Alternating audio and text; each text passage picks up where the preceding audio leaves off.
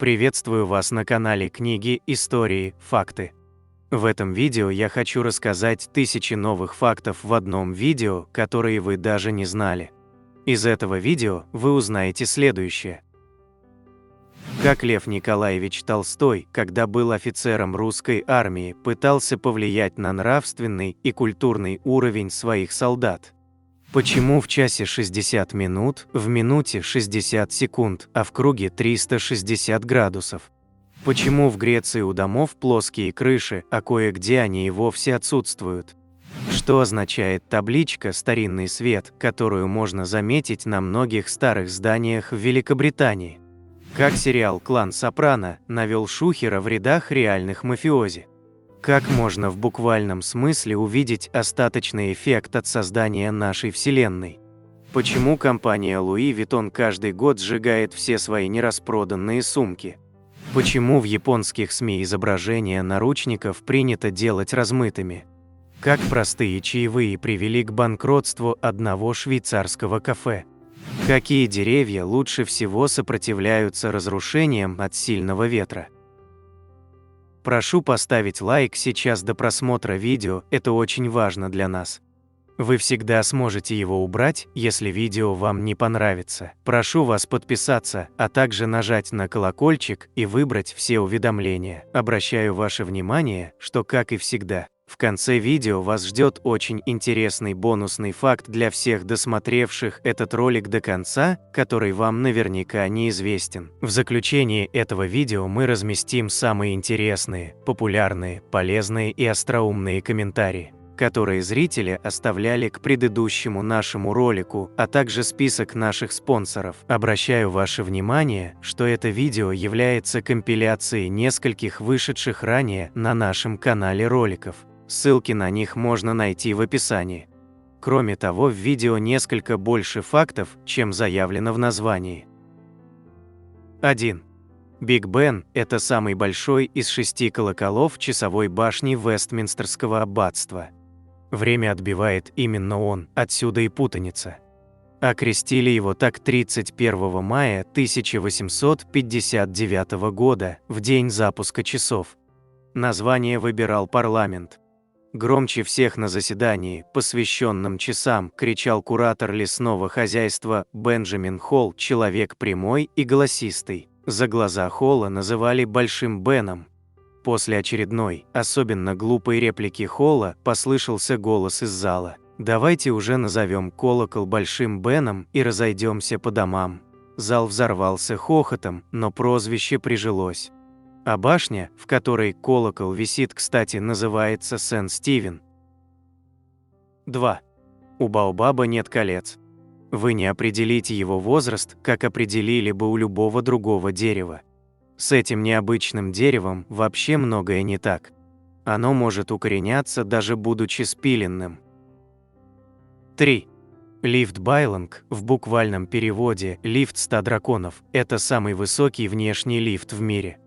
Он поднимает туристов на высоту 330 метров, на смотровую площадку на вершине горы в национальном парке Джанцзядзе в провинции Хунань. 4. В Сингапур нельзя ввозить жевательные резинки. Запрет на ввоз жевательных резинок был введен в 1992 году после того, как жители прилепили жвачку на панель датчиков, отвечающих за транспортную систему. Из-за этого система общественного транспорта страны дала сбой. Лечебная жевательная резинка разрешена, если она выписана врачом, но возить и продавать ее категорически запрещается. Нарушение этого запрета может обернуться большим штрафом $5500 или даже тюремным заключением сроком до года. 5. Знаменитую шапку-ушанку придумал исследователь Арктики Фритьёф Нансен. Считается, что он позаимствовал крой шапки у северных народов Гренландии, приспособив ее для своих полярных экспедиций. Приказом НКО СССР от 5 июля 1940 года номер 187 вместо шлема буденовки были введены шапки-ушанки, сохранившие практически свой покрой и внешний вид. По сей день существует множество версий появления русской шапки-ушанки. 6. В то время как весь мир принял за разрешающий сигнал зеленый, в стране восходящего солнца эта роль досталась синеватому оттенку. Правда, уже через несколько лет японцы поняли, что выпендривались напрасно. Синий обладает гораздо худшей видимостью из-за более короткой волны светового спектра. Поэтому в 1973 году было принято решение поменять разрешающий сигнал с синего на зеленый. 7. Гвоздика убивает паразитов в организме человека. А также она богата витаминами и минералами. Для проблемной кожи очень эффективными считаются ванны с маслом гвоздики. 8. Представляете, нефть бывает разных цветов. Она может быть черной, коричневой, вишневой, зеленой, янтарной, желтой. Ее запах тоже бывает совершенно разным, от приятного и даже душистого до отвратительно-сернистого. 9. До изобретения цветного телевизора 75% людей говорили, что видели черно-белые сны. Сегодня их число сократилось до 12%. 10. В Швейцарии незаконно иметь только одну морскую свинку, потому что им одиноко. 11. Британской королевской семье запрещено играть в монополию. Согласно Королевскому протоколу, азартные игры считаются порочными и бессмысленными. Это правило стало известно в 2008 году благодаря принцу Эндрю, которому подарили монополию. Он отклонил подарок, объяснив причину отказа. 12. Лицо велосипедиста – это вымышленная болезнь, которую использовали медики в XIX веке, чтобы запретить женщинам ездить на велосипеде. Врачи писали в медицинских журналах, что женщины будут страдать от необратимого искривления лица, если продолжат пользоваться велосипедами. Они утверждали, что лицо велосипедиста – это результат постоянного стресса, вызванного поддержанием баланса устройства во время езды. Критики женщин-велосипедистов описывали лицо велосипедиста как дикое и стиснутое. 13. В Исландии есть специалист по эльфам, который осматривает площадки перед строительством, чтобы убедиться, что там нет маленьких человечков. 14. Канадцы так часто просят прощения, что в 2009 году в Канаде был принят закон об извинениях, согласно которому извинения не могут быть использованы в качестве доказательства признания вины. 15. В Квинсленде, Австралия, запрещено заводить домашних кроликов, если вы не фокусник или ученый.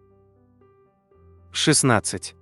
18 апреля 1930 года был настолько, так сказать, бедным на новости, что в 18 часов 30 минут радиодиктор BBC сказал: «Новостей нет».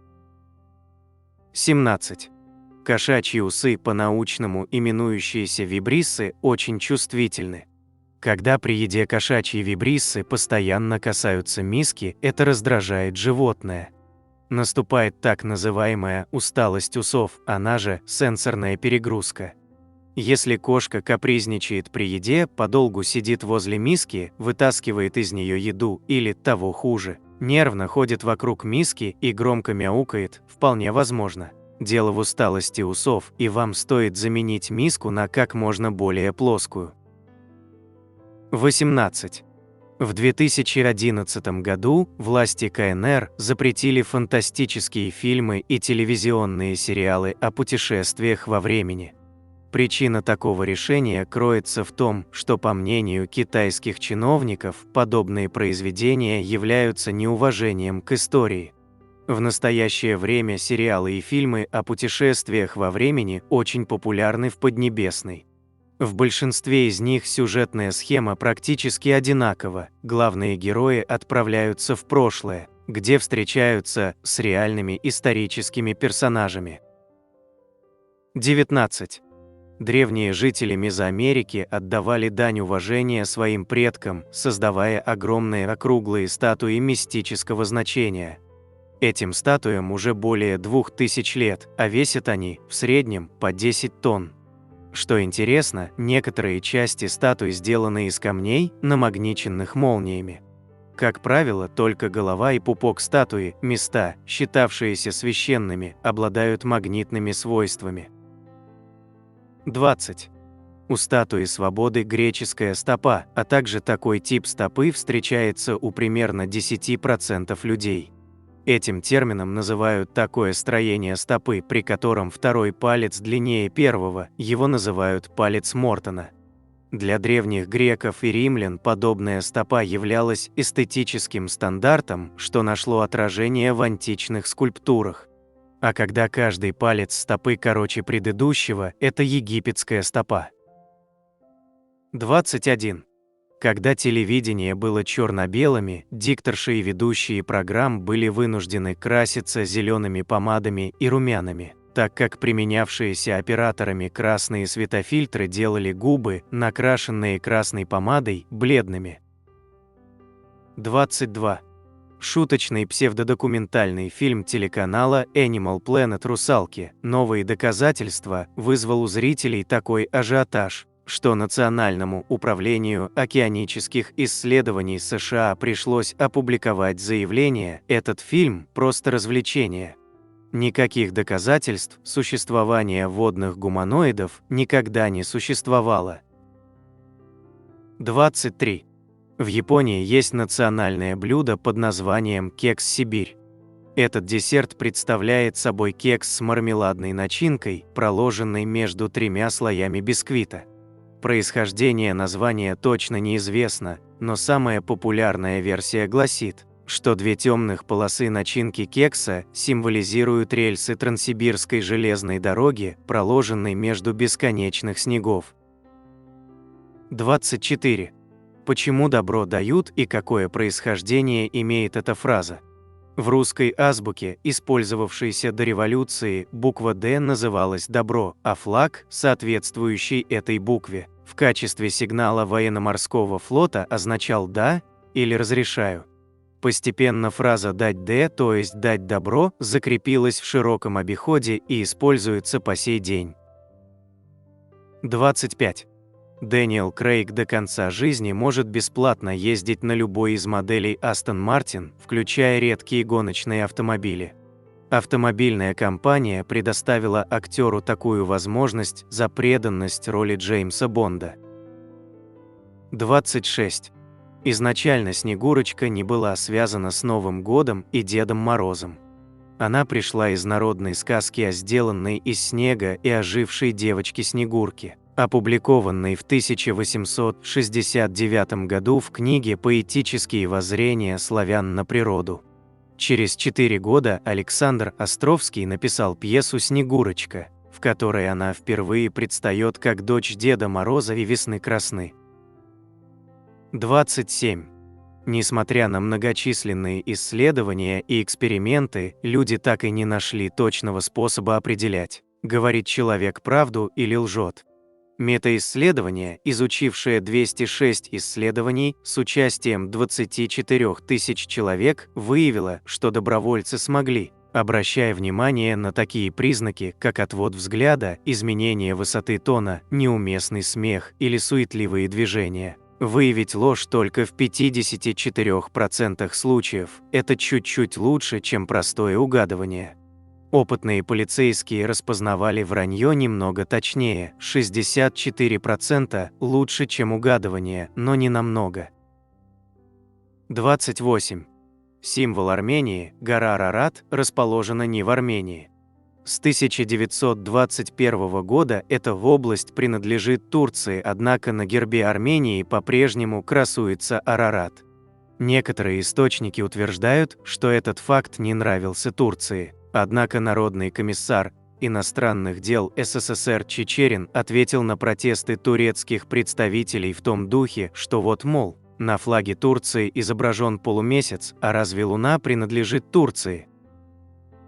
29.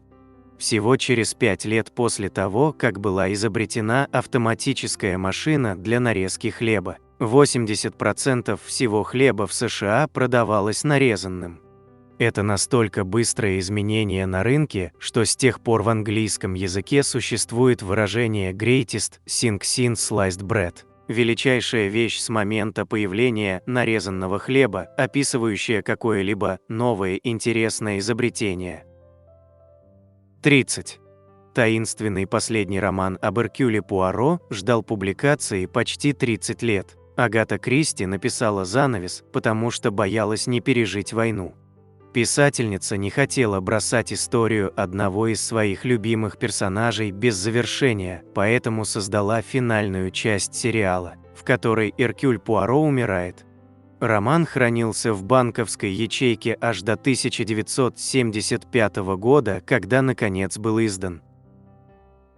31. Куриная лапа – известное прозвище Пацифика, но курица не имеет ни малейшего отношения к его форме. Знак разработал британский художник Джеральд Холтом в 1958 году специально для движения за ядерное разоружение, которое по-английски пишется как Nuclear Disarmament. Холтома вдохновили начальные буквы этих слов N и D, и он придумал использовать в знаке их семафорные обозначения. N согласно семафорной азбуке передается флагами, опущенными вниз и разведенными в стороны, а D – один флаг вверх, другой вниз. Наложив линии этих знаков друг на друга, Холтом и получил всем известную форму Пацифика. 32. Первый и последний рекордсмен в метании копья, которому суждено было остаться непобежденным, Уве Хон, поставил свой рекорд в 104,8 метра в 1984 году. А в 1986 году было решено внести изменения в конструкцию метательных копий, из-за чего центр тяжести копья сместился на 4 см вперед. Благодаря нововведению снизилось число падений копий плашмя и стало проще определять результат броска. Копья новой конструкции уже не могли летать так далеко, так что рекордный бросок Хона остался увековеченным в истории. 33. Согласно российскому этикету XVIII-XIX века, пить чай из изящных фарфоровых чашечек дозволялось только дамам. Мужчины должны были пользоваться стаканами. Русское дворянство любило длительные чаепития, и чтобы не обжигать руки об тонкое стекло, стаканы ставили в подстаканники, появившиеся в обиходе в конце XVIII века. В XIX веке министр транспорта Сергей Витте, уважавший подстаканники за удобство и практичность, сделал их использование обязательным во всех поездах дальнего следования. Эта традиция сохранилась до наших дней. 34. Зонты появились не как средство защиты от дождя, а как способ укрыться в тени. Английское название зонтика «umbrella» образовано от латинского «ambra» – тень, а русское происходит от голландского «зондек», в переводе «навес от солнца». Кстати, впоследствии от зонтика отбросили суффикс «ик», чтобы оно не было похоже на уменьшительное, как, например, бантик или фантик, и получилось слово «зонт». 35. Всем знакомо выражение «уйти по-английски», то есть «не прощаясь», но почему именно по-английски? Идиома возникла, как ни странно, по вине самих англичан в период Семилетней войны в XVIII веке. Изначально она была издевательской, в насмешку над французскими солдатами-дезертирами англичане говорили о них уйти по-французски «to take French leave». Французам выражение понравилось, и они стали употреблять его, переиначив в сторону противника. Фраза стала идиомой и затем перекочевала в русский язык, вместе с модой на все французское в XIX веке. 36. Италия не была единой страной на протяжении почти всей своей истории. Только во второй половине XIX века ее земли соединились в одно государство. Из-за этого у итальянцев в ходу особый вид патриотизма – любовь к своему городу, а не стране, области, краю и тому подобное, где они родились и где все говорят на одном с ними наречии. К соседним городам принято относиться с долей иронии и затаённого соперничества. 37. Морские суда можно делать из бетона. В XIX веке в Европе были бетонные речные баржи, а во время Первой и Второй мировых войн из-за нехватки стали американские военные построили небольшие океанские бетонные корабли и баржи, которые использовались британцами и американцами в Тихом океане. 38. В XIX веке в Европе вошли в моду кровати-ящики, представляющие собой большие деревянные шкафы с кроватью внутри и дверцами, либо занавесками. Помимо создания особого уюта, такие кровати хорошо сохраняли тепло в холодное время года и препятствовали доступу в постель мышей, крыс и других домашних паразитов. Со временем кровати стали делать тайными, маскируя их под гардеробный шкаф, буфет или книжные полки. Это тоже было данью моде. 39. Слово «танк» происходит от английского «tank», что значит «цистерна». Когда российское царское правительство заказало партию первых танков в Англии, их перевозили по железной дороге тайно, под видом цистерн, чтобы вражеские агенты не узнали об этом. Транслитерированное название новой боевой машины прижилось сначала в русском, а потом и в большинстве других языков мира. 40. Художник Илья Репин не считал свои картины законченными и часто приходил в Третьяковскую галерею, где они выставлялись, и дорабатывал их, вырисовывая какие-то детали. В конце концов, владельцу галереи Павлу Третьякову это надоело, и он велел не пускать Илью Ефимовича в помещение, если у того в руках были мольберт и кисти. 41. В ванных комнатах американских домов, построенных до 1970 года, можно найти специальную прорезь для использованных бритвенных лезвий. Лезвия просто падают внутрь стены и там и хранятся. В стене достаточно места, чтобы лезвия никогда ее не заполнили. 42. 1 апреля 1976 года английский астроном Патрик Мур по радиостанции BBC объявил слушателям, что сегодня в 9 часов 47 минут, в связи с особым расположением планет, гравитация на Земле будет чуть слабее. Астроном заверил, что если слушатели подпрыгнут в этот момент, то смогут испытать некое странное чувство.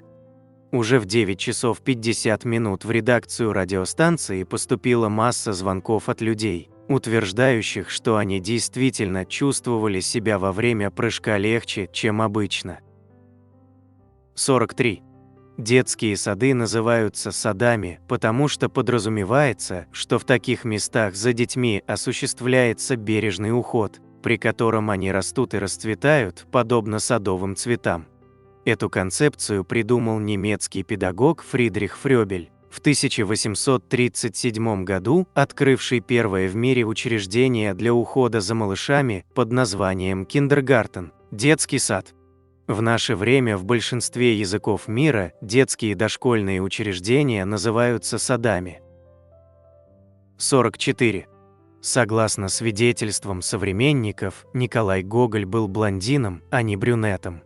Его сестра вспоминала, что в детстве у него были совсем светлые волосы, а позже немного потемнели. А Сергей Аксаков в 1839 году описывал локоны Николая Васильевича как густые, белокурые, лежащие по плечам. 45. До изобретения лифта в бельэтаж, второй или третий этаж в доходных домах был самым востребованным и дорогим, поскольку жильцам не приходилось долго подниматься по лестнице и, тем не менее, их квартиры располагались выше уровня улицы с ее шумом и пылью. Поэтому во многих старых домах квартиры с самыми просторными и красивыми комнатами расположены именно на втором или третьем этаже. 46. Джозеф Листер, отец антисептической медицинской практики, пришел к выводу, что если бы хирурги перед операцией ополаскивали руки карболовой кислотой, это помогло бы предотвратить попадание инфекции в тело пациента. В медицинском сообществе эта идея вызывала смех до тех пор, пока врачи не заметили, что метод работает. 47. Первая в мире организация по защите детей была создана после того, как Генри Берг, Основатель Американского общества по предотвращению жестокого обращения с животными осознал, что законы, защищающие животных, куда сильнее и обширнее законов, защищающих детей. 48. С начала 1892 года братья Райт владели компанией по производству и продаже велосипедов под названием Wright Cycle Company в Огайо. Их модели велосипедов, такие как Van Cleef и Wright Special, пользовались огромной популярностью. Братья ежегодно собирали до 300 велосипедов, используя полученную прибыль для финансирования своих авиационных проектов. В 1908 году они окончательно переключились на авиацию. На сегодняшний день сохранились только 5 велосипедов Van Cleef, 2 из которых находятся в Национальном музее братьев Райт в городе Дейтоне. 49. Название компании Lego – это сокращенная фраза «Leg God» – «Играй хорошо по-датски». Это название дал ей ее основатель, датчанин Оли Кирк Кристиансен, когда в 1934 году решил поменять деятельность своей столярной мастерской с производства мебели на создание деревянных игрушек. 50. У японских мужчин 70-х, 90-х годов XX века в большой моде была химическая завивка в стиле чернокожих американцев – панч-перм, иногда в сочетании с прической помпадур. Особенно ее обожали представители преступного мира, якудза и босадзоку, японские байкеры. 51. Рут Грейвс Уэйкфилд, изобретательница печенья с шоколадной крошкой, продала его рецепт компании Nestlé за $1 и пожизненный запас шоколада. В настоящее время рынок такого печенья оценивается в более чем $18 миллиардов в год. 52. Сингапур – единственная в мире страна, получившая независимость против собственной воли. В 1963 году Сингапур объединился с Малайской Федерацией, Сараваком и Северным Борнео для создания единого государства Малайзии. Но из-за ряда разногласий 7 августа 1965 года Сингапур был исключен из состава Малайзии по единогласному решению парламента. В тот момент Сингапур был маленькой бедной страной, которой приходилось импортировать даже пресную воду. 53.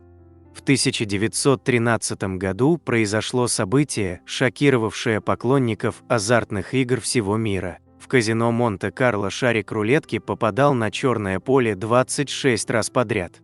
Игроки потеряли миллионы, ставя на красное вновь и вновь в уверенности, что чем больше раз выпадало черное, тем выше шансы выпадения красного при следующем раунде.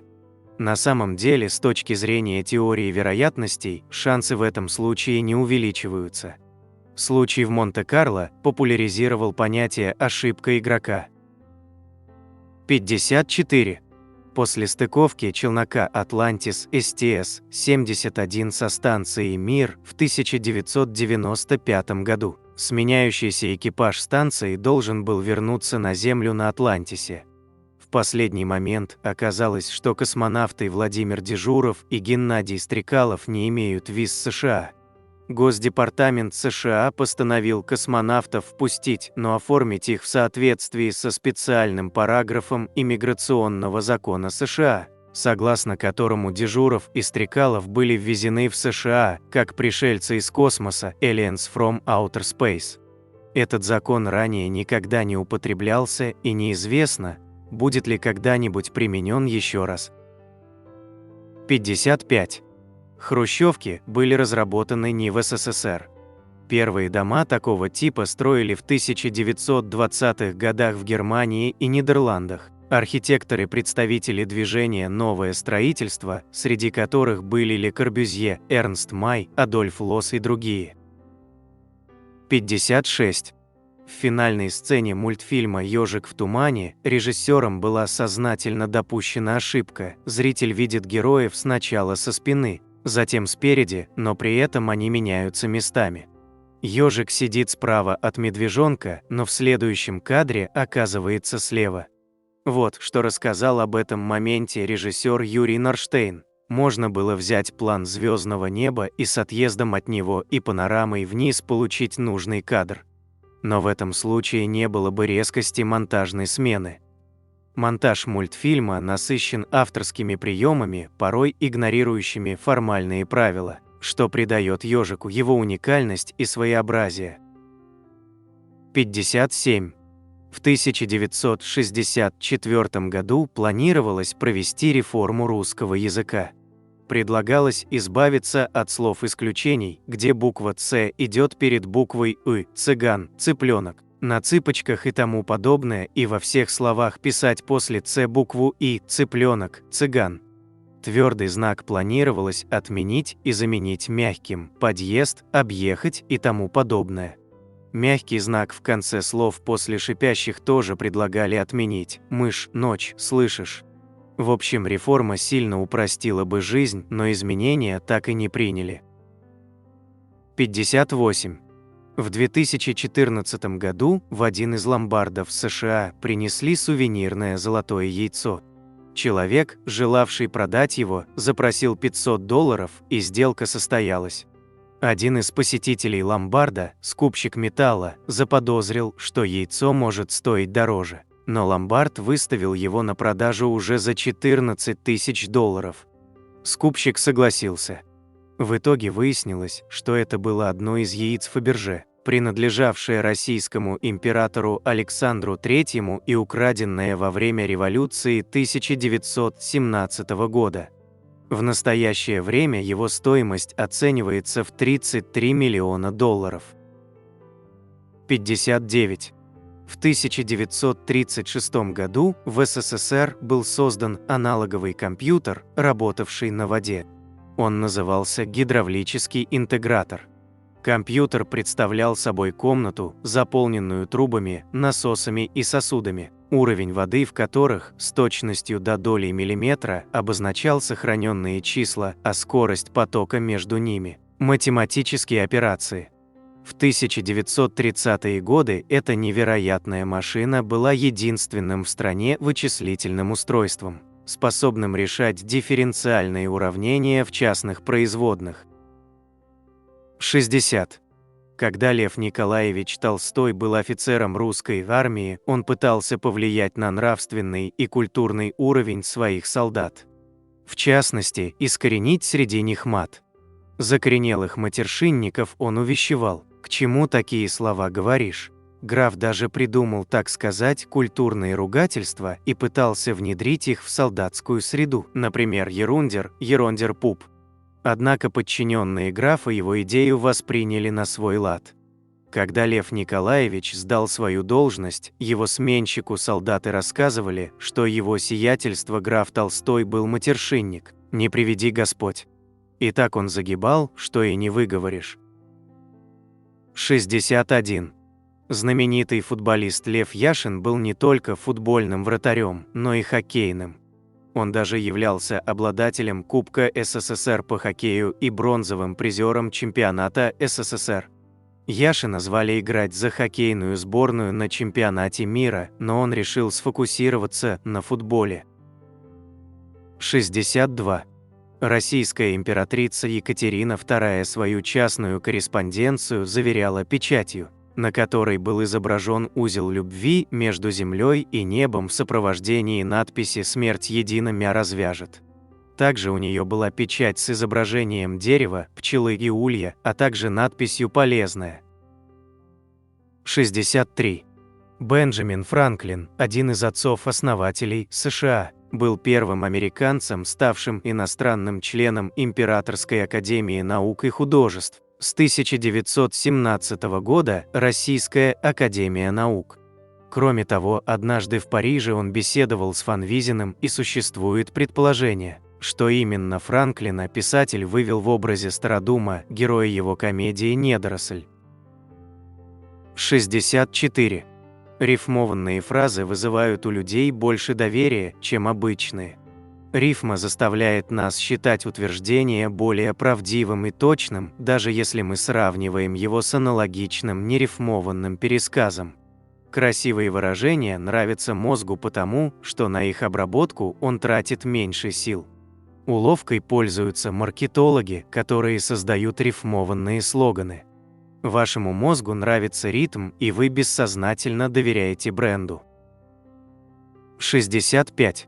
В 1878 году Леланд Стэнфорд, бизнесмен и владелец скаковых лошадей, нанял фотографа Эдварда Мейбриджа.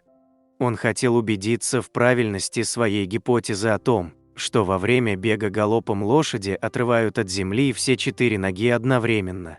Человеческий глаз не способен уследить за быстрыми движениями лошади, но камера смогла. Гипотеза Стэнфорда оказалась верной. 66. Помните Кофи Аннана, бывшего генсека ООН? Так вот, в переводе с его родного языка, ганского, его имя означает «пятница». И роман про Робинзона Круза тут ни при чем, просто в Гане принято давать первое или второе имя ребенку в честь дня недели, в которой он родился.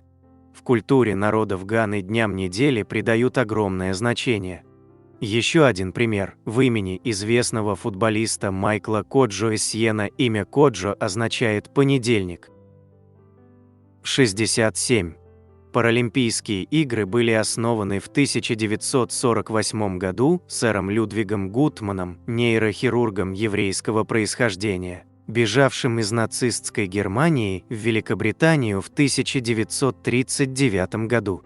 Идея сэра Людвига заключалась в том, что инвалидность в спортивных состязаниях не имеет значения, поскольку соревнующиеся спортсмены сосредотачиваются не на том, чего они не могут делать из-за физических ограничений, а наоборот на том, что они делать могут, на что способны. 68. Несмотря на то, что коровы, олени и другие парнокопытные, травоядные существа, иногда они с удовольствием лакомятся мелкими животными. Корова, например, может съесть пробегающего мимо цыпленка. Смена рациона отчасти происходит из-за нехватки белка. Северные олени нередко разоряют гнезда птиц, которые построены на земле. 69.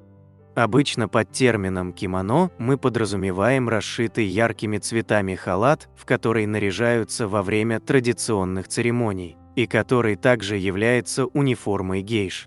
Но в Японии под кимоно понимается просто одежда, о чем говорит и перевод этого слова «ки» – одежда, то, чем прикрывают тело, моно – вещь. В буквальном переводе это вещь, которую следует надеть, то есть любой вид одежды. 70. Большинству людей свойственно подсознательно стремиться разнообразить свой рацион, поскольку питание однообразной пищей лишает человеческий организм возможности получить все многочисленные необходимые нам для здоровья вещества. Даже люди с нарушениями памяти, забывающие, что они только что поели, в следующий раз выбирают другие блюда. Этот феномен называется сенсорно-специфическое насыщение. 71. Во Франции есть деревня, дома в которой построены из лодок. Изначально такие дома возводили обедневшие рыбаки, чтобы их семьям было где жить, а в наше время деревня Эквиен-пляж – популярное место отдыха, где можно арендовать один из таких лодочных домиков и провести там отпуск. Большинство современных домиков построены недавно, но сохранились и исторические дома с крышами-лодками. 72. Отец Джона Кеннеди, Джозеф Кеннеди, заработал большую часть своего состояния на инсайдерской торговле на фондовом рынке. Когда Франклин Рузвельт назначил Кеннеди председателем комиссии по ценным бумагам, его спросили, почему он назначил на эту должность мошенника. «Чтобы поймать вора, нужен вор», – ответил Рузвельт. 73. Первоначально Бетховен назвал свою третью симфонию «Бонапарт» в честь генерала Наполеона, которого считал освободителем народа. Однако после того, как Наполеон Бонапарт объявил себя императором, Бетховен в гневе переименовал свою симфонию в героическую. 74. Задачи тысячелетия – это 7 математических проблем, за решение каждой из которых положено вознаграждение в $1 миллион. На сегодняшний день только одна из 7 задач решена – это гипотеза Пуанкаре. Премию за доказательство гипотезы присудили российскому математику Григорию Перельману, но получать ее он отказался из-за скандала, в котором другие математики пытались присвоить себе достижения Перельмана. 75. Поклонницы Иоганна Штрауса, знаменитого австрийского композитора, создававшего восхитительные вальсы, умоляли его подарить им прядь волос, популярный в XIX веке сувенир на память.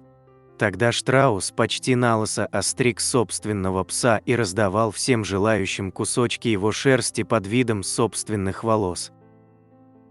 76. В Китае законом запрещено петь под фонограмму. Закон приняли после того, как стало известно, что 9-летняя Лин Миока, награжденная бурными аплодисментами за исполнение песни на церемонии открытия Олимпиады в Пекине, на самом деле просто открывала рот под запись 7-летней Янг Пэй. 77. Полный титул угандийского диктатора Иди Амина звучал так: «Его превосходительство пожизненный президент, фельдмаршал Аль-Хаджи, доктор Иди Амин, повелитель всех зверей на земле и рыб в море, завоеватель Британской империи в Африке вообще и в Уганде в частности, кавалер орденов Крест Виктории, военный крест и ордена за боевые заслуги». 78. Игра гольф впервые упоминается в указе шотландского короля Якова II от 1457 года, в котором он запрещает эту игру. Король полагал, что молодые люди тратят время на гольф, вместо того, чтобы учиться стрельбе из лука, и поэтому решил его запретить. 79. Фотограф Вильсон Бентли, сделавший первую в истории фотографию снежинки крупным планом, первым же выдвинул предположение, что двух одинаковых снежинок не бывает. Он пришел к такому выводу, сфотографировав больше 5000 снежинок, каждая из которых оказалась уникальной. 80. В сентябре 2001 года стартовал 639-летний спектакль по пьесе авангардного композитора Джона Кейджа «Как можно медленнее», который до сих пор продолжается в церкви в Германии. Там установлен автоматизированный орган, который настолько медленно исполняет музыку, что смена аккорда занимает месяцы, а целиком произведение будет исполнено к 2640 году. 81. В языке, на котором говорят представители индейского народа Аймара, концепция времени предполагает, что будущее находится позади, а прошлое впереди. Лингвисты считают, что это объясняется представлением о прошлом как о том, что нам известно, мы можем это видеть, как объект перед нами, а будущее нет, как если бы оно находилось за спиной, вне поля зрения. 82. Инуиты называют интернет словом «икей-кивик», которое буквально означает «путешествие сквозь слои». Любопытно, что раньше этим словом обозначали действия шамана, путешествующего сквозь слои видимых и невидимых миров в поисках ответа на какой-либо вопрос. 83. Самая длинная фраза, сказанная шимпанзе на языке жестов, составляла 16 слов: «Дай апельсин мне, дай съесть апельсин. Я съем апельсин, дай мне съесть апельсин, дай мне тебя». Их произнес шимпанзе Нимчимпский, обучавшийся языку жестов в рамках эксперимента в Колумбийском университете. 84. Исследования показывают, что где бы вы ни находились и на каком языке ни говорили, есть одно слово, которое понятно всем людям на Земле без перевода и дополнительных разъяснений. Оно понятно даже тем, кто лишен зрения и не способен оценить мимику произносящего. Что же это за волшебное слово? Это вопросительное слово «а». Краткость этого слова, представляющего собой по сути звук, а также его вопросительная интонация, делают его универсально понятным. Более того, во всех языках существуют специальные слова, предназначенные для быстрого пояснения, но все они так или иначе напоминают все то же пресловутое вопросительное «а». Это универсальное слово – удивительный лингвистический феномен. 85. Частица «ван» перед фамилией Людвига ван Бетховена не является аристократической приставкой. Она всего лишь означает, что его семья происходила из городка Бета или Бетуф во Фландрии. Ван переводится с нидерландского как «из», а фамилия Бетховен – «свекольная грядка». 86. Бустрофедон – способ написания, при котором направление письма чередуется в зависимости от четности строки. То есть, если первая строка пишется слева направо, то следующая будет написана справа налево, затем опять слева направо. И так далее. Этот метод напоминает движение быка с плугом на поле. При смене направления письма буквы записываются зеркально. Бустрофедон встречается в различных письменностях – лувийской, южноаравийской, этрусской, греческой, малазийской, латинской и ряде других. 87.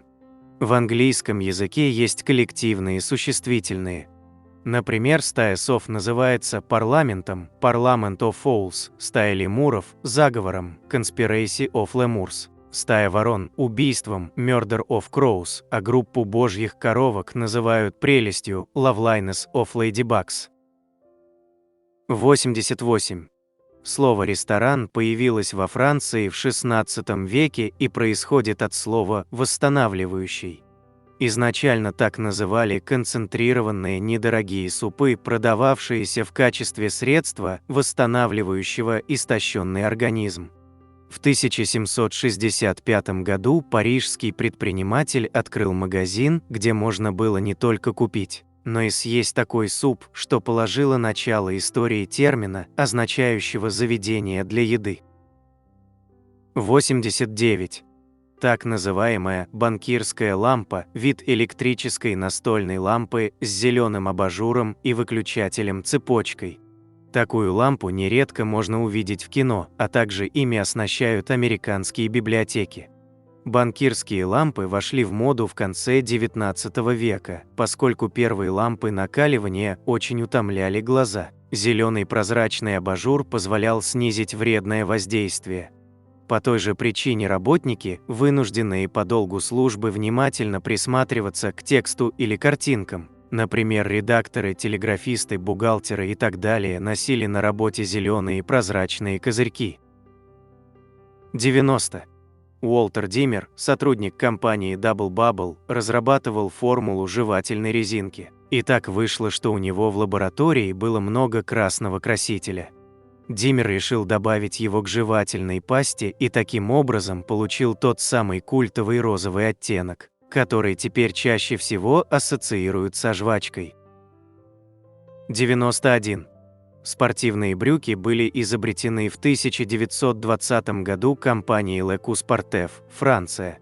Автором дизайна был Эмиль Камюзе, основатель бренда. Его простые трикотажные брюки из серого джерси предназначались для тренировок профессиональных спортсменов, но уже в 1930-х годах их стали носить по выходным и простые французы. 92.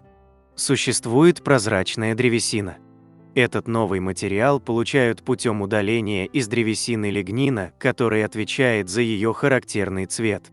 Прозрачная древесина может заменить стекло и пластик, она легче и прочней, но значительно сильнее подвержена биоразложению. Дополнительным плюсом является то, что древесина – не бьющийся материал. 93. Ощущение бодрствования, когда вы на самом деле спите, является расстройством под названием парадоксальная бессонница, причина которого до сих пор не ясна. Люди с этим расстройством уверены, что не спали большую часть ночи, несмотря на то, что проспали фактически обычное количество часов. Изучению заболевания препятствует субъективность в оценке продолжительности и качества сна самими пациентами. Они сообщают о многих симптомах, сопровождающих и обычную объективную бессонницу. 94. В ходе исследования выяснилось, что мужская борода смягчает удары и защищает кости челюсти. Ученые в лаборатории в рамках эксперимента били тяжелым молотом по кости, обернутой шерстью, и по кости, обернутой просто кожей. Кость без защиты, так сказать, бороды разрушалась в 100% случаев, а с бородой – только в 45%. 95. Если во время грозы ваши волосы начали электризоваться и встали дыбом, это может означать, что вас вот-вот ударит молния. Опуститесь на колени и наклонитесь вперед, но не ложитесь на землю, влажная земля – хороший проводник электричества. 96. Технически, цветов и их оттенков не существует. Их создает наш мозг как побочный эффект отчаянной попытки разобраться в огромном количестве визуальной информации, поступающей из мира вокруг нас. Так что, когда у вас с кем-нибудь возникнет очередной спор в духе «это здание синего цвета», нет, оно безусловно зеленое. Не тратьте время зря. Каждый мозг интерпретирует цвета по-своему, и никакого эталона не существует. 97. Организмы подавляющего большинства живых существ на нашей планете в состоянии производить витамин С, и только приматы, в том числе и люди, а также редкие виды птиц и рыб, не имеют такой способности и могут получать этот незаменимый витамин только из пищи. 98. Неразборчивость почерка врачей стала постоянной темой для шуток. Но действительно ли их почерк как-то особенно неразборчив? Исследование, проведенное в 2006 году, показало, что представители других профессий обладают не более разборчивым почерком, чем врачи. Никаких особых различий зафиксировано не было. Кроме того, мужской почерк вдвое неразборчивее женского. Среди мужских почерков 40% были признаны неразборчивыми, а среди женских – 20%. Однако очевидно, что на врачах лежит больше ответственности. От того, насколько правильно другой человек разберет почерк врача, может зависеть здоровье и даже жизнь пациента. 99. В 2011 году на северо-востоке Японии в результате землетрясения и вызванного им цунами в храме Фумонзи остановились часы. Настоятель Буншуну Сакана смог их спасти, хотя от храма остались только колонны и крыша. Он попытался завести часы, но ничего не вышло. Через 10 лет, 13 февраля 2021 года, в этом регионе произошло еще одно сильное землетрясение, и часы вновь пошли. 100. Землетрясение 2011 года, произошедшее в Японии и разрушившее Фукусимскую АЭС, сдвинуло ось вращения Земли на 17 сантиметров. Мало того, оно еще и укоротило сутки. Теперь наши дни проходят быстрее на примерно 1,8 микросекунды. Впрочем, эти изменения слишком малозначимы по сравнению с размером нашей планеты, чтобы мы их почувствовали. 101. Нила Харбисона, британско-ирландского художника, с 2004 года называют первым в мире официально признанным киборгом из-за антенны, имплантированной в его череп.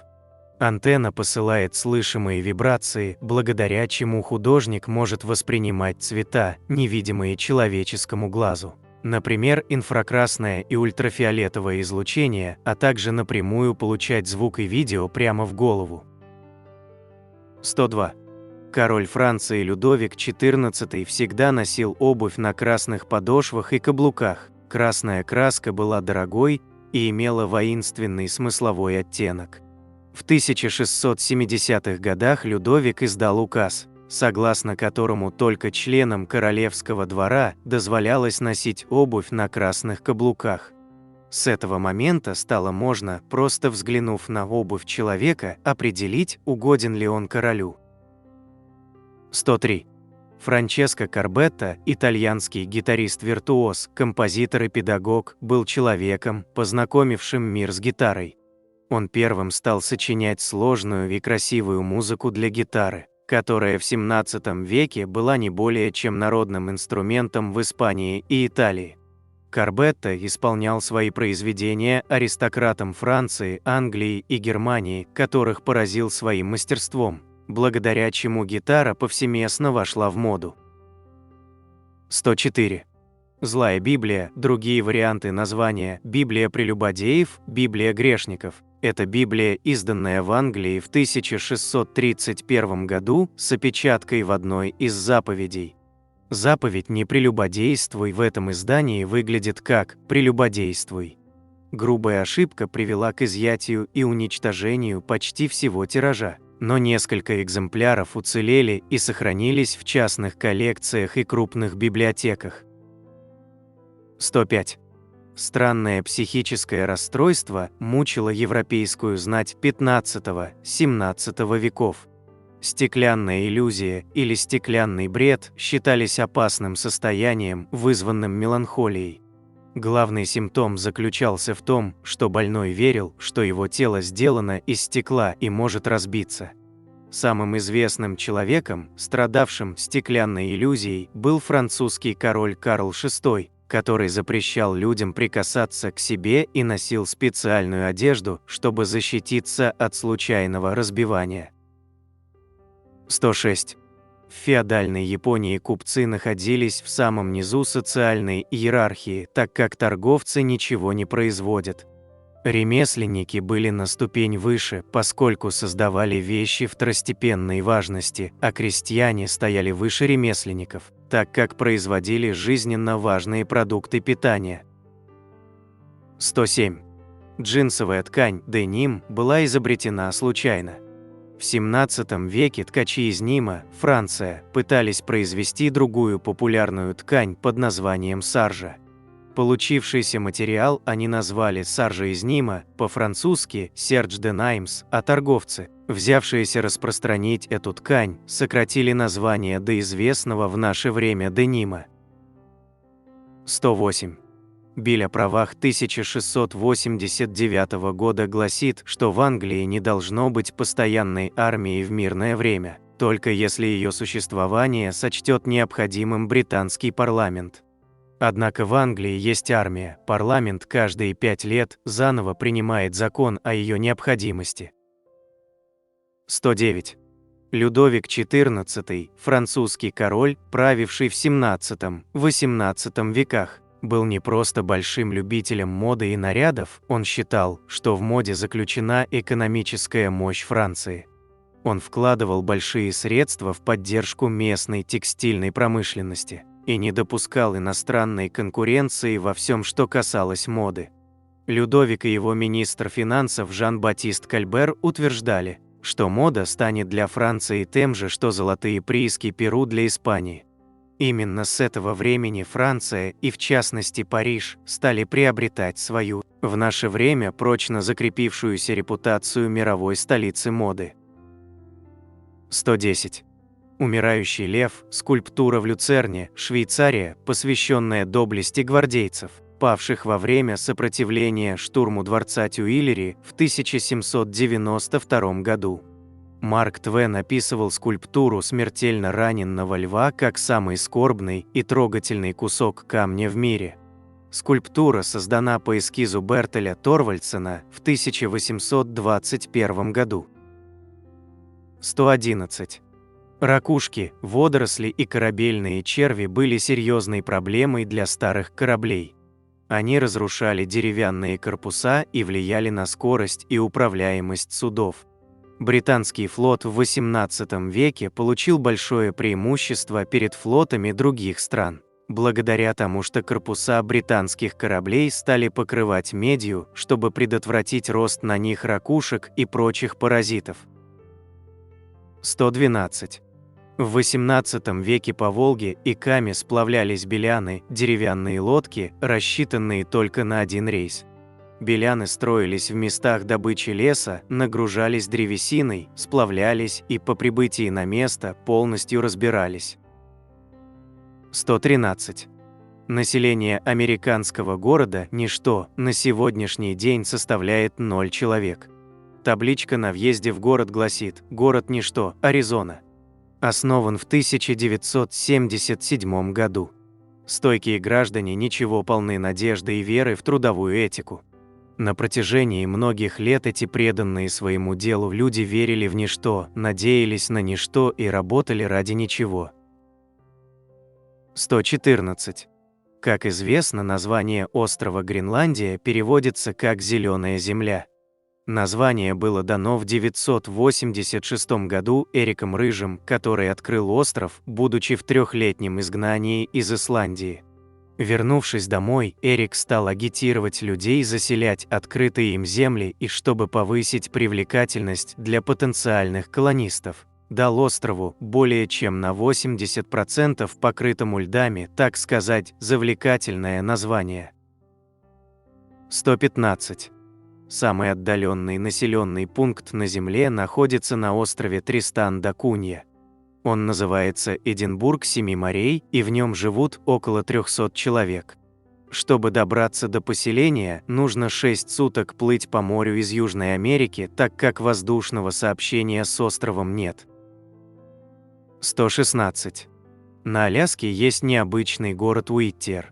Его уникальность заключается в том, что почти все жители живут и работают в прямом смысле под одной крышей. Все население города, почти 200 человек, живет в 14-этажном здании, которое раньше было армейской казармой, построенной в 1956 году. Выше и больше дома на Аляске нет. Здание, которое называется Бигич Тауэрс, вмещает полицейский участок, клинику, 2 магазина, церковь и прачечную. Иногда жители даже не переодевают домашние тапочки и пижамы, когда, например, идут утром в магазин или заглядывают в полицейский участок. Незначительное количество жителей Уиттиера ездит на работу в Анкоридж, который расположен в 105 километрах, через специальный тоннель. 117. Под Центральной Европой располагается более 2000 тоннелей, таких узких, что взрослому человеку с трудом удается пролезать по ним. Их трудно датировать, и там почти никогда не находят артефактов, свидетельствующих о человеческой деятельности. На сегодняшний день ученые так и не пришли к единому мнению о том, каково было назначение этих тоннелей. 118. 90% видов живых существ и растений на Мадагаскаре являются эндемиками, то есть встречаются только в одном месте планеты. Это связано с тем, что Мадагаскар был изолированным островом на протяжении 70 миллионов лет, и процесс эволюции на нем шел по собственному пути. 119. Рамсарский район Ирана – место с самым высоким уровнем естественной радиации на Земле. Рамсарские горячие источники насыщены радием из подземных урансодержащих магматических пород, вследствие чего радий попадает в воду, почву, злаки, а также в известковый туф, используемый в местном строительстве. В непосредственной близости от радиоактивных источников проживает не менее 2000 человек. Ежегодно они получают дозу облучения, в 10 раз превышающую рекомендуемый порог. А рекордная зафиксированная доза была в 80 раз выше среднемирового радиационного фона. 120. Среди Гавайских островов есть запретный остров Нихау. Жительница Шотландии Элизабет МакХатчинсон Синклер приобрела его за $10 000 в 1864 году. Несмотря на то, что в наше время на острове проживает около 130 жителей, его посещение без разрешения наследников владелицы запрещено даже родственникам жителей. 121. Мария Антуанетта, королева Франции, казненная в ходе Французской революции, обладала многими причудами, обижавшими простой народ. Например, она построила фальшивую деревню на заднем дворе Версальского дворца и населила ее своими слугами, изображавшими крестьян. Сделано это было только для того, чтобы королева могла переодеваться и, так сказать, играть в крестьянку, когда ей вздумается. 122. Поселение Виллас-Лас-Эстреллас расположено в Антарктиде. Здесь месяцами живут ученые, а также представители чилийских военно-воздушных сил и военно-морского флота и их семьи. Однако, чтобы получить разрешение на проживание в этом месте всем, включая маленьких детей, необходимо предварительно удалить аппендикс. Хотя в поселке и есть несколько врачей, никто из них не имеет квалификации хирурга, а ближайшая больница расположена на расстоянии 1000 километров. Никакого транспорта, кроме больших военных самолетов, прилетающих изредка, в суровой местности нет. Поэтому все жители Виллас-Лас-Эстреллас, а их около сотни, вынуждены были заранее избавиться от органа, воспаление которого они в суровых условиях могут не пережить. 123. Самая большая пирамида находится не в Египте. Не просто самая большая пирамида, а самый большой памятник из всех известных нам памятников, стоящих ныне на Земле. Речь идет о Великой пирамиде Чолулы, расположенной, соответственно, в Чолуле, Мексика. Основание этой пирамиды в 4 раза превосходит размером основание Великой пирамиды в Гизе, которая также известна как один из самых огромных существующих монументов. Размер этого основания составляет 450 на 450 метров. В наше время Великая пирамида Чолулы почти целиком скрыта под землей и похожа на огромную гору. 124. Около 10 миллионов деревьев каждый год вырубается для производства туалетной бумаги. Из одного дерева можно сделать, в зависимости от его размера, от 1000 до 2000 рулонов. Лидером по потреблению туалетной бумаги являются США, где каждый житель расходует в среднем по 24 рулона в год. В Европе это количество вдвое ниже, в основном благодаря практике использования биде. 125. Когда венгерка выходит замуж, она фактически теряет личное имя. Ее новым именем становится имя мужа, которому добавляется «не». Например, если мужа зовут Иштван Киш, то имя жены записывается как Кисыстан, то есть жена Иштвана Киша. В последние десятилетия этот обычай соблюдается жительницами Венгрии по желанию. 126. Дилемма дикобразов – метафора, которой в психологии описывают присущее людям противоречие в отношениях. Потребность в обществе притягивает их друг к другу, а недостатки характера отталкивают. Подобно дикобразам, которые прижимаются друг к другу, чтобы согреться, а потом, испытав взаимные уколы игл, вынуждены отодвигаться подальше. Людям необходимо найти ту дистанцию, на которой они могут уживаться. Вежливость и хорошее воспитание считаются самым эффективным решением дилеммы дикобразов. 127. 14 апреля в Южной Корее празднуют Черный день. Это так называемая альтернатива Дню Святого Валентина. В этот день одинокие корейцы надевают черную одежду и обувь, красят ногти черным лаком, идут в ресторан и едят там черную еду, например, лапшу с черными бобами, таким образом оплакивая собственное одиночество. 128. Когда Артур Тюдор, старший брат Генриха VIII, впервые лично встретился со своей невестой Екатериной Арагонской, неожиданно выяснилось, что они не могли общаться друг с другом, несмотря на то, что до этого несколько лет вели переписку. Жених и невеста переписывались на латыни, но имели настолько разное произношение, что не могли понять речь друг друга, как ни старались. 129. Фанат видеоигр про Человека-паука попросил компанию-разработчика включить в версию игры 2018 года предложение руки и сердца, которое он собирался сделать своей девушке. Разработчики поддержали эту романтическую идею и написали на одной из вывесок в игровом мире: «Мэдди, ты выйдешь за меня замуж?» К сожалению, пара рассталась до выхода игры. А надпись так и осталась в качестве пасхалки. 130. Единственный в мире государственный флаг, у которого есть два возможных варианта использования, принадлежит Филиппинам. Этот флаг состоит из белого треугольника с изображением солнца и звезд и двух полос красного и синего цвета.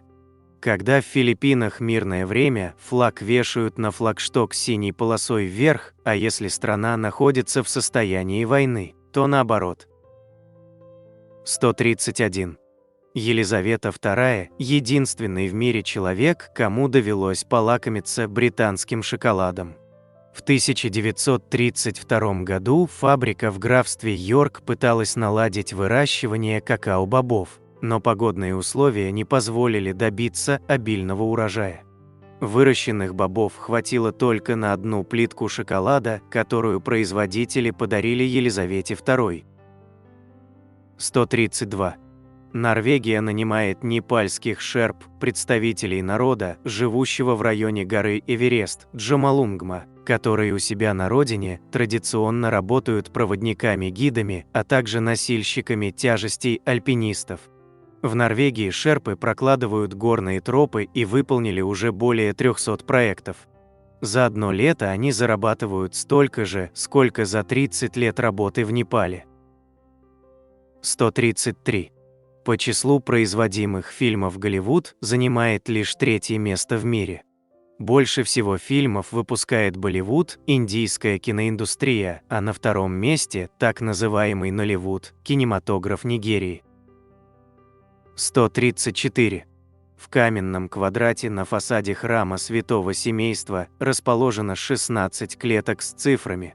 Сумма цифр в каждой горизонтали, вертикали, диагонали, а также во внутреннем квадрате – 33, что символизирует возраст Христа на момент распятия. 135.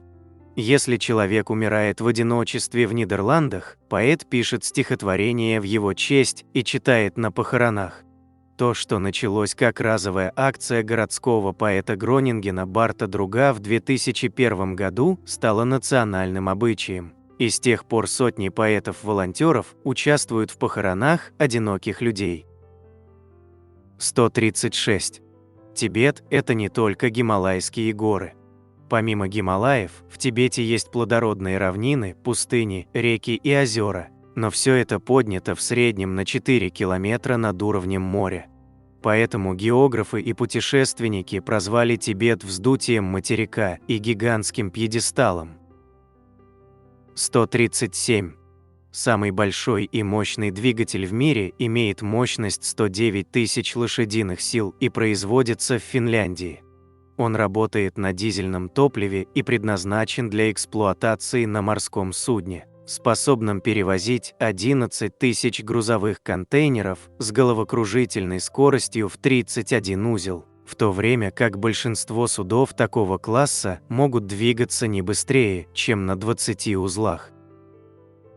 138. В Вавилоне, крупнейшем городе древней Месопотамии, пользовались 60-ричной системой исчисления. В ее основе было число 60, а не 10, как в современной системе. В наследство от тех времен нам достался час из 60 минут и минуты из 60 секунд, а также 360 градусов в круге. 139. Согласно некоторым сведениям, Людовик XIV, умирая, сказал своей тайной жене Франсуазе: «При предстоящей нашей разлуке меня утешает лишь мысль, что она не будет продолжительной и мы скоро свидимся». На что та ответила: «Очень любезное утешение. Эгоистом жил, эгоистом и умирает». 140. Помнить наизусть весь свод законов страны – это было основной обязанностью шведских законников 1000 лет назад. Законодательные конторы были частью королевской администрации. Работавшие в них люди, которых также называли законоговорителями, обязаны были не только помнить все принятые законы, но и при необходимости озвучивать их на месте. Кроме того, законники представляли народ перед властью, охраняли права и свободы людей и выступали от их имени перед королем или его представителями. Законоговорители были только из числа знати, и порой их авторитет поднимался так высоко, что они могли указывать королю, что ему следует сделать: заключить мир в войне, отдать свою дочь замуж за определенного человека и тому подобное. 141. Так как изначально ресторанный гид Мишлен – это автомобильный справочник, то система классификации в нем связана с автомобильными путешествиями. 1 звезда означает очень хороший ресторан, где можно остановиться на обед. Ресторан с 2 звездами достоин того, чтобы поискать его в городе, даже если придется немного отклониться от маршрута. Ну а ради ресторана, награжденного аж 3 звездочками Мишлена, стоит предпринять отдельное путешествие. 142. В 1967 году американский бизнесмен Роберт Маккаллах купил у города Лондон мост, построенный в 1830-х годах за $2 460 000. Мост был разобран и по частям доставлен в Аризону, США, где к 1971 году был собран вновь и стоит там по сей день. 143.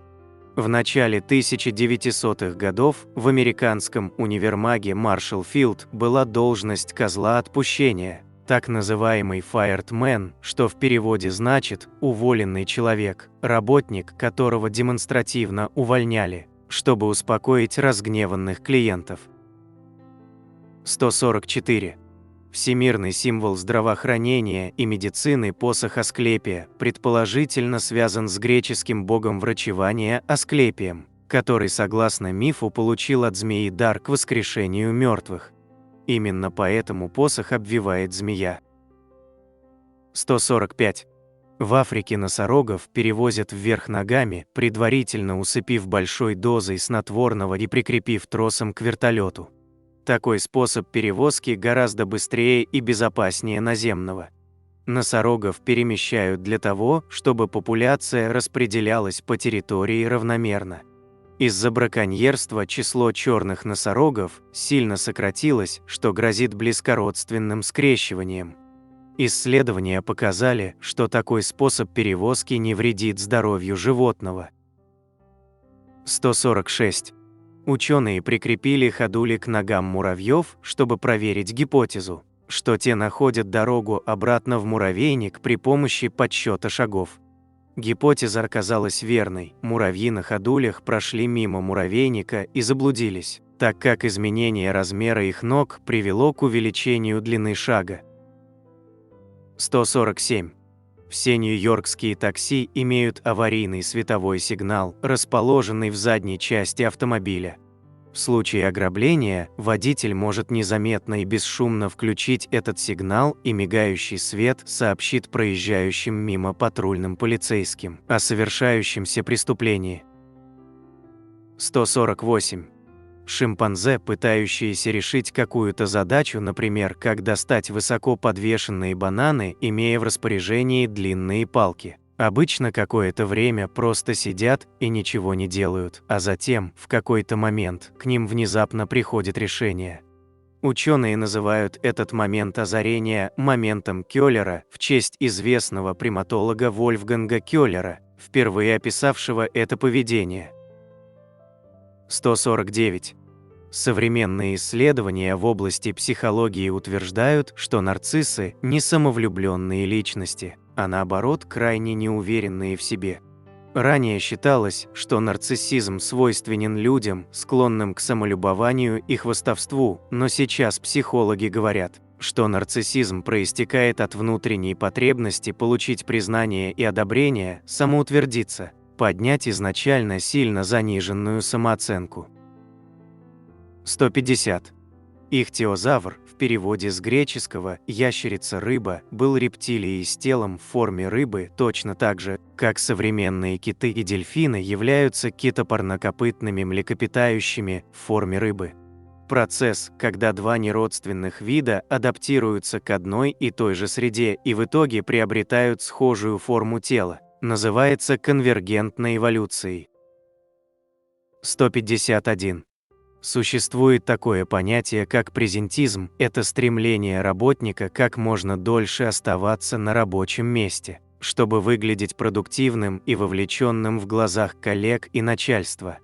При этом презентизм вовсе не подразумевает, что человек действительно занят делом. 80% опрошенных офисных работников признались, что практикуют презентизм, кто-то время от времени, кто-то ежедневно. 152. Все знают блюдо цыпленок табака, но при чем тут табак? Его же не добавляют при приготовлении. Действительно, табак тут ни при чем. Правильно, блюдо называется цыпленок табака, и происходит это название от названия массивной грузинской сковороды – тапа, на которой его готовят. Само слово образовано от турецкого табак, означающего тарелка. 153. Гиены, так сказать, смеются, то есть издают тявканье, похожее на смех, только когда на них нападают или когда они расстроены. Например, если другой член стаи пытается украсть еду. 154. Книги о Гарри Поттере были переведены на древнегреческий язык. И это первый текст, написанный на древнегреческом за последние 1500 лет. 155. Ленивцы могут задерживать дыхание под водой на 40 минут, что в несколько раз превышает максимальную длительность задержки дыхания у некоторых видов дельфинов. 156. Кукурузу стали культивировать почти 9000 лет назад. Слева – настоящая кукуруза, справа – выращенная селекционерами. 157. Кроликов нельзя кормить морковью. Дело в том, что в домашней моркови слишком много сахара. Это может привести к ожирению. 158. Стюардесса Вайолет Джессоп пережила 3 кораблекрушения. В 1911 году она работала на судне «Олимпик», столкнувшемся с другим кораблем. Через год ей удалось спастись во время гибели «Титаника». А в Первую мировую войну она служила медсестрой на борту «Британника», который подорвался на мине. 159. Самый свирепый в мире хищник – стрекоза. 95% преследуемой добычи она настигает и съедает. 160. До публикации повестей о Питере Пенне имя Венди было почти неизвестно. А имя Джессика придумал Шекспир, когда писал «Венецианского купца». 161. В 2008 году кости и окаменелости динозавров уже не были чем-то новым, тем не менее. Ученых поразила находка невероятно редкого скопления гигантских следов в США вдоль границы штатов Аризона и Юта. Более 1000 следов различных динозавров, включая матерей с детенышами. Исследователи прозвали это место танцплощадкой динозавров, потому что этот район, представляющий собой оазис в пустыне, привлекал буквально толпы этих огромных существ. 162. Ученые считают, что Вселенная образовалась около 14 миллиардов лет назад и что нашей планете может быть более 4,6 миллиарда лет. Кроме того, предполагается, что жизнь на Земле возникла около 3,8 миллиарда лет назад в Африке. 163. Слюна содержит муцин, вещество-слизь, которое обволакивает зубы и защищает их от действия вредных бактерий в течение дня. Но во время сна слюна не выделяется, поэтому на ночь наша ротовая полость остается без естественной антибактериальной защиты. Вот почему чистить зубы вечером перед сном очень важно. 164. Так выглядит полный круг радуги, который можно увидеть только под особенным углом. Вам нужно видеть капли воды ниже наблюдаемого горизонта. Например, если вы стоите на вершине высокого здания или смотрите на радугу из самолета. 165. В 20-х годах прошлого века находчивые фотографы привлекали внимание детей латунной птичкой, поставленной около объектива. Мало того, что игрушка была блестящая, она еще и издавала свист, схожий с пением настоящих птиц. 166. В среднем дети смеются около 400 раз в день, взрослые смеются около 15 раз в день. 167. Мышцы фокусировки глаза двигаются 100 тысяч раз в день. Чтобы мышцы ног сделали столько же сокращений, нужно ходить 80 километров в день. 168. С утра человек примерно на 8 миллиметров выше, чем вечером. 169. Китай – самая нерелигиозная страна на Земле. Опрос Американского института общественного мнения Гэллап, проведенный в 2015 году, показал, что 90% ее жителей являются либо убежденными атеистами, либо не являются религиозными. 170. В Китае принят закон, согласно которому молодежь обязана навещать своих пожилых родственников, причем график этих посещений никак не регламентирован. То есть, если китайская бабушка вдруг обидится на внука, что тот слишком редко приходит на ее вкусные угощения, она смело может подать на него в суд. Так общественность заботится о своих пожилых гражданах, чтобы родные не обделяли их любовью и вниманием. Или, как звучит в самом законе, заботились об их духовных потребностях. 171. Китайцы считают верным признаком женственности, если девушка, не получив желаемого от своей второй половины, начнет показывать садзяо, наигранную истерику с надуванием губ и топанием ногой. Например, если во время посещения торгового центра китайский мужчина отказал своей избраннице в какой-нибудь покупке, она имеет все основания прилюдно заголосить, как маленький ребенок. И никто ее за это не осудит. 172. Китайцы не откажут иностранцу в помощи, даже если не могут ее оказать, пишет Вадим Чекунов в книге «Китай».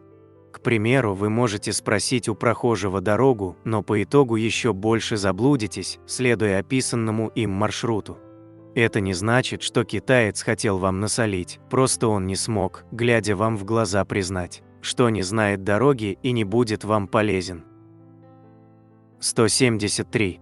В Поднебесной существуют специальные тротуары с разделительной линией. По одну сторону черты передвигаются прохожие без телефона в руках, по другую – те, кто смотрит в экран смартфона на ходу. Так власти городов защищают от столкновений и травм горожан, неразлучных с мобильниками. 174. Китайцы стремятся гармонизировать окружающее пространство по правилам фэн-шуй, чтобы отпугнуть от себя неудачу. Считается, что жизненная энергия не сможет циркулировать по дому, в котором предметы мебели или декора находятся в неположенных для них зонах. Причем эта вера выходит далеко за пределы бытовых примет. После того, как владельцы и многие резиденты крупного гонконгского офисного центра Липа потерпели крах в бизнесе, архитектора обвинили в том, что он нарушил принципы фэн-шуй при проектировании, чем и навлек беду. 175. Жители Поднебесной также известны своей любовью к сверчкам. С древних времен их с удовольствием держат в качестве домашних питомцев. В оскароносном фильме режиссера Бернардо Бертолуччи «Последний император» у главного героя есть такой друг. В настоящее время в Китае можно увидеть где-нибудь в парке на скамейке пожилого мужчину с коробочкой в руках, из которой доносится песня сверчка, которая, по мнению его хозяина, благотворно влияет на духовное состояние. А более молодые владельцы сверчков не против устроить соревнования между своими любимцами. 176. В Поднебесной была создана сугубо женская письменность под названием нушу. Представляет собой набор специальных иероглифов, которыми женщины древности переписывались между собой, чтобы скрывать тайны своих посланий от мужчин. В настоящий момент китайские филологи ведут работы по возрождению нушу. 177. Когда мы рассказываем собеседнику о себе, мы направляем указательный палец на свою грудь или кладем на нее ладонь. А китайцы в таких случаях показывают пальцем на свой нос. 178. В то время как вежливое приветствие в западных странах включает в себя вопрос «как дела?» или «как ты?», жители Поднебесной в официальной обстановке интересуются у собеседника, поел ли он уже риса, не чи фань лама. И вежливо будет ответить утвердительно, независимо от того, так ли это на самом деле. 179. Китайские обращения к незнакомцам отличаются от наших. Здесь уместно называть мужчин и женщин, которым на вид от 40 лет, дяди или тетей, продавцу в магазине сказать «шеф», а к чужим детям принято обращаться не иначе, как маленький друг. 180. Немцы исповедуют принцип «лучше чаще, чем дольше». Немцы очень трепетно относятся к чистоте. В Германии даже существует специальное выражение «ты вкусно пахнешь». Местные жители вообще довольно откровенно сообщают окружающим свое мнение относительно их внешнего вида и аромата. 181. Кипр – единственная страна, чье национальное знамя содержит карту страны. 182. На Кубе запрещено продавать компьютеры всем, кто не получил специальное разрешение от правительства. 183. Португалия является старейшей страной в Европе, имеющей свои текущие границы. 184. Растущее в продуваемой всеми ветрами бухте одинокое дерево на субантарктическом острове Кэмпбелл в Новой Зеландии, по идее, не должно было там быть. Ель ситхинская – вид, распространенный на северном полушарии, так что ближайший родственник самого одинокого дерева находится в более чем 270 километрах от места его произрастания. Так откуда оно там взялось? 185. Сибирский кедр – это миф. В Сибири не растут кедры, их родина – Ливан и Гималаи. Также кедры встречаются на южном берегу Крыма. Дерево, которое сибиряки называют кедром, относится к виду сосна сибирская кедровая, род сосна, семейство сосновые. С кедрами оно в родстве, но довольно отдаленном. 186. Японский язык уникален, и его невозможно выучить. Часто об иностранцах, пытающихся понять японский язык, говорят, что любой, кто путем невероятных усилий попытается научиться говорить по-японски, скоро поймет, насколько бесполезны были его усилия. 187. Анекдоты не всегда были короткими смешными историями. Древнегреческое слово «анекдот» изначально означало неизданное, неопубликованное, то есть устный рассказ о чем-либо. 188. Ежедневная 20-минутная прогулка сжигает около 3 кг жира в год. 189. За всю историю регистрации температуры в России самой холодной зимой была зима 1740 года. 190. Вероятность проникнуть на дно Марианской впадины у частички солнечного света, фотона, настолько мала, что это событие может ни разу не случиться за несколько тысяч лет. 191. Российская империя построила военную крепость на Гавайях. Русские были и на Аляске, и в Калифорнии, об этом знают многие. Но факт существования российской военной крепости на Гавайских островах удивит многих. Крепость располагалась на острове Кауаи, часть которого принадлежала России. Но в 1817 году остров пришлось оставить, сейчас Гавайи вошли в состав США, а крепость считается историческим памятником. 192. 1992 год пришел в Россию с опозданием на минуту. После распада СССР в 1991 году традиционное поздравление для граждан всех бывших советских республик прозвучало от ведущего новогоднего огонька Михаила Задорнова. Но так как запись подготовить не успели, ему пришлось импровизировать, он так увлекся, что бой курантов пришлось показывать не ровно в полночь, а на минуту позже. 193. В Токио есть мороженое со вкусом угря. Угри являются летним деликатесом в Японии. Вероятно, это объясняет то, почему местный производитель решил использовать угрей для придания вкуса мороженому. Удивительно, но мягкий вкус вполне приемлем, даже если мысль о том, что именно вы кушаете, не так уж приятна. 194. Мультфильм «Тайна третьей планеты» демонстрировался за рубежом. В США Алису озвучивала Кирстен Данст, а говоруна – Джеймс Белуши. На английском языке фильм также демонстрировали в Великобритании. Здесь Алису дублировала Джейн Юэн, а Селезнёва – Робби Уильямс. 195. Планета, которая не совершила ни одного оборота вокруг Солнца. Плутон признали планетой в 1930-м, а через 70 с небольшим лет планетой его считать перестали. После Ассамблеи масс изменился статус объекта. Небесное тело, которое отвечает всем требованиям из приведенного списка, кроме последнего, получает категорию карликовой планеты.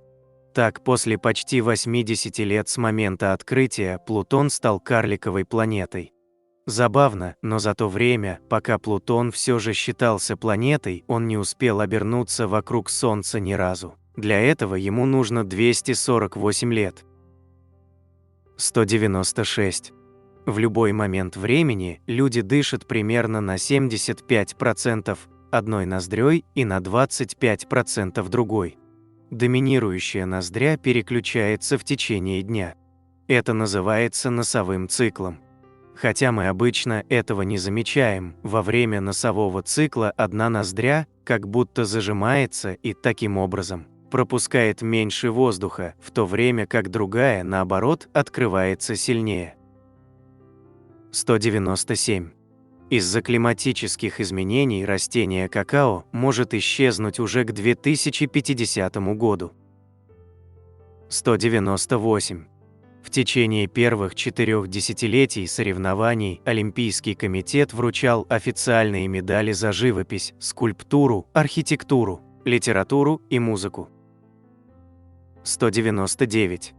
Вы знали, что страусы на самом деле не зарывают голову в песок? Так показалось римскому ученому Плинию Старшему, и он внес факт в энциклопедию. Его труды вообще не отличались точностью, но этот миф протянул дольше других. А ведь страус не зарывает голову в песок, не умеет, да и задохнется. Зато часто ложится и кладет шею на землю, чтобы дать ей отдых. Чуя опасность, он тоже ложится и прижимает голову к земле, слушает, кто идет. 200. Наверное, у каждого человека хотя бы раз в жизни возникало желание уехать туда, где его никто не достанет. Но сегодня места, где нет ни одного человека, практически невозможно найти. Таким местом разве что является так называемая точка Немо, которая считается самым далеким от суши местом. Она расположена в южной части Тихого океана, и 3 ближайшие клочка суши отдалены от нее на 2688 километров. В этой точке нашей планеты почти никого нет, даже рыб, можно встретить только микробов. Зато это место является крупнейшей свалкой космического оборудования. 201. Римское метро очень сложно расширить, несмотря на назревшую необходимость этого, из-за того, что землекопы в процессе работ постоянно находят археологические ценности. Пока пытались построить новую ветку, проходящую через центр города, нашли Атеней, так назывались вузы в Древнем Риме и Византии, построенный в 135 году до нашей эры военный комплекс и амфитеатр. 202. Если вы хмурый, жесткий, неулыбчивый человек или вам просто грустно, держитесь подальше от очаровательного и солнечного итальянского городка. В Милане действует закон, согласно которому все, вообще все, обязаны улыбаться в общественных местах.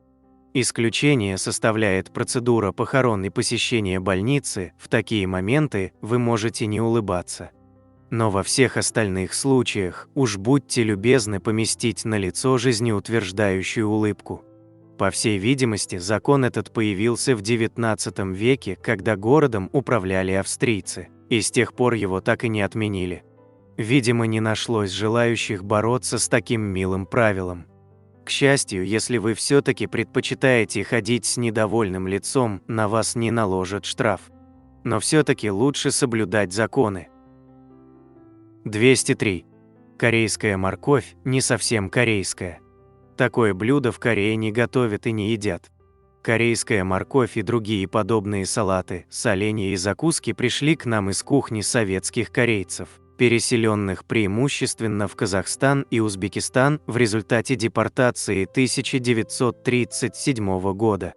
Эти корейцы, оказавшись на незнакомых землях, пытались готовить и питаться так, как привыкли, мастеря национальные блюда из имеющихся под рукой продуктов и специй. С оригинальной корейской кухней эти блюда роднит только способ приготовления, все квашеное, соленое и острое. 204. Саннакчи – это корейское блюдо из, так сказать, живого осьминога, нарезанного перед подачей и сбрызнутого кунжутным маслом.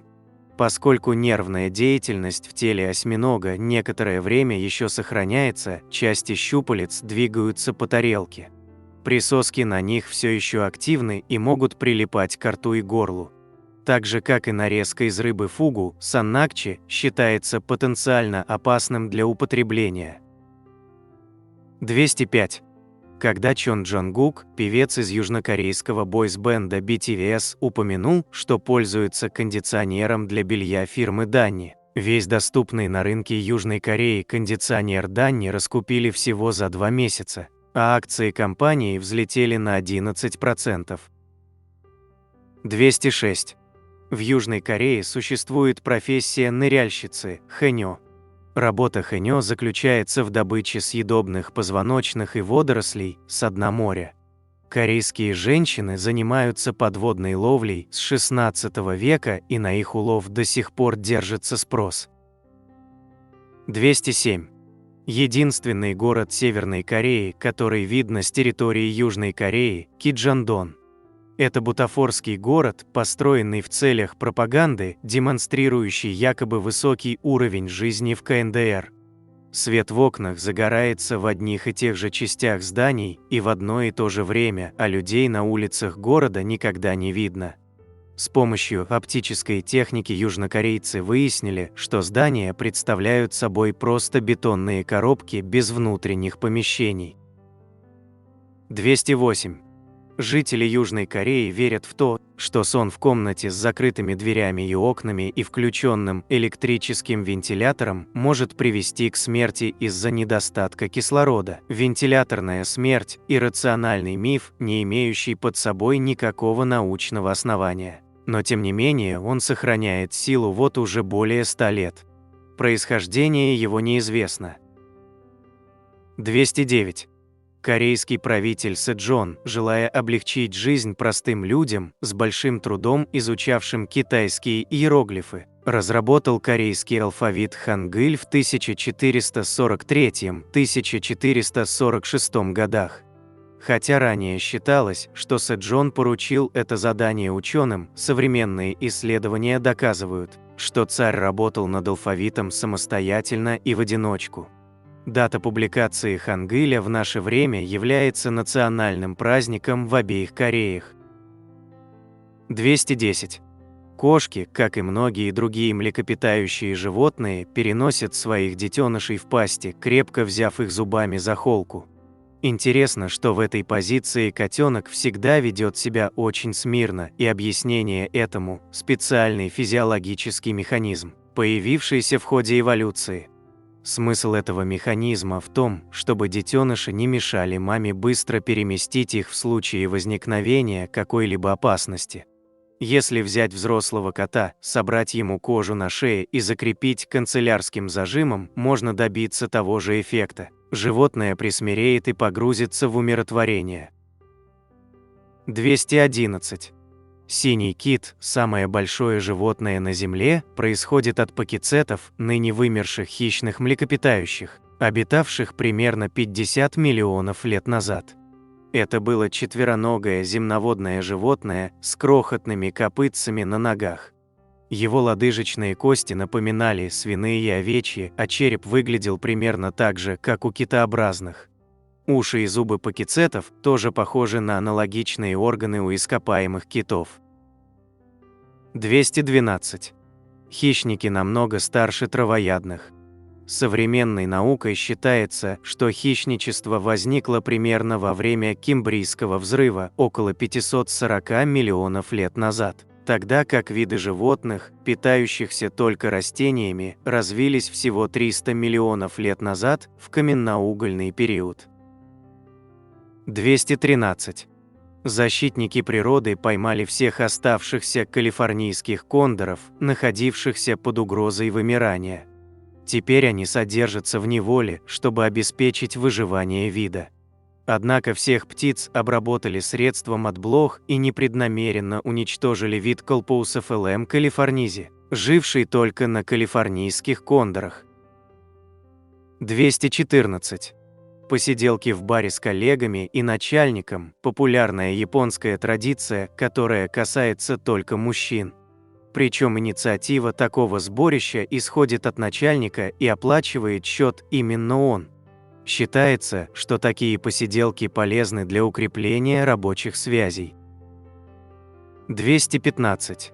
В США есть организация под названием «Клуб прокрастинаторов Америки». Она описывает свою цель как продвижение философии расслабления посредством откладывания на потом тех вещей, которые не обязательно делать сегодня. 216. Людям свойственна привычка быстро привыкать к позитивным изменениям в жизни. Когда уровень жизни поднимается, человек перестает замечать этот факт и воспринимает происходящее как норму. Более того, он продолжает желать большего. Это явление называется гедонистическая адаптация. 217. Существует такое понятие, как враждебная архитектура. Это стратегия городского дизайна по использованию элементов городских строений с целью управления поведением жителей и ограничения правонарушений, например, болты или шипы, встроенные в ступени зданий, бортики и прочие горизонтальные поверхности, не дают бездомным людям сидеть или лежать на них, или наклонные подоконники, на которые невозможно облокотиться. Или разбрызгиватели воды, которые на самом деле не поливают газон, а предотвращают его вытаптывание. И так далее. 218. В 2016 году японская компания-производитель мороженого Экэджи Нугуё выпустила рекламный ролик, в котором ее президент и другие сотрудники просят прощения за то, что цену батончика мороженого пришлось повысить с 60 до 70 иен впервые за 25 лет. 219. В 1901 году Законодательное собрание Калифорнии запретило домашние задания для учащихся возрастом младше 15 лет. Врачи и родители полагали, что домашняя работа опасна для здоровья ребенка. Этот закон был отменен только в 1917 году. 220. Клиент – человек из среды плебеев, который для того, чтобы получить землю или возможность заниматься ремеслом, вынужден был искать себе патрона. Да-да, именно такое значение имело слово «клиент» изначально, во времена Древнего Рима, откуда оно и произошло. Клиенты не были рабами, но и свободными людьми считаться не могли, так как были зависимы от своих патронов. Такая зависимость называлась клиентела. Патроны из среды патрициев, древнеримской аристократии, покровительствовали своим клиентам в обмен на различные услуги. Сопровождение на войне, поддержка на выборах и тому подобное. Клиенты получали за это некоторую денежную сумму, а также родовое имя своего патриция.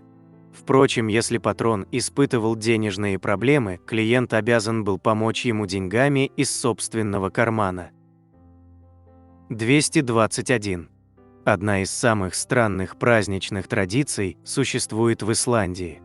В день кремовой булочки Балудагур дети украшают палки цветной бумагой и хлопают ими по своим родителям, требуя булочек «болла, болла, болла». За это родители дарят им булочки с кремом и джемом, покрытые шоколадом. Предполагается, что традиция восходит к элементу католической службы, когда священник в начале Великого Поста окроплял прихожан святой водой при помощи жезла. 222. Археологи находят очень мало костей на месте битвы при Ватерлоо, хотя известно о тысячах солдат и лошадей, похороненных в братских могилах. Дело в том, что большую часть костей собрали в XIX веке бельгийские работники по производству сахара. Костная мука применялась для отбеливания коричневого сахара из свеклы. Другие останки использовали как удобрение. 223. Учили очень длинное побережье, отчасти потому, что в конце XIX века, во время Второй Тихоокеанской войны, они завоевали все побережье Боливии и часть побережья Перу. Принадлежность побережья Боливии – один из старейших территориальных споров в Латинской Америке, продолжающийся до сих пор. 224. Антуан Лавуазье, французский ученый XVIII века, которого называют отцом современной химии, был обвинен в мошенничестве и заговоре против французского народа и приговорен к казни на гильотине. На призыв общества сохранить ему жизнь судья ответил: «Республика не нуждается в ученых». 225. Индонезийский флаг выглядит почти так же, как нидерландский, но на нем отсутствует голубая полоса в нижней трети. После 138 лет жизни под голландским правлением индонезийцы сорвали флаг ненавистных колонизаторов, отрезали от него кусок с голубой полосой и подняли как собственный флаг в 1945 году. Это было началом войны за независимость Индонезии, завершившейся в 1949 году. 226. Брат Иисуса Христа, так называл себя мужчина по имени Хун Сю Цюань, живший в Китае в XIX веке. Он планировал создать собственное христианское королевство, небесное государство великого благоденствия, свергнув правившую на тот момент в Китае династию Цин. Организованное Сюцюанем восстание тайпинов фактически поставило действующее правительство на грань уничтожения. Однако в конфликт вмешалась Великобритания, экономика которой значительно зависела от Китая и помогла императору удержать власть. 227. Партия против PowerPoint – швейцарская политическая партия, стремящаяся сократить использование программы для создания презентаций PowerPoint в профессиональной среде, поскольку это наносит национально-экономический ущерб в размере 2,1 миллиарда. Вместо PowerPoint партия предлагает использовать флипчарты, на которых сотрудники могут рисовать и писать в процессе презентации, что на 95% эффективнее, по заверению представителей партии. 228. Солнцезащитные очки – модный аксессуар, защищающий глаза от яркого света и предотвращающий появление морщин от прищуривания. Но так было не всегда. Темные очки имеют довольно любопытную историю появления на свет. Солнцезащитные очки, сделанные из дымчатого кварца, были профессиональным аксессуаром судей в Китае XII века. Их назначением было скрывать выражение лица при допросе свидетелей. Для поддержания авторитета судья должен был сохранять совершенно беспристрастное, нейтральное выражение лица, чтобы он не услышал, иначе его могли обвинить в предвзятости и субъективизме. Темные очки, скрывающие эмоции в глазах, идеально подходили для этой цели. 229. Пираньи редко нападают на людей и вовсе не безумно агрессивны.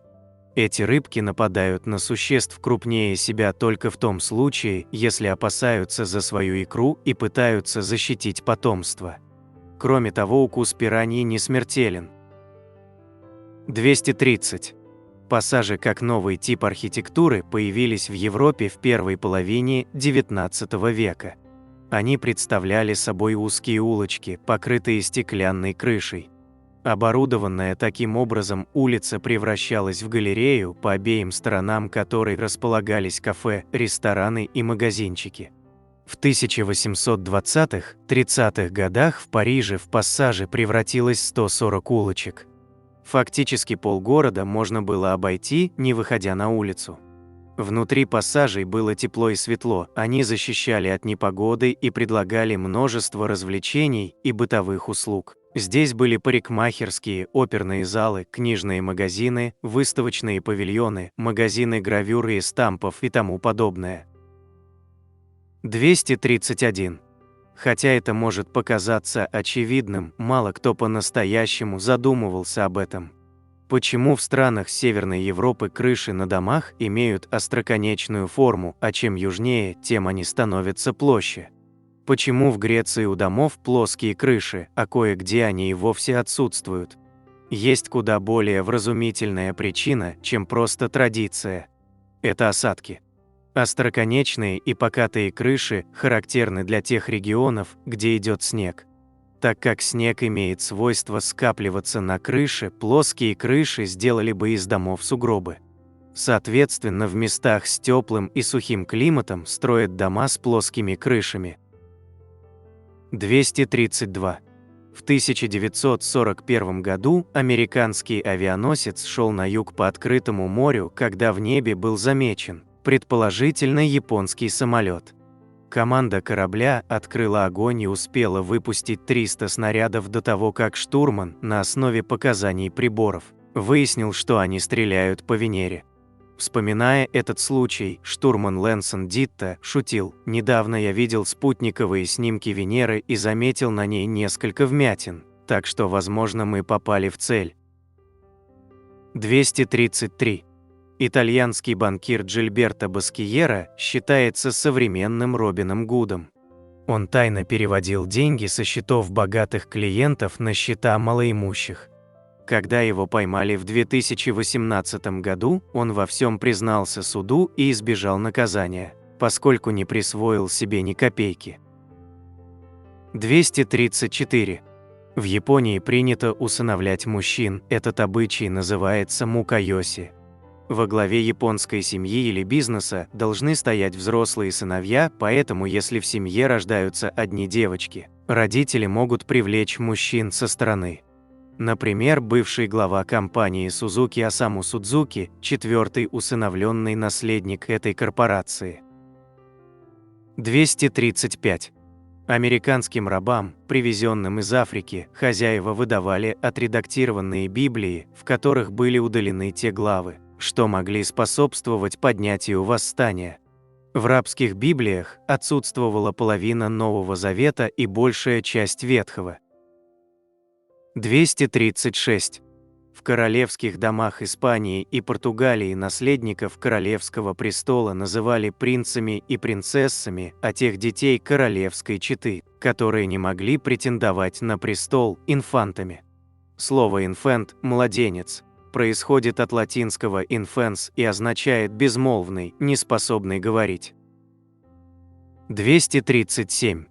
Средство управления перископом в подводных лодках США обходилось ВМС США в $38 тысяч за штуку, пока в 2017 году военные не поняли, что контроллеры от приставки Xbox легко справляются с этой задачей, гораздо проще в управлении и примерно в 1000 раз дешевле. 238. В 1587 году во Франции судили жуков-долгоносиков, уничтожавших виноградники вокруг Сен-Жульена. Адвокат утверждал, что раз Бог создал этих тварей, они имеют право добывать себе пропитание. Обвинитель возражал, что долгоносики, как и все прочие живые существа, должны подчиняться людям и служить им на пользу, поскольку для этого Бог их и сотворил. Чем закончился процесс, неизвестно. Последняя страница судебного протокола отсутствует, возможно, уничтожена мстительными долгоносиками. 239. В 1140 году немецкий король Конрад III во время осады крепости под Вайнсбергом пообещал сохранить жизнь всем женщинам, которые покинут крепость, и разрешил им взять с собой все, что они смогут унести на своих плечах. Когда женщины вышли, король, к своему удивлению, увидел, что на плечах они несут своих мужей. Конрад сдержал слово. 240. 70% австралийцев утверждают, что избегают глажки, а 40% признаются, что никогда в жизни не пользовались утюгом. Нередко одежду вешают на плечики в ванной, чтобы пар смягчил и разгладил ткань, пока кто-то из членов семьи принимает душ. 241. Если вы не прогуливали географию в школе, то, возможно, помните, что Данию и Швецию разделяет узенькая полоска воды, пролив Эресун. Но это на карте она узкая, а в действительности ее ширина около 16 километров. Раньше шведы и датчане преодолевали это расстояние на паромах, но дорога отнимала много времени. И было решено построить мост, и не простой, а единственный в своем роде. Мост представляет собой гигантское сооружение, на котором в 2 уровня расположились четырехполосная автомагистраль и железная дорога. Он заканчивается на искусственном острове и плавно уходит под землю в тоннель. Такая необычная конструкция была выбрана для того, чтобы не создавать препятствий для самолетов, идущих на посадку в расположенный недалеко аэропорт Копенгагена, и обеспечить свободный проход для судов. Особенно впечатляюще выглядит этот мост с высоты. 242. На протяжении 2000-х годов Google, Apple, Adobe, Intel и еще несколько мегакорпораций имели тайное соглашение не нанимать сотрудников друг друга, чтобы поддерживать низкий уровень зарплат. Это обернулось для компаний коллективным иском на $325 миллионов, возбужденным 64 тысячами их бывших сотрудников. Во время досудебного разбирательства по этому делу всплыли электронные письма корпоративных боссов, включая покойного Стива Джобса, основателя и гендиректора Apple, соучредителя Google Сергея Брина и тогдашнего генерального директора Google Эрика Шмидта, в которых обсуждались планы найма сотрудников, в том числе через посредников. В одном из таких писем Шмидт сообщает Стиву Джобсу, что один из рекрутеров, нарушивший соглашение и нанявший бывшего работника Apple, будет уволен в течение часа, на что Джобс ответил смайликом. 243. Грибной менеджмент – это способ управления сотрудниками путем назначения им конкретных задач, не объясняя, зачем нужно их выполнять. Название дано по аналогии с упрощенным представлением о выращивании грибов. Их держат в темноте и кормят всякой ерундой. 244. В США есть понятие секретари-миллионеры. Это секретари, офис-менеджеры, личные помощники, уборщицы и тому подобное, работавшие в первых интернет-компаниях, которым владельцы стартапов, чтобы сэкономить средства, платили акциями. Когда случился бум, и эти IT-компании стали стоить миллиарды долларов, секретари-миллионеры получили баснословный доход со своих акций. В конце 1990-х годов десятки компаний имели таких секретарей.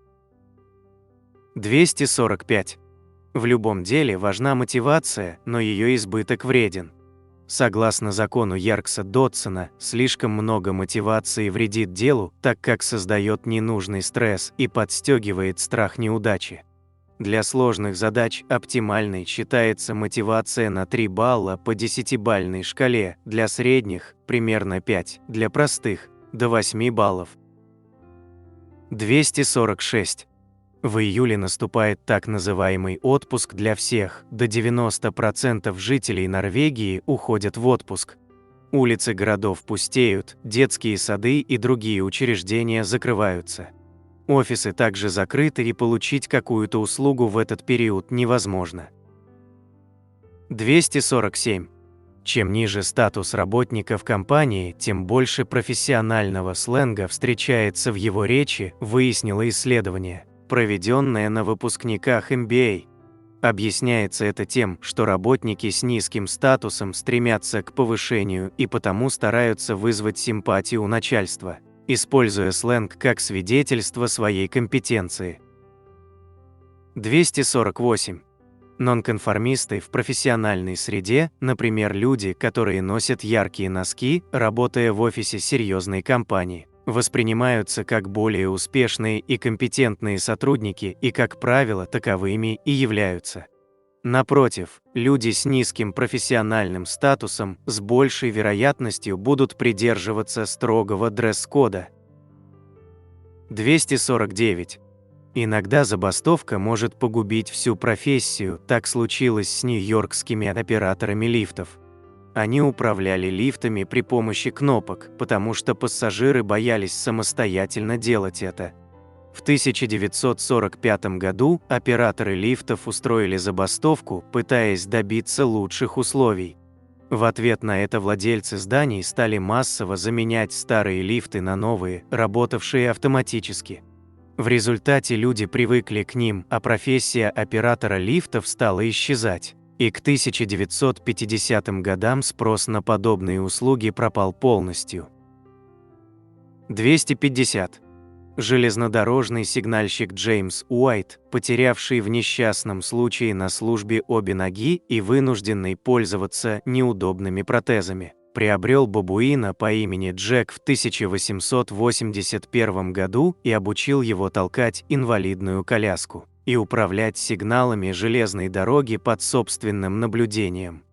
Джек отлично справлялся со своими обязанностями, однако обеспокоенный представитель общественности сообщил руководству сигнальщика о том, что он поручает столь ответственное дело бабуину.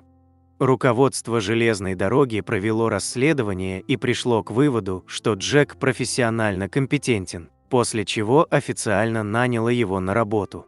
Обезьяне платили 20 центов в день и полбутылки горячительного напитка в неделю. Джек проработал 9 лет и за это время не допустил ни единой ошибки. В 1890 году бабуин умер от туберкулеза, а его череп до сих пор хранится в музее в Олбани, ЮАР. 251. Люди с синдромом Клейна-Левина проводят большую часть суток во сне и просыпаются только для того, чтобы поесть и сходить в туалет. Если не давать им спать, они становятся агрессивными, а разбудить их крайне сложно. 252. Когда наши глаза двигаются, наш мозг намеренно блокирует зрение. Именно поэтому мы не видим движения своих глаз в отражении зеркала. Этот эффект называется саккадическим подавлением, и без него наша жизнь была бы похожа на кино, снятое вечно дрожащей камерой. 253. Из всех видов, существующих на Земле, только люди способны краснеть. Более того, только люди могут испытывать смущение, так как эта эмоция порождается совокупностью большого числа факторов социального взаимодействия. Чарльз Дарвин назвал способность смущаться самой человечной из всех эмоций. 254. Текстроверт – неологизм, означающий человека, которому проще выражать свои чувства и мысли в виде текста. Как правило, при переписке в мессенджере или чате текстроверт очень общителен, открытый, весел, но при личной встрече застенчив и молчалив. 255. Синдром невозвратных затрат – психологический феномен, когда люди ведут себя нерационально в настоящем, поскольку заплатили за что-то в прошлом. Например, некто купил билет в кино, но не на тот фильм, что хотел. Вернуть билет нельзя, и человек решает все равно посмотреть фильм, чтобы деньги зря не пропали. Синдром невозвратных затрат не дает ему увидеть, что с рациональной точки зрения просто смириться с потерей денег за билет было бы выгоднее, поскольку в итоге он зря потратил не только деньги, но и время, которое мог бы провести куда приятнее, чем смотреть неинтересное кино. 256. Чем калорийнее рацион питания, тем больше метаболическая нагрузка на организм и тем быстрее накапливаются поврежденные клетки. В ходе эксперимента над мышами уменьшение калорийности диеты на 55–65% увеличило среднюю и максимальную продолжительность жизни подопытных на 30–50%. 257.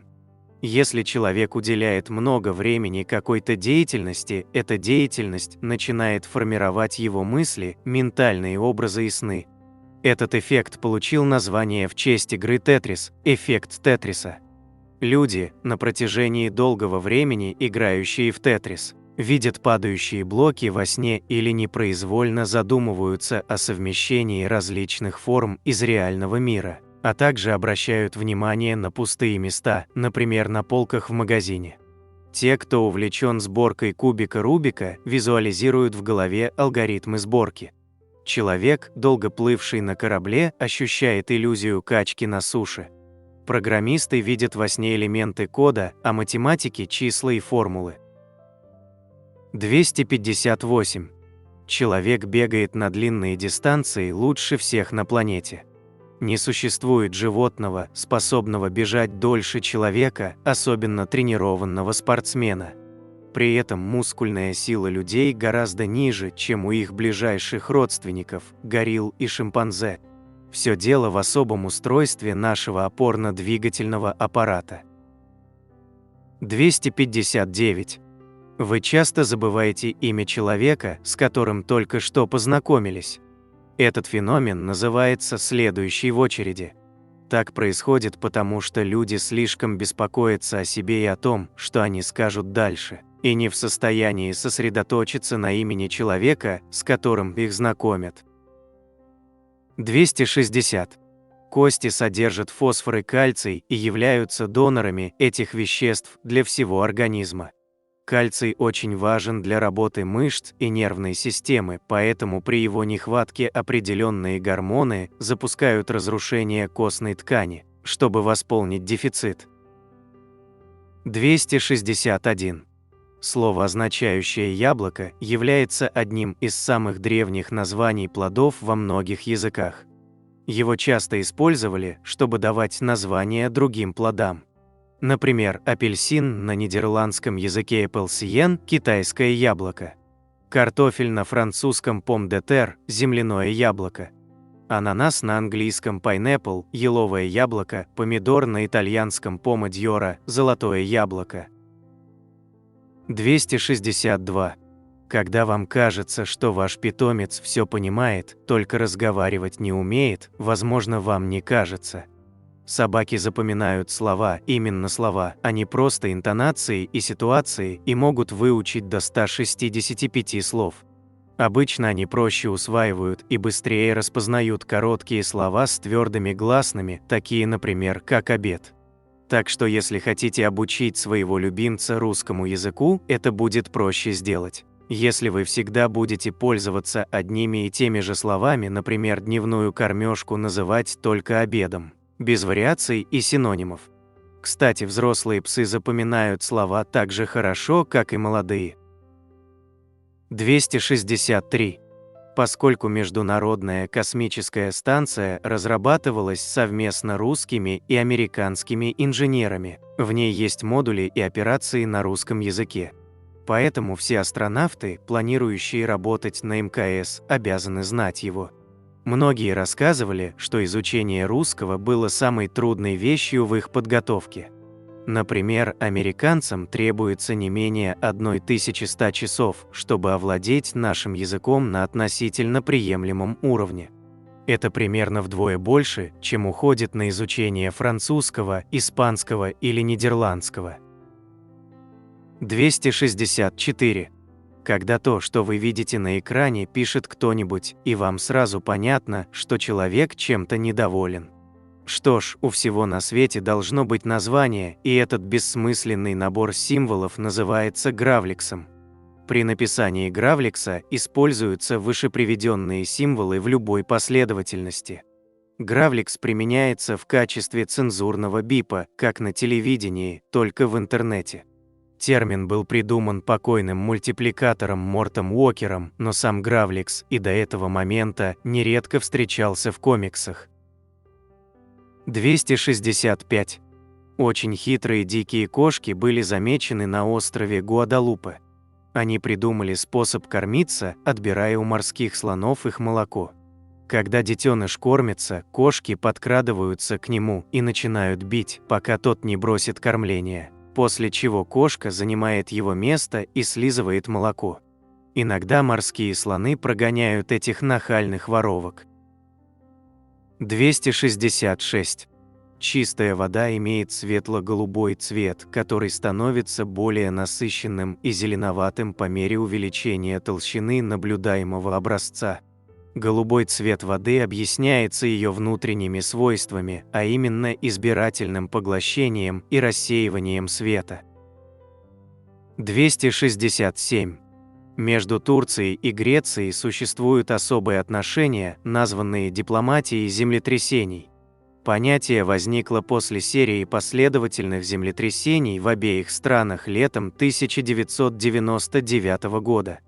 До этого момента отношения между странами были довольно напряженными вследствие Стамбульского погрома, серии нападений турецкой мафии на греческое этническое меньшинство в Стамбуле. Однако общая трагедия объединила простых граждан обеих стран, которые сочувствовали и помогали друг другу, и значительно улучшила дипломатические отношения. С тех пор между Грецией и Турцией действует соглашение об обязательной взаимопомощи в случае землетрясений, независимо от того, каковы отношения стран на момент катастрофы. 268. Пальмовые воры – это вид раков, обитающих на островах Индийского и Тихого океанов. Основу их рациона составляют фрукты и кокосы, которые раки находят под деревьями. Если пальмовому вору попадается нерасколотый кокос, с которым он не может справиться клешнями, то он забирается с этим кокосом на дерево и сбрасывает его вниз, чтобы расколоть. 269. С точки зрения науки, два человека не могут видеть одну и ту же радугу, поскольку возникновение этого оптического эффекта зависит от угла зрения наблюдателя. Когда два человека, стоя рядом, видят радугу, каждый видит свою. 270. Водопад Анхель – самый высокий водопад в мире. Общая высота 979 метров. Настолько высок, что вода в нем, падая, фактически не достигает земли. Она распыляется на мельчайшие частицы и превращается в туман, который может расползаться на несколько километров. 271. Цифровое накопление – термин, появившийся в 2015 году, означает беспорядок в хранимом пользователем контенте, электронных письмах, фотографиях и видеороликах, документах и файлах и тому подобное. Исследователи утверждают, что цифровое накопление тысяч файлов, так же, как захламление дома ненужными, но хранимыми много лет вещами, негативно действует на психику, вызывая чувство тревоги и подавленности. 272. Количество солнечной энергии, падающей на Землю за час, больше, чем вся энергия, которую человечество использует за год. В цифрах это 430 квинтиллионов джоулей против 410. Поэтому солнечные батареи не только самый экологичный, но и самый перспективный способ получения энергии. Хотя существующие разработки пока не позволяют использовать солнечный свет с достаточной эффективностью, инженеры утверждают, что появление высокоэффективных солнечных батарей – вопрос времени. 273. Чувство дискомфорта, тревоги и неосознанного страха остаться без связи, когда садится батарейка или сотовая сеть недоступна, все чаще проявляется в виде настоящей фобии, получившей название номофобия. Хотя самому понятию уже довольно много лет, патологический страх, который оно описывает, получил особенно широкое распространение в последние годы. Например, британское исследование 2019 года выявило наличие той или иной степени номофобии у 34% мужчин и аж целых 52% женщин. Эти бедняги, оставшись без связи или любимого смартфона, испытывают целую гамму различных неприятных чувств, вплоть до навязчивых мыслей. 274. Попавшая в землю молния способствует росту грибов. Электрический разряд настолько эффективен, что японские грибные фермы имитируют вспышки молний на своих участках, что приводит к увеличению урожая вдвое и даже больше. Японцы сообщают, что проводили эксперименты с искусственной молнией для 10 видов грибов, и для 8 из них получен устойчивый положительный результат. 275. Когда президента США Франклина Рузвельта парализовало ниже пояса после перенесенного полиомиелита, его жена Элеонора Рузвельт стала, по ее собственному выражению, его руками и ногами. От имени президента она посещала больницы, гетто, тюрьмы и даже поля сражений. Как-то Рузвельт справился у своей секретарши: «Где Элеонора?» тюрьме», – ответила та. «Это меня ничуть не удивляет». «А за что?» – усмехнувшись, спросил Рузвельт. 276. Браки-призраки практикуются в Китае, Франции и некоторых других местах мира. Такой брак представляет собой брачный союз между живым и умершим человеком, либо между двумя умершими. В некоторых областях Китая быть родителями взрослой незамужней дочери считается позорным, поэтому дочерей выдают замуж даже в том случае, если они умерли. Также в китайской традиции младшие братья не должны жениться раньше старших, поэтому скончавшихся по каким-либо причинам холостых старших принято женить призрачным браком. Церемония похожа одновременно и на свадьбу, и на похороны. 277. Существует обратная корреляция между количеством денег, потраченных на свадьбу, и продолжительностью брака. Исследование, проведенное среди 3000 женатых и разведенных людей, показало, что пары, отпраздновавшие дорогую пышную свадьбу, гораздо чаще разводятся. Причина в том, что подобные свадьбы нередко устраивают с целью внешней демонстрации чувств и намерений, в то время как отсутствие внутренних составляющих успешного брака, любовь, уважение, совместимость игнорируется. 278. 75-летнее исследование, проведенное в Гарварде, показало, что наличие близких отношений – это ключ к успеху и долголетию человека. Люди, которым есть на кого опереться в жизни, дольше сохраняют физическое и ментальное здоровье на должном уровне. Те же, кто чувствуют себя одинокими, быстрее стареют, тяжелее болеют и проживают в среднем меньше лет. 279. Ученые подтвердили давно замеченную в народе истину: влюбленные глупеют. В ходе исследований в крови влюбленных было отмечено значительное, на 40%, снижение количества белка, который помогает осуществлять химическую связь между нейронами. Из-за этого реакции человека замедляются. Кроме того, ученые нашли сходство между первой стадией влюбленности и навязчивым неврозом. Через 6-18 месяцев первая стадия влюбленности либо проходит, либо перерастает в ровное чувство, при котором уровень белка в крови повышается.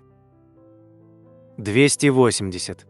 Самый большой из когда-либо обнаруженных объектов во Вселенной – квазар S50014+81. Квазары представляют собой активные ядра галактик на начальном этапе развития, в которых сверхмассивная черная дыра поглощает окружающее вещество. Дыра в центре этого квазара имеет массу, равную 40 миллиардам масс Солнца, а ее гравитационный радиус составляет 118,35 миллиарда километров. Для сравнения, если бы Солнце было размером с футбольный мяч, диаметр дыры этого квазара был бы 37 километров. 281. Все самые красивые девушки школы учатся в твоем классе. Разве это не мечта любого 15-летнего подростка? Вот и Биллу Гейтсу эта идея показалась заманчивой. Когда администрация школы, зная о его талантах в программировании, дала Билли задание написать программу, распределяющую учеников по классам, он написал такую, чтобы она, к его выгоде, всегда помещала непропорциональное число девушек, считающихся в школе самыми красивыми, именно в те классы, которые посещал сам Гейтс. Что ж, большой талант, он и в 15 лет талант. 282. Космонавты на МКС испытывают 90% земного притяжения. Состояние невесомости на МКС возникает не из-за отсутствия гравитации, а за счет движения станции по круговой орбите с первой космической скоростью. Космонавты как бы постоянно падают вперед со скоростью 7,9 км в секунду. 283. Морских слизней вида Элиссе члоросика можно назвать животными листьями, так как они наполнены хлоропластами, производящими фотосинтез, и даже по форме напоминают зеленые листья. Слизни добывают хлоропласты из водорослей, которыми питаются. Это единственный на планете известный нам вид животных, производящих кислород, как растения. 284. Собаки смеются, показало исследование. Среди 4 основных звуков, издаваемых собаками, помимо лая, рычания и скуления, есть особый звук, похожий на сильный хриплый выдох. Этот звук собаки, как правило, издают, приглашая других собак или своих хозяев к игре. Оказалось, что если записать собачий смех и включить запись в приюте для собак, это может помочь его обитателям успокоиться и снизить их тревогу. 285. На МКС не действуют законы, принятые в какой-либо стране на Земле. Зато там есть целый свод документов, регулирующих все аспекты нахождения на станции. От типов проводимых работ и правил поведения до праздников, которые там отмечают. 286. Когда апостолу Фоме сообщили о том, что распятый Иисус Христос воскрес, он заявил: «Если не увижу на руках его ран от гвоздей, и не вложу перста моего в раны от гвоздей, и не вложу руки моей в ребра его, не поверю». Отсюда и происходит выражение «Фома неверующий». 287. Миф о том, что для поддержания здоровья необходимо делать 10 тысяч шагов в день, был опровергнут в ходе эксперимента над 17 тысячами женщин пожилого возраста. Выяснилось, что благотворный эффект на организм оказывают примерно 4400 шагов, пройденных за день. Превышение этого числа не оказывает никакого дополнительного действия. 288. Императорский тамарин – обезьяна с роскошными усами. В 1907 году швейцарский зоолог Эмиль Август Гельди в шутку назвал этих тамаринов императорами за сходство их усов с усами немецкого кайзера Вильгельма II. Название прижилось и закрепилось в науке. 289. Великое ничто – пустое пространство во Вселенной, размер которого составляет 330 миллионов световых лет в диаметре. По приблизительным оценкам, великое ничто содержит всего одну галактику на каждые 10 миллионов световых лет. 290. В Древнем Египте рыжеволосых людей приносили в жертву богу Осирису на удачу. 291. Самый успешный пират в истории был женщиной. Чэнг Ши, вдова страшного легендарного пирата Ченга I, возглавляла пиратский флот из более чем 1800 пиратских кораблей с 80 тысячами пиратов на борту. 292. Пчелиные укусы пахнут бананом – это запах тревожных феромонов, выделяя которые пчела сообщает другим пчелам об опасности. 293. Крошечное морское животное, гидроктиния, способно всего за несколько дней отрастить себе новую голову, если хищник откусит предыдущую. 294. Почему кровь на анализ берут именно из безымянного пальца? Потому что это безопаснее и удобнее всего. Кожа на безымянном пальце тоньше, чем на остальных, и имеет меньше нервных окончаний, в том числе болевых рецепторов. Мизинец же тесно связан с запястьем, и при занесении инфекции в рану на мизинце воспаление может распространиться до самого запястья. 295. Все самые глубокие пещеры мира находятся в Абхазии. Самая глубокая из них, пещера Веревкина, имеет глубину 2,2 километра. Из-за большого числа труднопроходимых мест и необходимости применения специального оборудования, путешествие в эту пещеру и обратно занимает у спелеологов не меньше недели и требует серьезной подготовки. 296. Аэропорт Гисборн в Новой Зеландии пересекают железнодорожные пути. Если понаблюдать за этим местом, можно увидеть, как проходит поезд, а потом на то же место приземляется самолет. 297. В Японии есть закон, запрещающий людям иметь избыточный вес. Ежегодно все граждане обязаны проходить диагностику и в случае, если норма веса превышена, Человека обяжут соблюдать определенные рекомендации по питанию и выполнять физические упражнения. 298. Одно из чудес древнего мира, колосс Родосский, простоял всего 54 года, а затем рухнул из-за землетрясения. И еще 800 лет туристы приезжали в Родос, чтобы посмотреть на лежащего колосса. Но даже тогда он удивлял народ своими размерами. Плиний Старший вспоминает, что лишь немногие могли обхватить обеими руками большой палец руки статуи. 299. Солнце издает звук, но мы его не слышим. Солнце действительно создает звуковые волны в виде давления. Однако их длина составляет сотни километров, что делает их недоступными для нашего слуха. 300. Животные воспринимают время иначе, чем люди. Для мелких животных мир вокруг них движется медленнее, чем для людей. Например, саламандры и ящерицы ощущают время медленнее, чем кошки и собаки. Это связано с тем, что восприятие времени зависит от того, насколько быстро мозг может обрабатывать поступающую информацию. 301. Бананы радиоактивны. Благодаря богатому содержанию калия каждый банан на самом деле немного радиоактивен, так как содержит природный изотоп калий-40.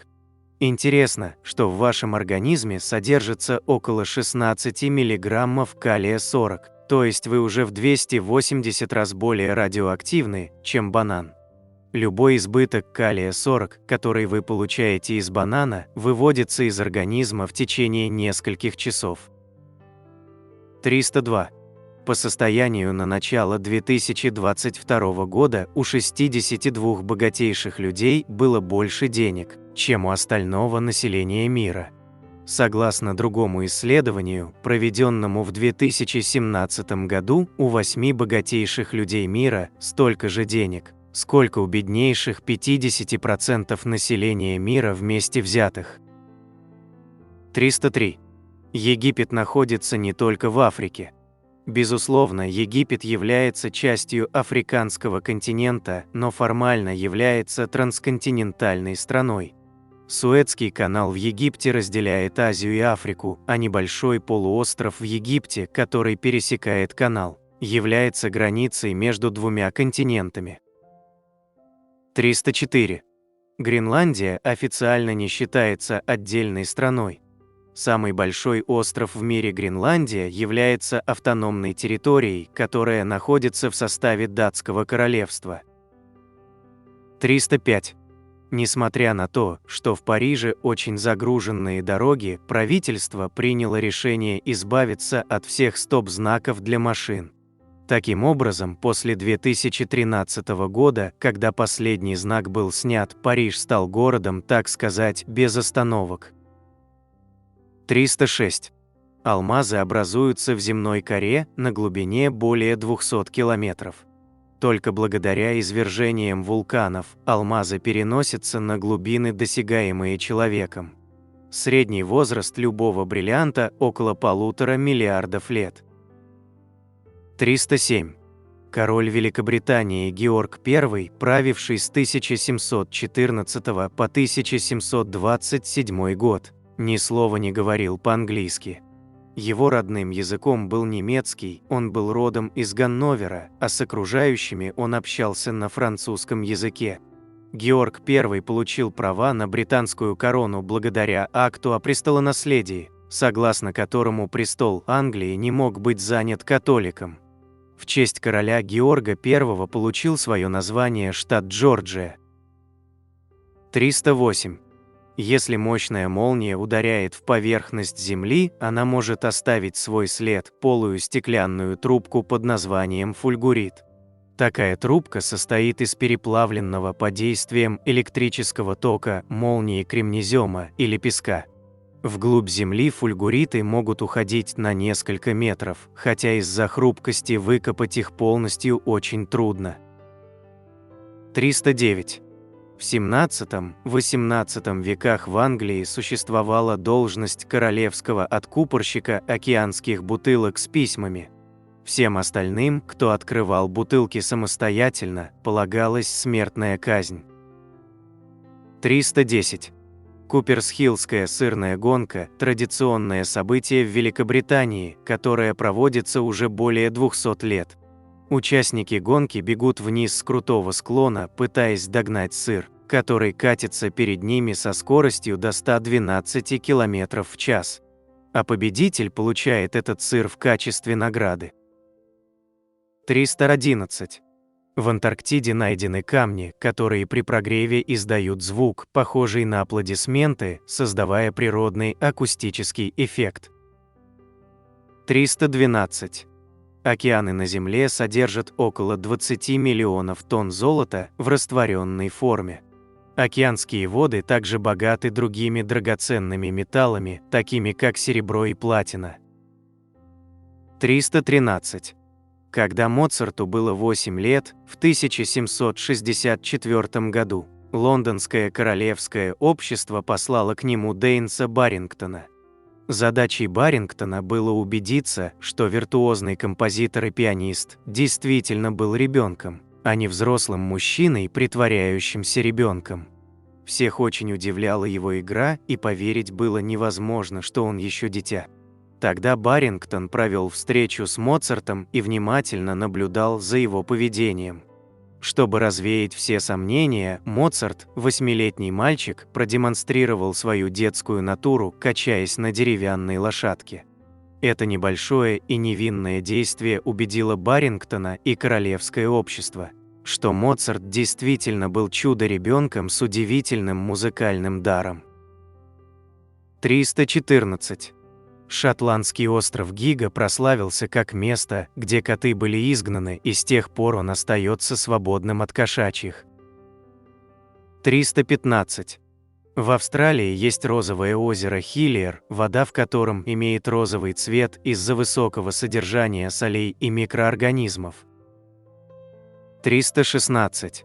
Киты, дельфины и другие китообразные называются также вторичноводными. Их предки в процессе эволюции сначала вышли из воды, а потом вернулись туда снова.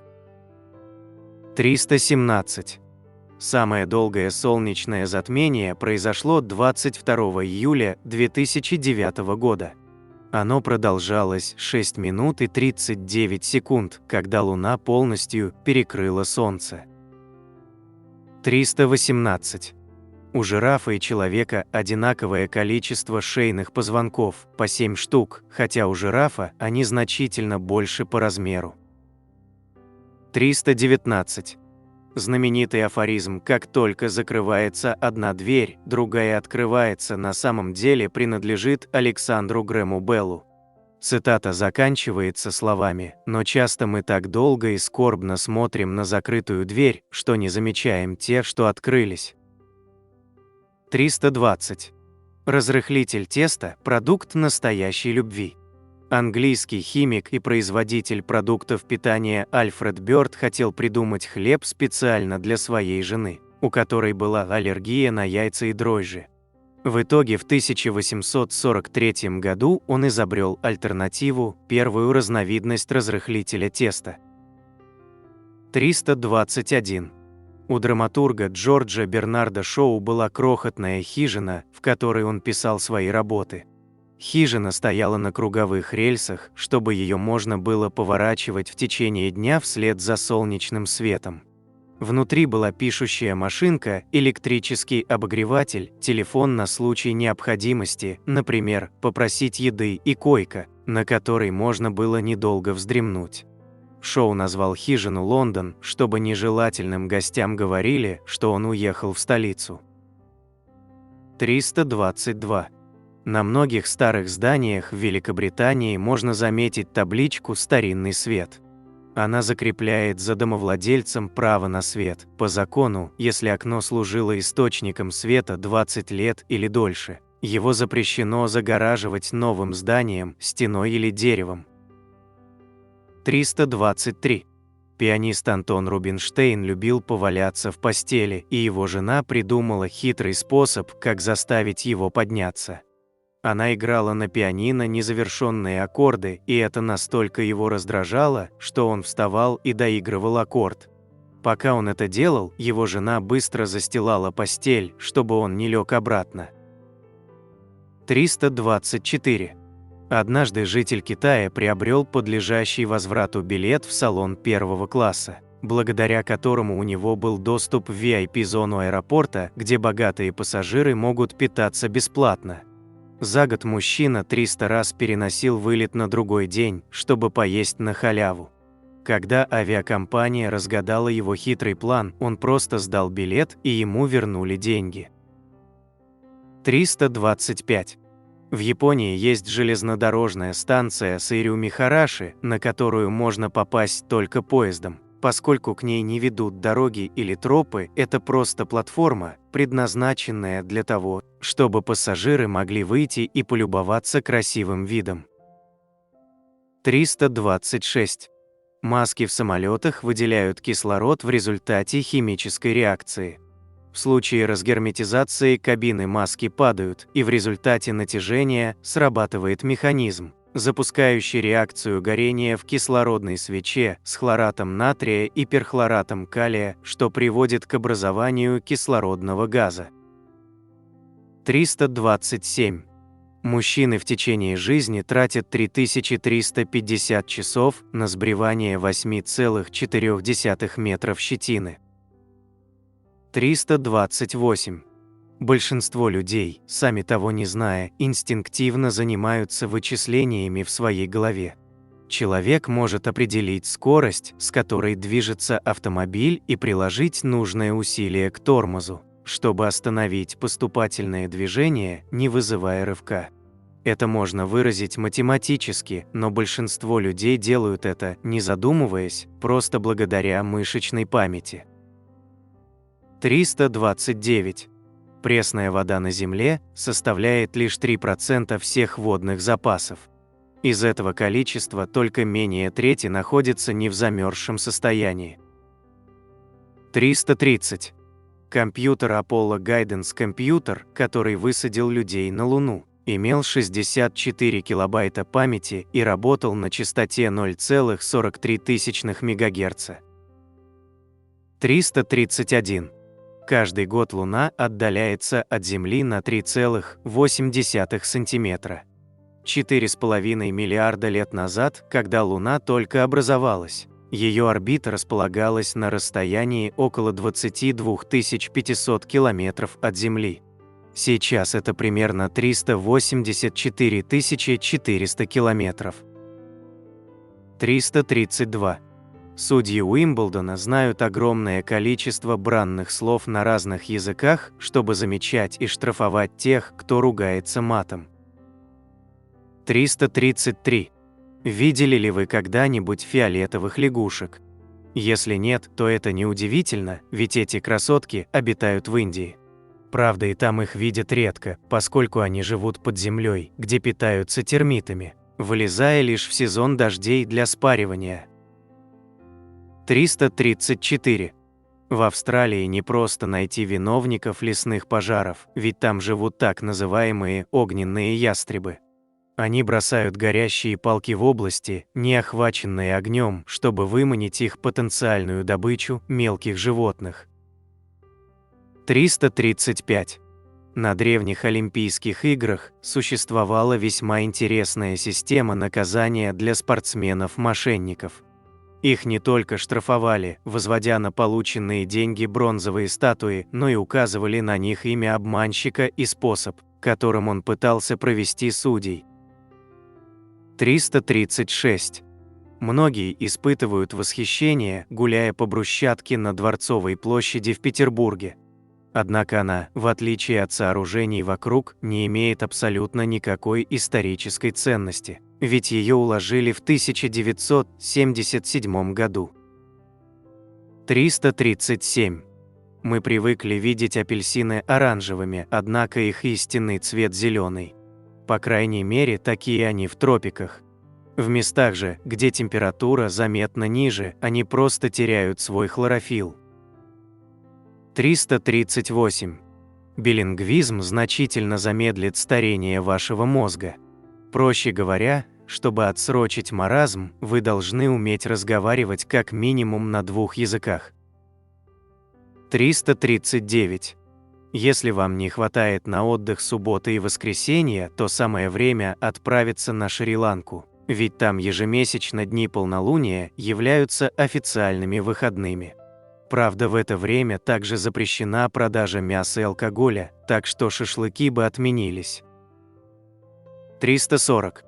Зубную пасту стоит держать как можно дальше от домашних животных, поскольку в одном тюбике содержатся отравляющие вещества, способные убить 13 собак. 341.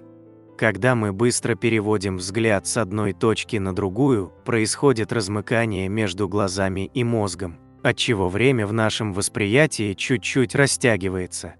Поэтому, если быстро посмотреть на секундную стрелку, то первая секунда покажется более длинной, чем следующая. 342. Вопреки популярному клише, настоящим пиратам крайне редко попадали в руки золото, серебро и драгоценные камни. Чаще всего они грабили торговые суда, перевозившие такие товары, как тюки с одеждой, обработанная кожа животных, специи, сахар, красители, какао, хлопковые ткани и дерево. 343. В 2009 году один венгерский искусствовед смотрел со своей маленькой дочкой фильм «Стюарт Литтл» и заметил на заднем плане картину Роберта Берини, считавшуюся давно утерянной. Оказалось, что эту картину за бесценок купили специально для съемок. Позже это полотно ушло с аукциона за $285 700. 344. Самым густонаселенным районом на Земле за всю историю было практически неуправляемое правительством, погрязшее в преступности поселение в Гонконге, называемое город-крепость Коулун. В 1987 году плотность населения здесь составляла 1 255 000 человек на квадратный километр. 345. Космонавт во время полета может потерять около 20% мускульной массы своего тела всего за 5 дней, если не будет выполнять физических упражнений. 346. В Боливии есть тюрьма, где заключенные живут почти как в нормальном обществе. Они ходят на работу, покупают или арендуют все необходимое, ведут хозяйство и даже часто отбывают сроки со своими семьями. 347. Колибри строит свои гнезда, используя сплетенную пауками паутину. 348. В 1904 году судно шведского моряка Карла Петерсона потерпело крушение у одного из островов Папуа, Новой Гвинеи, населенного племенем каннибалов. Беднягу привели к местному королю и наверняка съели бы, если бы не любовь. Дочь короля воспылала к моряку страстью и пожелала стать женой. Через некоторое время старый король умер, и бывший шведский моряк стал новым правителем острова. 349. Во всей кинотрилогии «Властелин колец» нет ни одного диалога между персонажами – женщинами. 350. Братья Копси стали первыми, кто построил тюрьму на Нижнем озере, Калифорния. Они же стали первыми ее обитателями, угодив за решетку после бурного празднования успешной сдачи объекта. И они же первыми оттуда сбежали, сообразив, что забыли закрепить крышу. 351. Слепота невнимания – психологический феномен, который проявляется в неспособности увидеть объект, находящийся в поле зрения, но неожиданный в данной ситуации, например, горилла на баскетбольной площадке. Это довольно часто случается с людьми, увлеченными каким-то другим объектом, явлением или задачей. 352. Ямочки на щеках – это на самом деле генетический дефект. Они означают, что мышцы росли неправильно и между ними образовались впадины. 353. Американский вирусолог Джонас Солк в 1950-х годах решил не патентовать свою вакцину против полиомиелита, чтобы она была более доступна для людей. Он потерял примерно $7 миллиардов, но спас миллионы жизней. 354. В Исландии есть место, где в одном месте встречаются зеленое поле, желтая река, черный пляж и море. 355. Когда произошло извержение вулкана Везувий, в результате взрыва несколько буханок древнеримского хлеба обуглились и дошли до нас в таком виде. 356. Это китайский водяной олень, у которого в процессе эволюции появились бивни вместо рогов. 357. Есть такая интересная фобия – гиппопотамонстросискипедалофобия. Это боязнь длинных и сложных слов. 358. Город Сан-Хуан на острове Пуэрто-Рико до XIX века назывался Пуэрто-Рико, в переводе «богатый порт», а остров, наоборот, Сан-Хуан. Все поменялось, когда какой-то составитель карты перепутал местами эти названия. 359. К 400 году до нашей эры персы создали яхчал, древний холодильник. В них хранили некоторые продукты и лед. 360. Пресноводные улитки – одни из самых смертоносных животных в мире. Они часто переносят шистосомоз – тропическое паразитарное заболевание, от которого ежегодно умирает около 200 тысяч человек. 361. Корейские астронавты едят специальную кимчи, которую обработали радиацией, чтобы убить все микроорганизмы. 362. Коммерческие самолеты практически не летают над Тибетом. Одна из причин заключается в том, что в случае разгерметизации или отказа двигателя самолеты не могут опуститься до высоты 3000 метров, поскольку средняя высота Тибетского Нагорья составляет 4380 метров. 363. Раньше теннисные мячи были черно-белыми, но по предложению Дэвида Аттенбора их заменили на желтые, чтобы телезрителям было лучше видно мячик. 364. Гражданам Монако запрещено играть в азартные игры и работать в казино. Знаменитое казино Монте-Карло предназначено только для иностранцев. 365. В Швеции до 1973 года было запрещено ездить верхом на лосях. Действовал старый закон, введенный еще в ту древнюю пору, когда лоси использовались для езды. И полиция должна была запретить пользование лосями, чтобы преступники с помощью быстроногих животных не скрывались от преследования. 366. В Антарктиде есть такие места, где уже больше 2 миллионов лет не выпадали дождь и снег. 367. Кожура апельсина и лимона содержит молекулы лимонена, вещества, отвечающего за цитрусовый запах. Однако молекулы этого вещества у апельсина и лимона отражены зеркально, поэтому запах этих фруктов различается. То же самое происходит с мятой и тмином и молекулой карвона, отвечающего за их запахи. 368. Цветовое зрение по-разному выражено у представителей разных рас. Более половины европеоидов, например, обладают повышенной чувствительностью к красному и различают больше его оттенков. 369. У человека меньше мускулов, чем у гусеницы. 370. Домохозяйка в среднем проходит 11 километров в день, занимаясь домашними делами. 371. Первому посетителю Диснейленда, студенту колледжа Дэйву Макферсону, выдали постоянно действующий пропуск во все одноименные парки развлечений во всем мире. 372.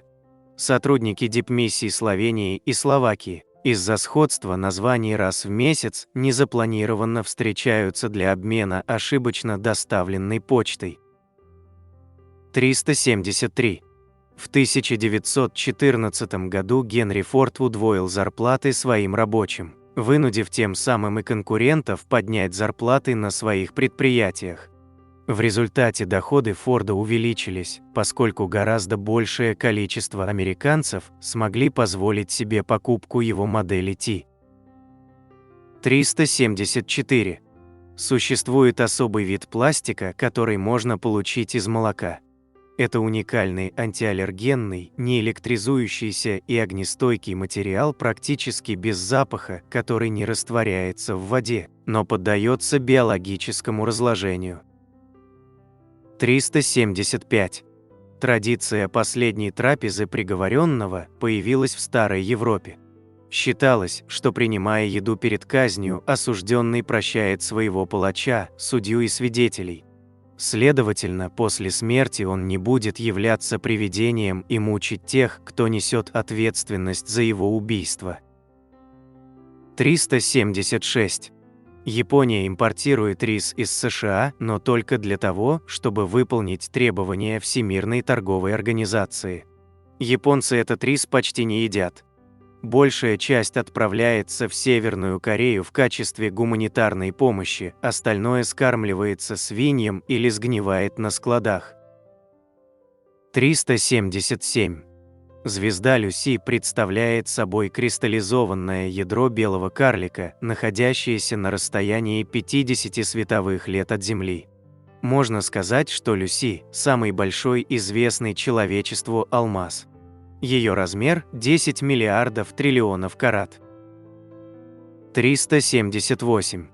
Возраст солнечного света, который мы видим, 30 тысяч лет. Именно столько времени понадобилось, чтобы фотоны пробились из центра светила к его поверхности. А до Земли они добрались, как известно, за 8 минут. 379. В хвосте гремучей змеи нет никакой погремушки. На конце их хвоста чешуйки собраны в подвижные сегменты, которыми змея и трещит, если ее потревожили. 380. Номера на взлетно-посадочных полосах указывают для пилотов. Они показывают, под каким углом относительно магнитных полюсов Земли расположена взлетно-посадочная полоса. 381. Первым искусственным объектом в космосе могла быть крышка люка. Есть версия, что в 1957 году, во время испытаний ядерного оружия в США, крышка отлетела и оказалась в космосе. 382. Во Флориде закон запрещает выгуливать аллигатора на поводке. 383. Японское выражение «кучи-за-миши» означает прием пищи, когда вы не голодны, но когда вашему рту одиноко. 384. Лето на Нептуне длится 40 лет, хотя температура там минус 200 градусов Цельсия. 385. Когда человек лжет, то температура его носа понижается, а вот лба становится выше. 386. Количество пищи, которое съедает человек, напрямую зависит от освещения помещения. Чем темнее, тем аппетит выше. 387. У кузнечиков органы слуха находятся на передних лапах. 388. Натуральные бриллианты не видны под рентгеновским излучением. 389. В XVI веке в Великобритании ананас считался предметом роскоши. Ананасы доставляли прямиком из Америки на кораблях. Дорога была достаточно длинной, и товар быстро портился. Если все же удавалось довести ценный груз, то его стоимость взлетала до небес. Ананасы не ели, с ними выходили в свет и даже сдавали в аренду, чтобы похвастаться перед состоятельными гостями. 390. Фламинго могут пить кипяток. В природе фламинго пьют горячую воду гейзеров, которая бьет из-под земли. Это единственный источник питьевой воды в местах их обитания. Фламинго приспособились пить, не обжигая горло. 391. В Древней Греции бросание яблока в женщину считалось предложением руки и сердца. 392. Когда хозяин пса по имени Шеп скончался в августе 1936 года, Шеп проводил его тело до железнодорожной станции и видел, как гроб погрузили в вагон. В течение последующих 6 лет, до самой своей смерти, Шеп ждал на вокзале возвращения хозяина, приветствуя каждый прибывающий поезд. 393. Думскроллинг – слово, попавшее в словари в 2020 году во время пандемии. Оно означает процесс беспрерывного поглощения большого количества негативных новостей в интернете. Специалисты по психическому здоровью подчеркивают, что думскроллинг очень вреден для настроения и душевного состояния. Однако многие люди говорят, что им сложно прекратить этим заниматься. 394. Человек приручил шелкопряда 5000 лет назад ради шелководства.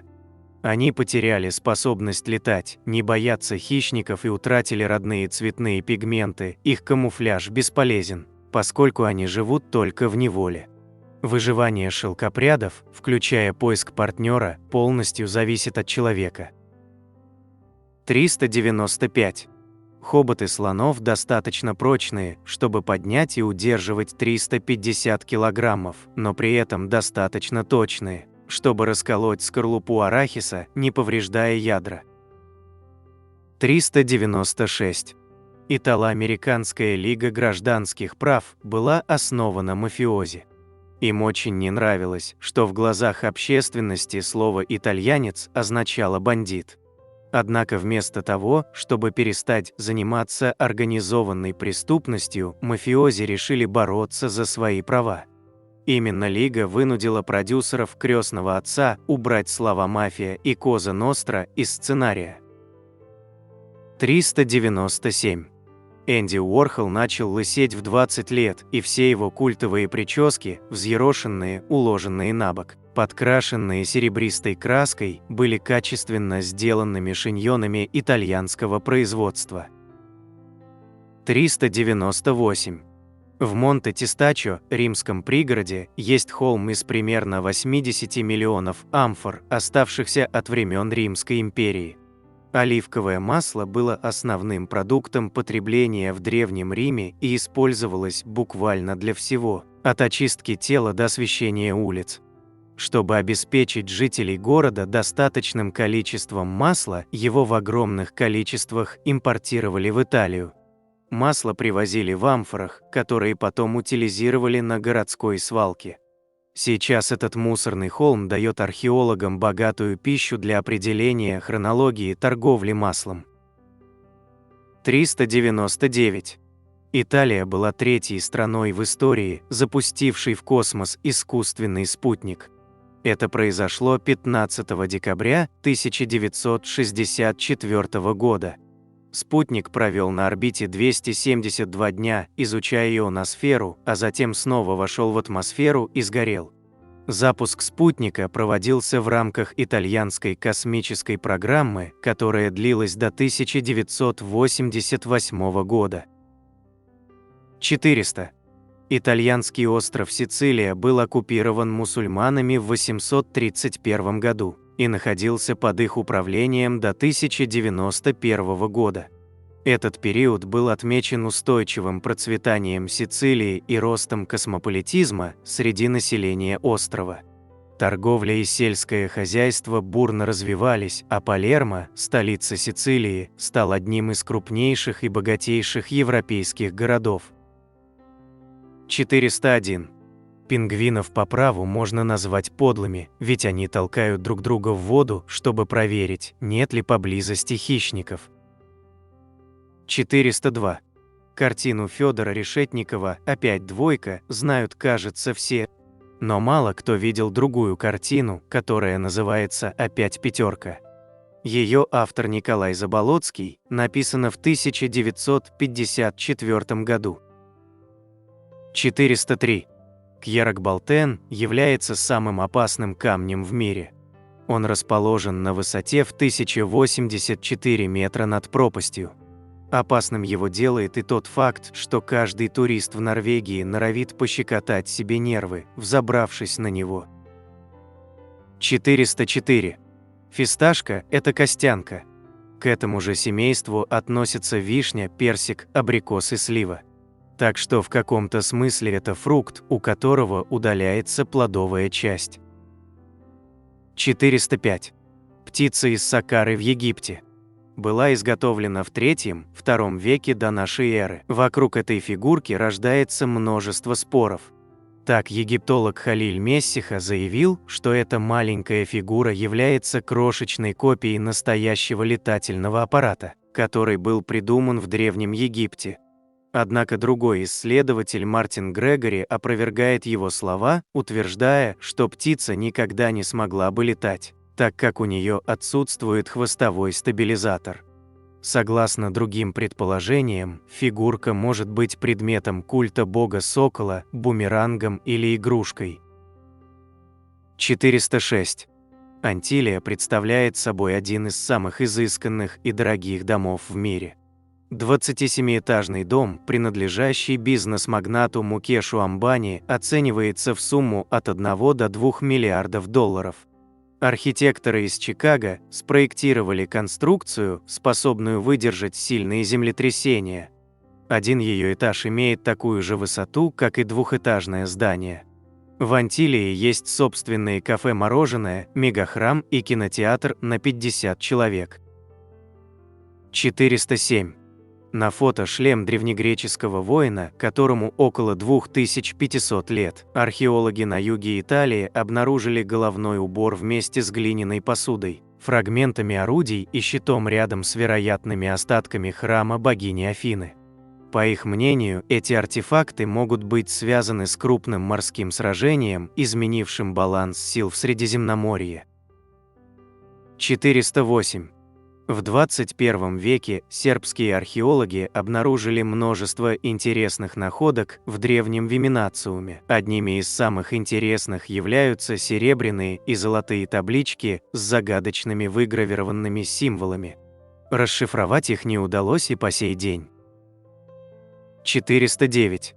Жительница Аргентины рассказала о необычном поздравлении студентов в этой стране. Стоит только человеку успешно сдать последний экзамен, как его родственники и друзья закидывают его едой, краской, маслом, пеной, в общем, почти всем, что попадется под руку. Все это делается, чтобы отпраздновать успешное окончание университета. 410. Кунстхаус Грац – музей современного искусства, который был открыт в 2003 году. Из-за необычного дизайна здания музей еще называют дружелюбным инопланетянином. 411. В 1941 году во время Второй мировой войны немецкий док по имени Джулиана была награждена медалью Голубого Креста за то, что потушила зажигательную бомбу, пописав на нее. 412. На фото чрезвычайно редкий набор ножей XVI века с выгравированными нотами. С помощью таких ножей времен Ренессанса гости могли немного попеть в конце трапезы. Текст песен был связан с благодарностью Богу за еду. 413. Эта игра «Мозаика. Изменчивые леди. Лондон. 1819 год». Каждый портрет разделен на 3 взаимозаменяемые части. Замена любой из этих частей создаст новое лицо. Всего 28 карточек. 414. Скалистая деревня Кандаван в Иране – пример рукотворных скальных жилищ, которые все еще обитаемы. 415. Эта ангиограмма показывает кисть мастера йо-йо. Постоянные тренировки в течение многих лет дают о себе знать. Указательный палец имеет гораздо меньше сосудистой ткани, чем другие пальцы из-за постоянного перетягивания веревкой. 416. Опал контралус выглядит так, будто он содержит космическую туманность. Отличается от других драгоценных камней тем, что у него отсутствует кристаллическая структура. Вместо этого он состоит из шариков диоксида кремния, из-за чего свет преломляется через него странными и интересными способами. 417. Лошадей не тошнит, их организм устроен таким образом, что подобное с ними вообще не происходит. 418. Древние греки придумали миф о циклопах тогда, когда нашли останки мамонтов и не поняли, кому принадлежат такие большие кости. 419. Лебеди для создания новой семьи формируют моногамные пары, которые редко распадаются. Они даже могут умереть из-за разбитого сердца, если один из партнеров погибнет. 420.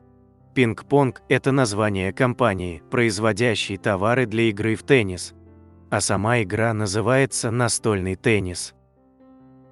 421. В Китае не принято приносить цветы хозяйке дома. Считается, что этим гости подчеркивают, этот дом настолько некрасивый, что они приносят украшения с собой. 422. Фламинго появляются на свет серыми, и только со временем их оперение приобретает привычный для нас розовый окрас. Все дело в рационе птиц. Он состоит из особых рачков и сине-зеленых водорослей, которые содержат натуральный розовый краситель каротиноид. Именно он и делает их перья столь яркими и привлекательными. 423. Гепарды не умеют рычать, а только мяукают, как домашние котята. 424. В 1920 году изобретатель Хьюго Гернсбик сконструировал шлем, чтобы избавиться от нежелательного шума и отвлекающих факторов, с которыми сталкиваются писатели. Устройство получило название изолятор, и его целью было повышение концентрации. 425. Глаза северных оленей зимой становятся синими. Такая адаптивная способность позволяет животным лучше видеть при слабом освещении. Любопытно, но у некоторых оленей глаза зимой могут становиться не только синими, но и зелеными. 426. В природе не существует самцов траурных гекконов. Это полностью женский вид, способный самовоспроизводиться без участия самцов. Около 70 видов животных в мире продемонстрировали подобное поведение, среди них некоторые крабы и улитки. 427. В Бангладеш есть больше 100 школ, расположенных на лодках. У каждой есть доступ в интернет, библиотека, и школа работает на солнечных батареях. Ежегодные наводнения в Бангладеш могут нарушать учебный процесс для сотен и тысяч учеников.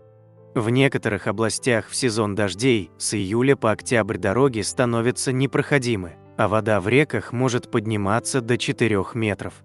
Поэтому возникла необходимость в лодочных школах. 428. У каждого человека свой индивидуальный отпечаток языка, как и отпечатки пальцев.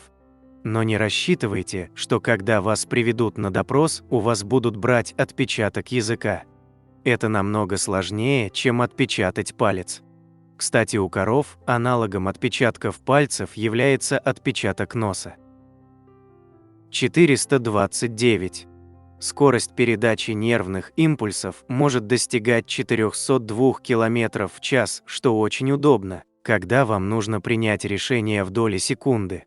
К примеру, отдернуть руку от горячего утюга. Все это обусловлено химическими сообщениями, путешествующими между нейронами в случае решения, или между нейронами и мышечными клетками в случае движения.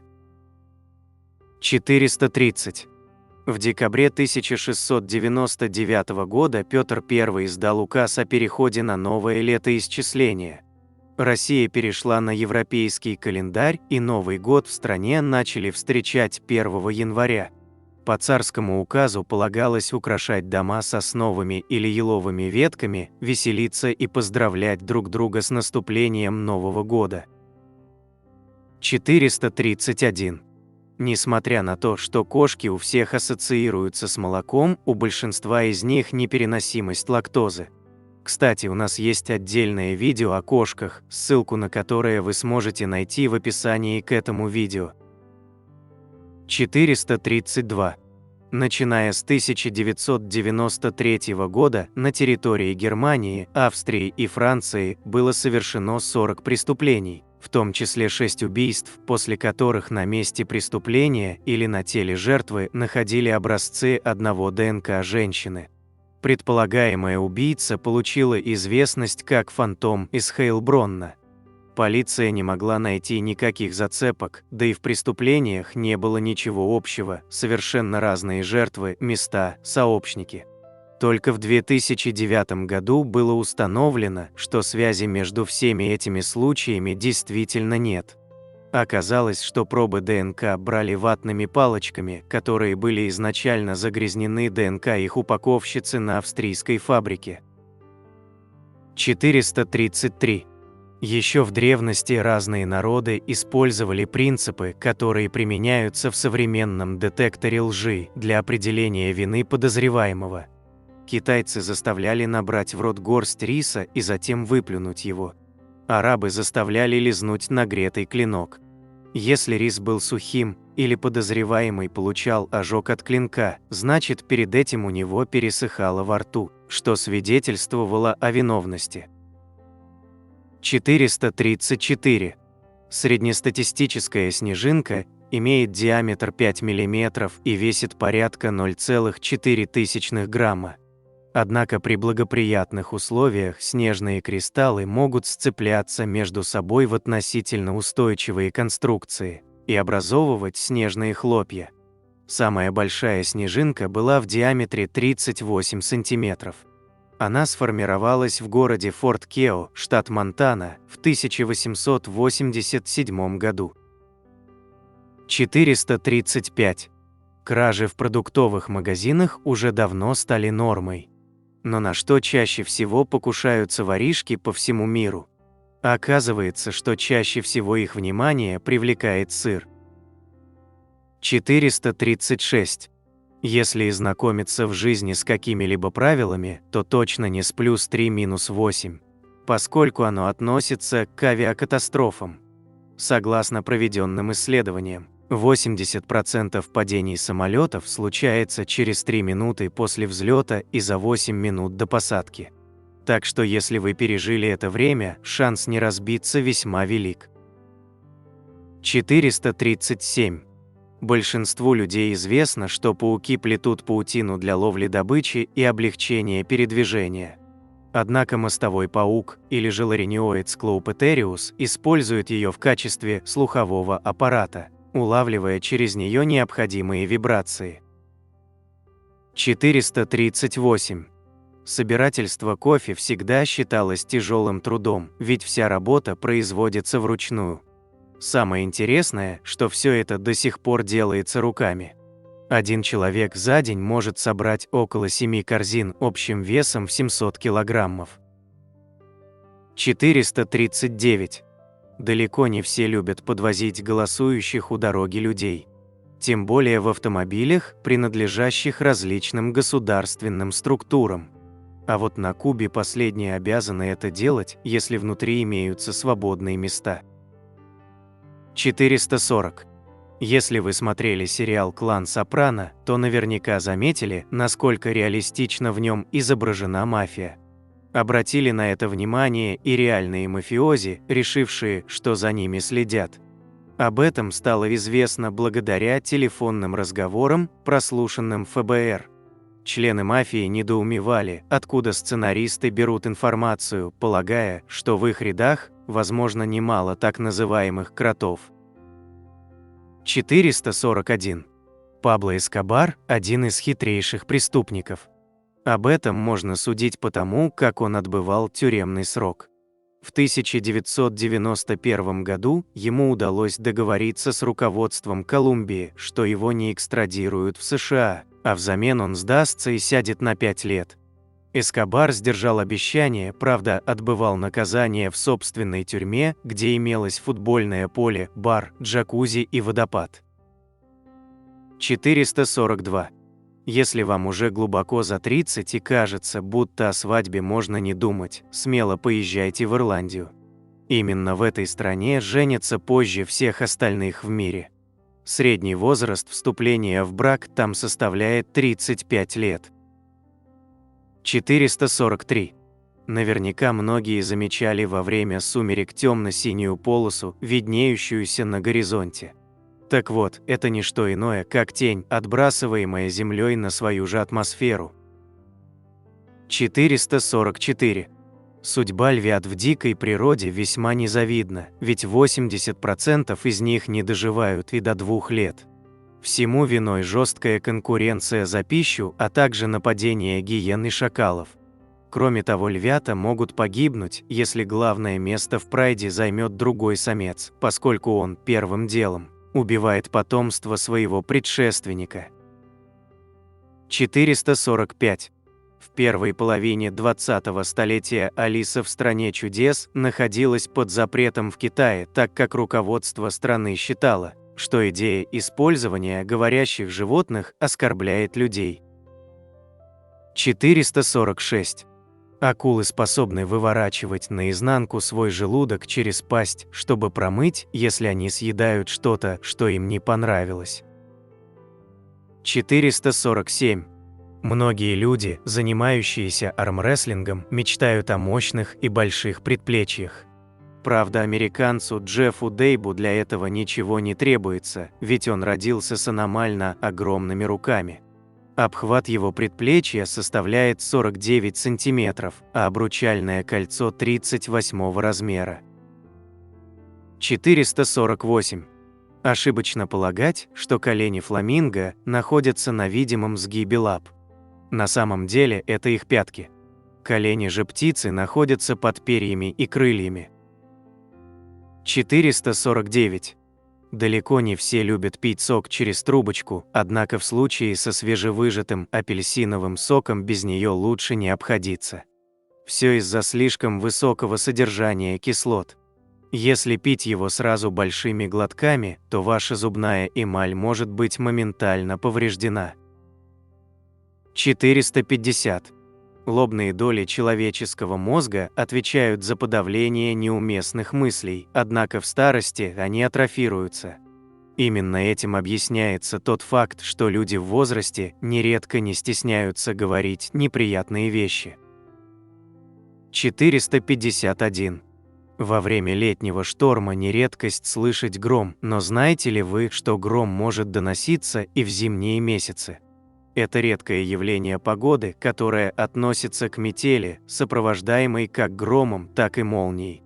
Для того, чтобы произошла громовая погода, воздушный слой ближе к земле должен быть теплее, чем слои выше, но все же достаточно холодным, чтобы создать снег. 452. Все мы видели, как в кино благодаря дефибриллятору человека возвращают к жизни. Однако важно, что на самом деле этот прибор не перезапускает остановившееся сердце. Наоборот, он останавливает работу сердечной мышцы, давая организму шанс самостоятельно восстановить нормальный ритм. 453. Оказывается, что музыкальная индустрия лишилась самого культового дуэта из-за принципиальности Фредди Меркьюри и странности Майкла Джексона. Артисты должны были записать дуэт, но лидер Queen был против, чтобы король поп-музыки притаскивал на студию свою ручную ламу. 454. Если вам не нравится, когда вас называют ленивым, попросите собеседника прибегнуть к фразе, используемой в XIX веке. Родился немного уставшим, именно так говорили о тех, кто любит полениться. 455.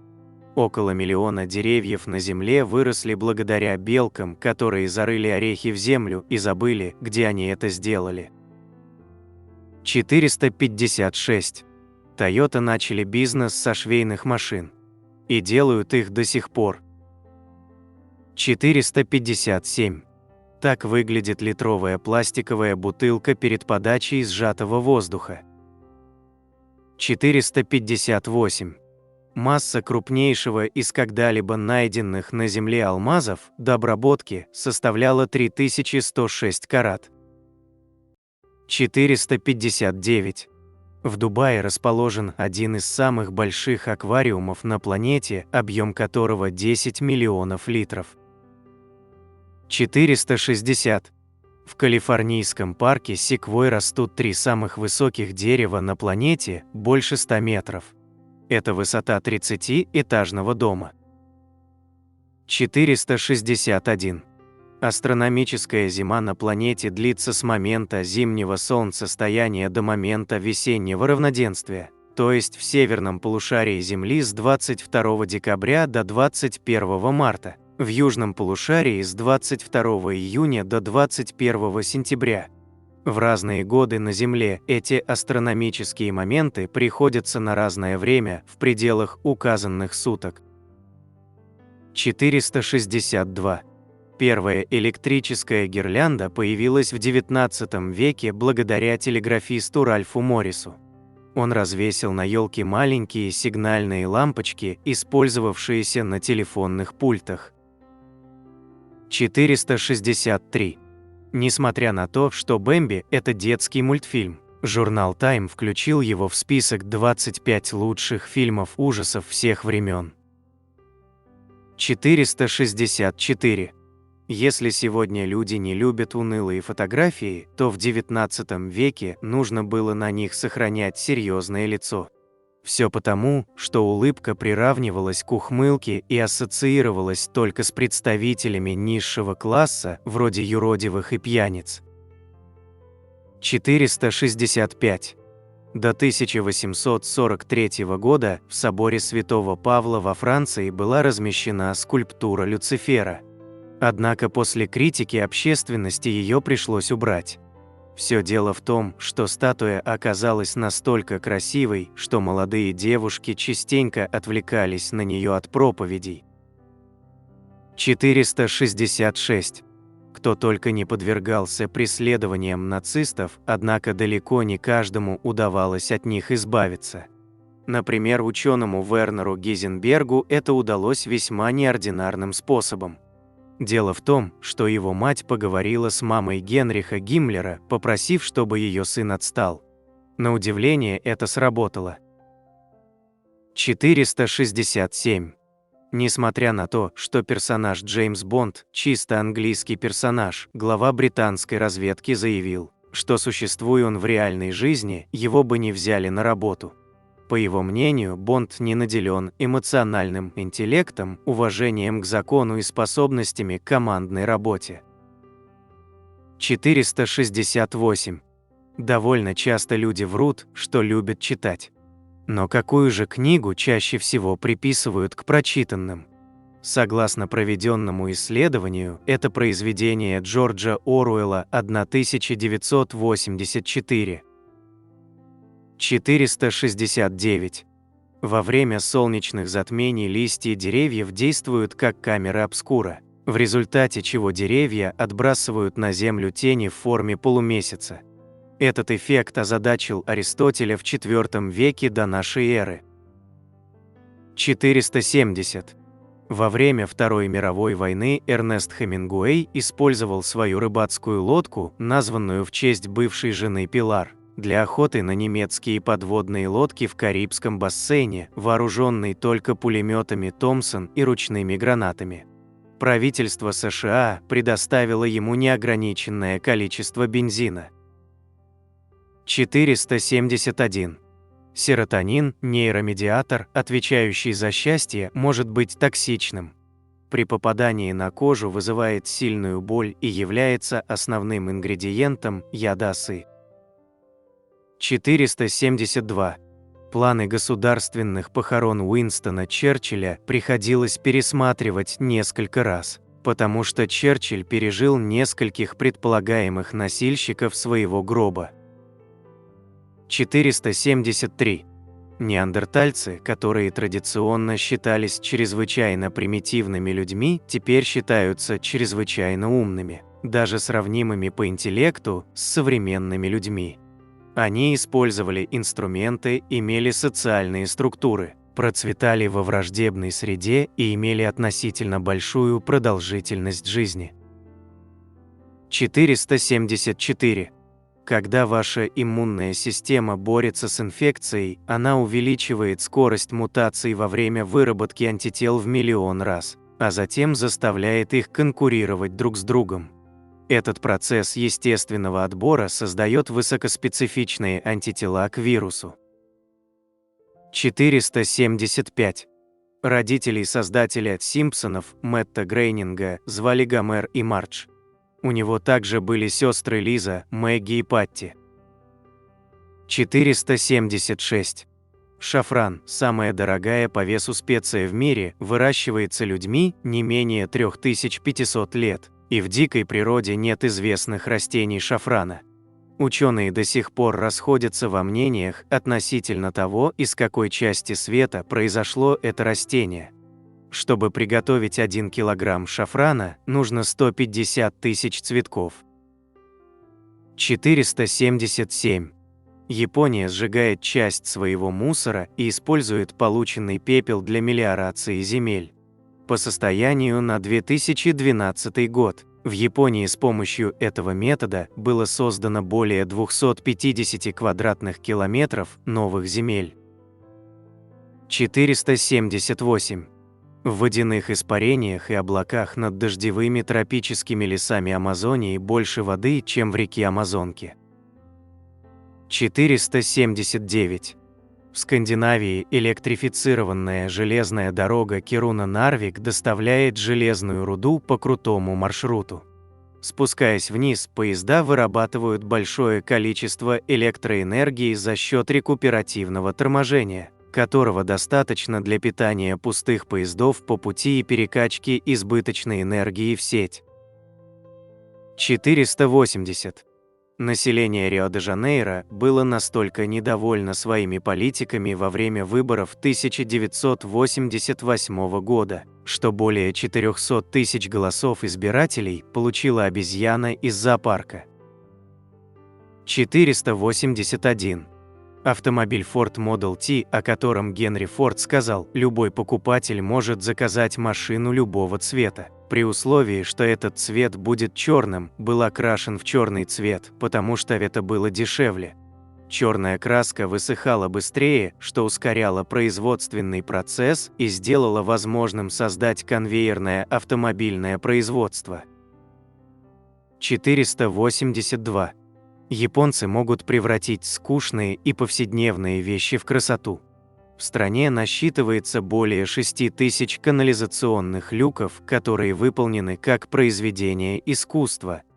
У разных муниципалитетов есть свои уникальные проекты и дизайны люков.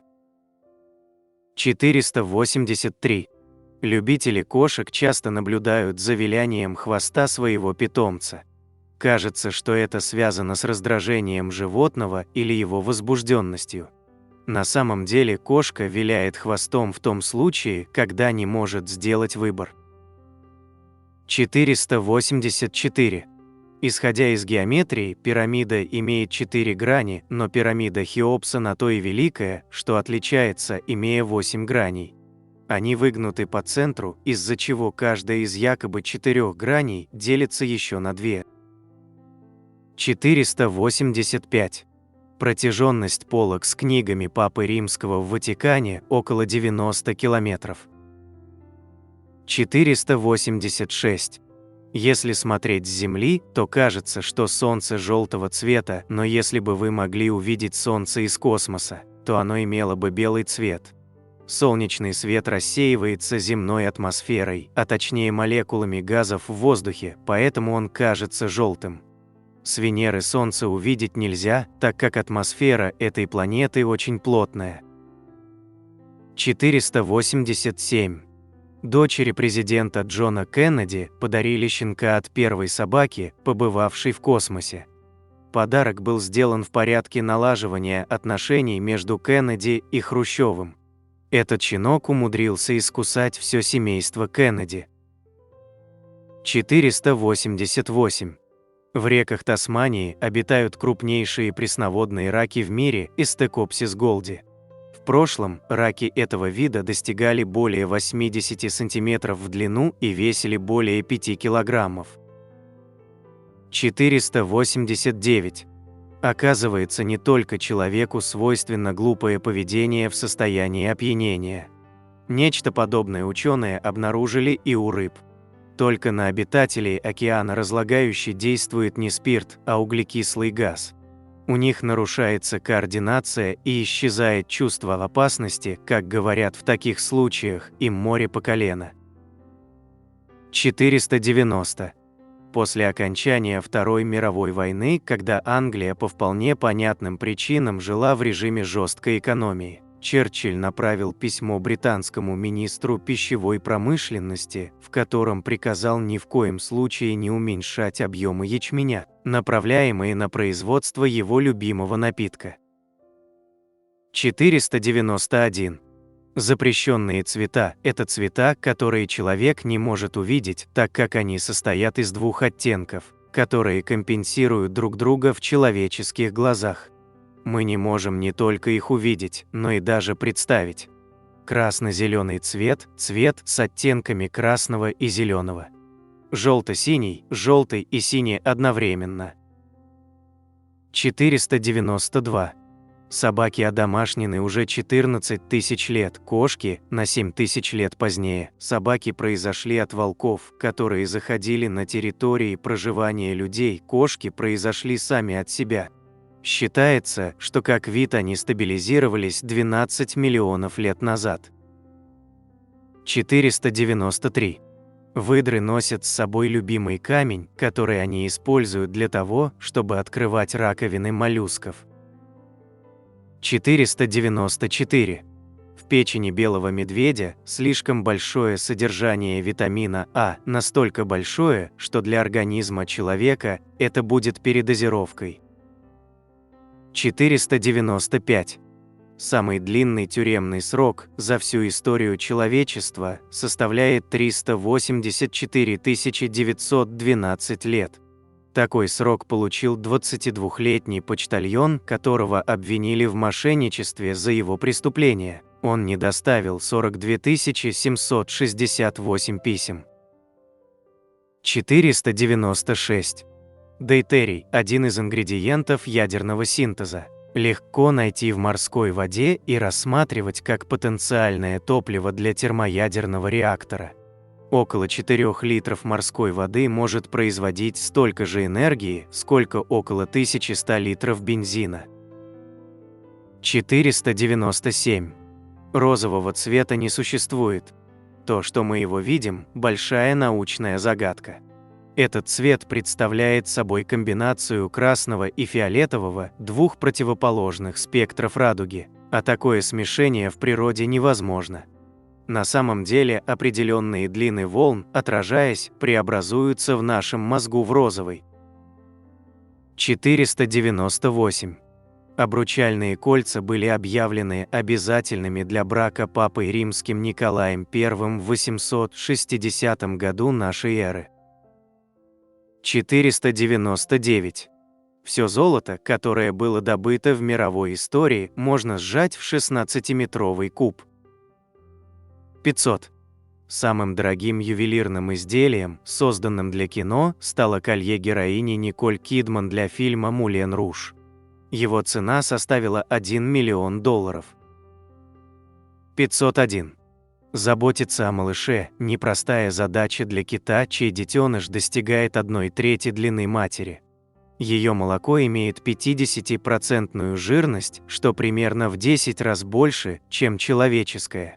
Это позволяет детенышу быстро набирать вес. 502. Бобры становятся практически затворниками во время зимы, живя за счет заготовленной еды или жира в своих хвостах.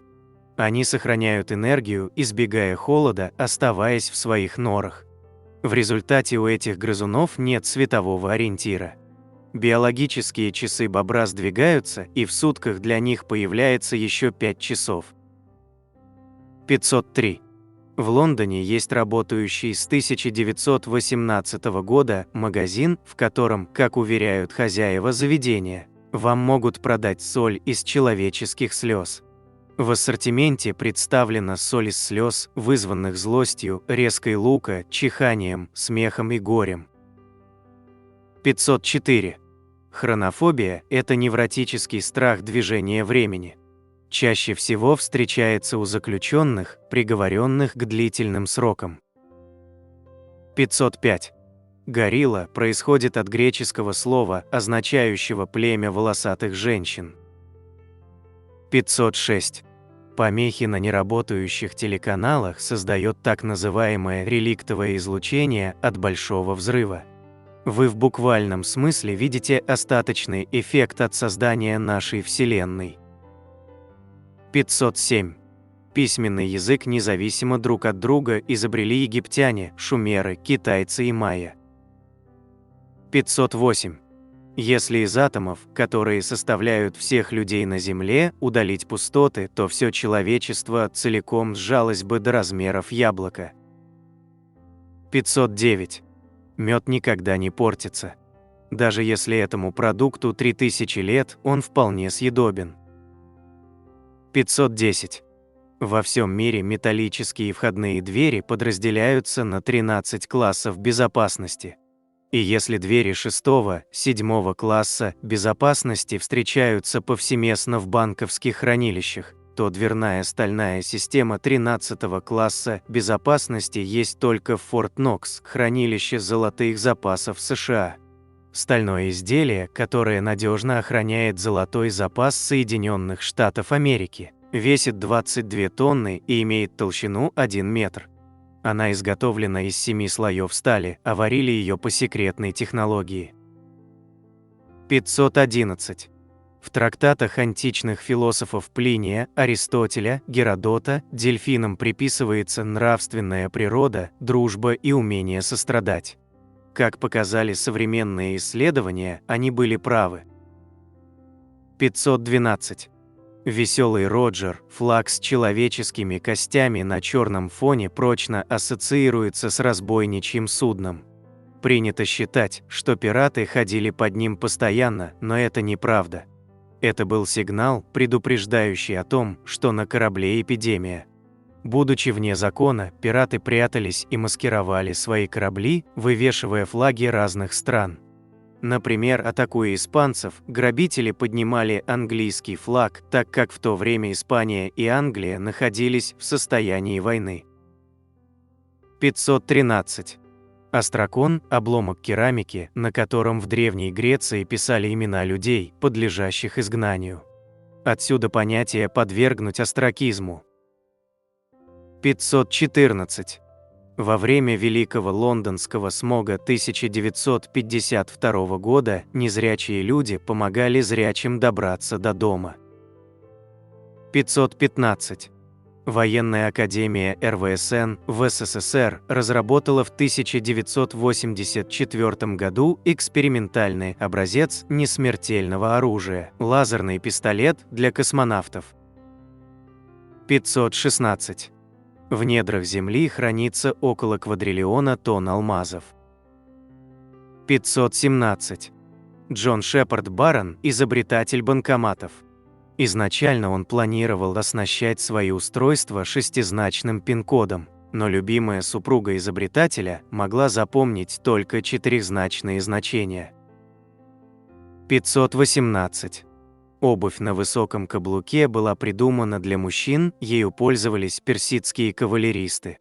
В туфлях такой конструкции ногам было удобнее держаться в стременах.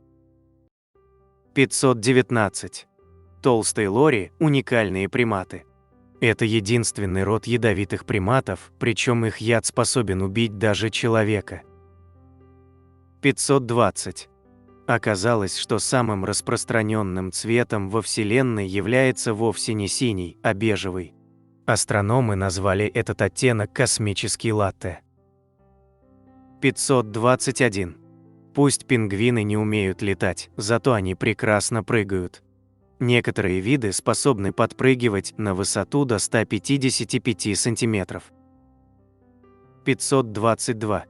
Кафедральный собор в Нью-Йорке украшает голова Дарта Вейдера из «Звездных войн». 523.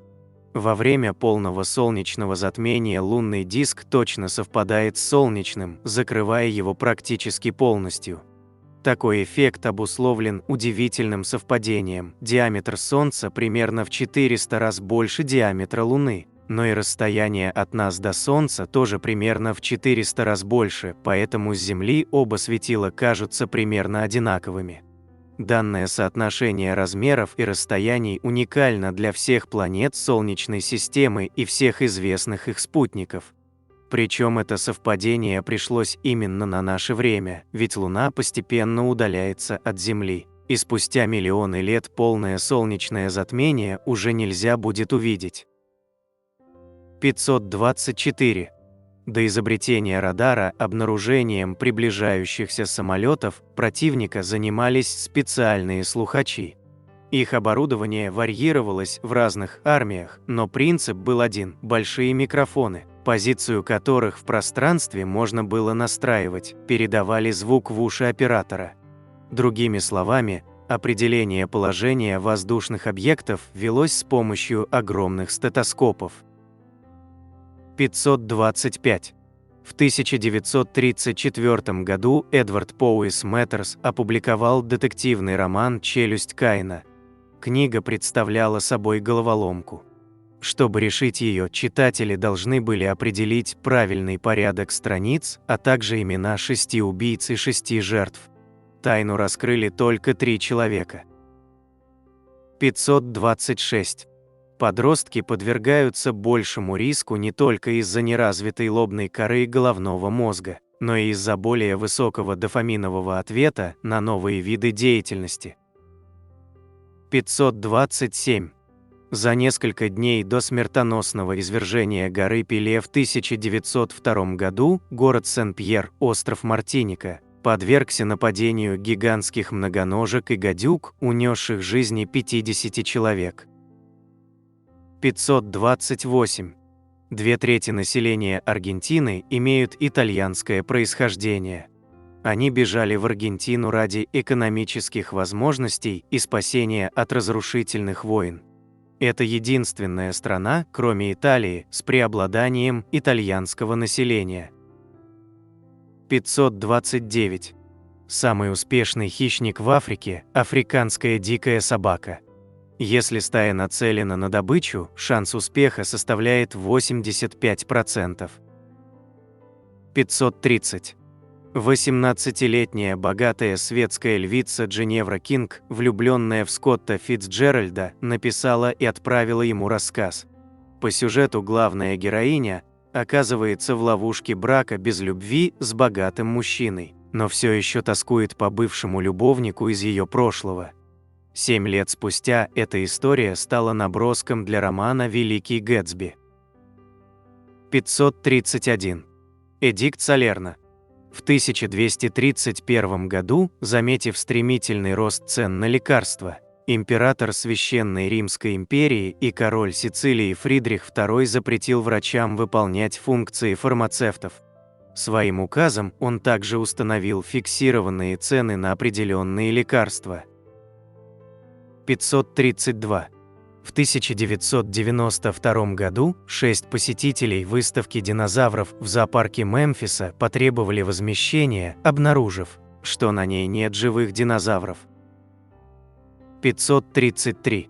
Причина, по которой многие персонажи анимационной студии Ханна-Барбара носили ошейники и галстуки, заключалась в необходимости экономить средства. Разделение головы и тела позволяет телу оставаться статичным, пока голова анимирована. В результате для 7-минутного мультфильма требовалось всего около 2000 рисунков вместо обычных 14 тысяч. 534. Артур Стилвелл, молодой предприниматель из Канзас-Сити, построил 5000 километров железной дороги, основал более 40 городов и разработал способ перевозки живых устриц поездом.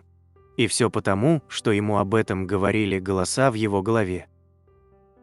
535. Астронавт Брюс Маккендлис парил в космосе, совершенно не привязанный ни к чему, на расстоянии 100 метров от шаттла в 1984 году, имея только реактивный ранец с азотом. 536. В В 1999 году Microsoft захотела домен windows2000.com, но он принадлежал парню по имени Боб. К счастью, Microsoft оказался владельцем домена bob.com. Они совершили взаимовыгодный обмен. 537.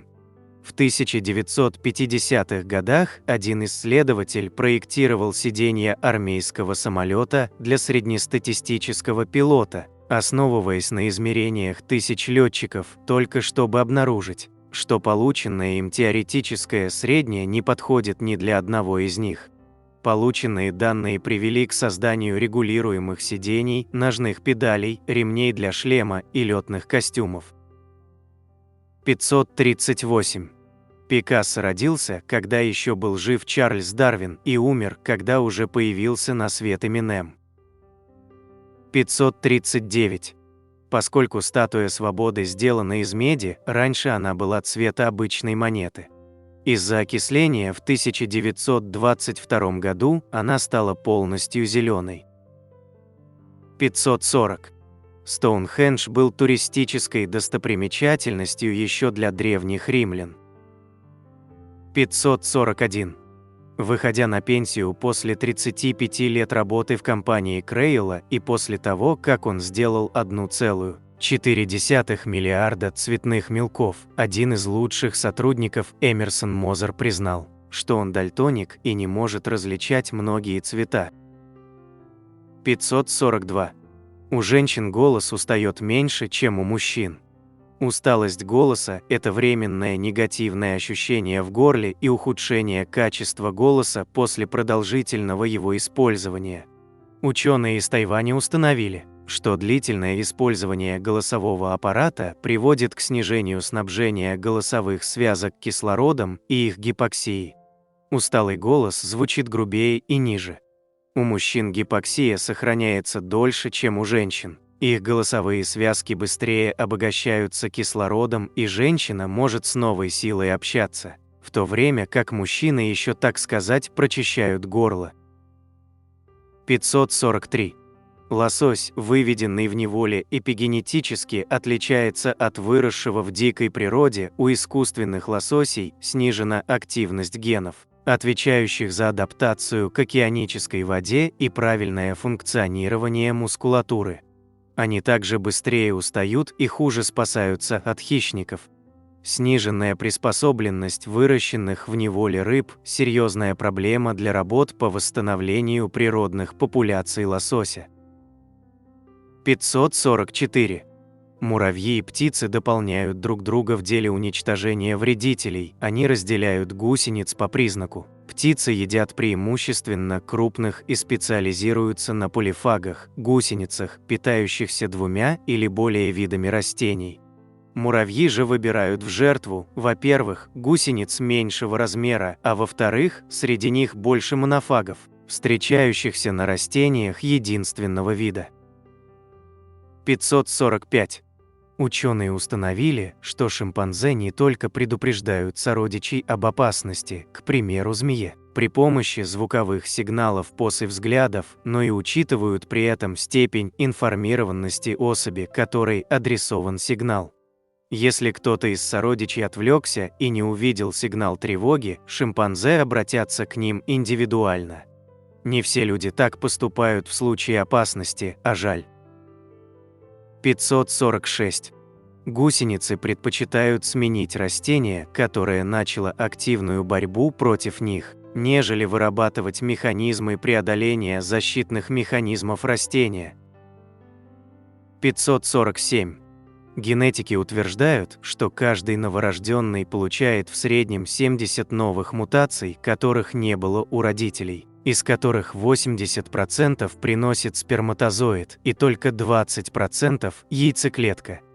Каждый год отца прибавляет его потомству в среднем 1,5 мутации. Возраст матери тоже влияет на число мутаций у потомства, но не так сильно. Каждый год жизни матери обходится потомству в 0,37 дополнительных мутаций. 548. Самцы зебровых амадин поют одну и ту же песню и при привлечении самки, и при общении со стаей. Как же самке удается понять, что сказал ее самец, если ее окружает хор одинаковых песен? Дело в том, что она слушает только своего самца и никого более. 549.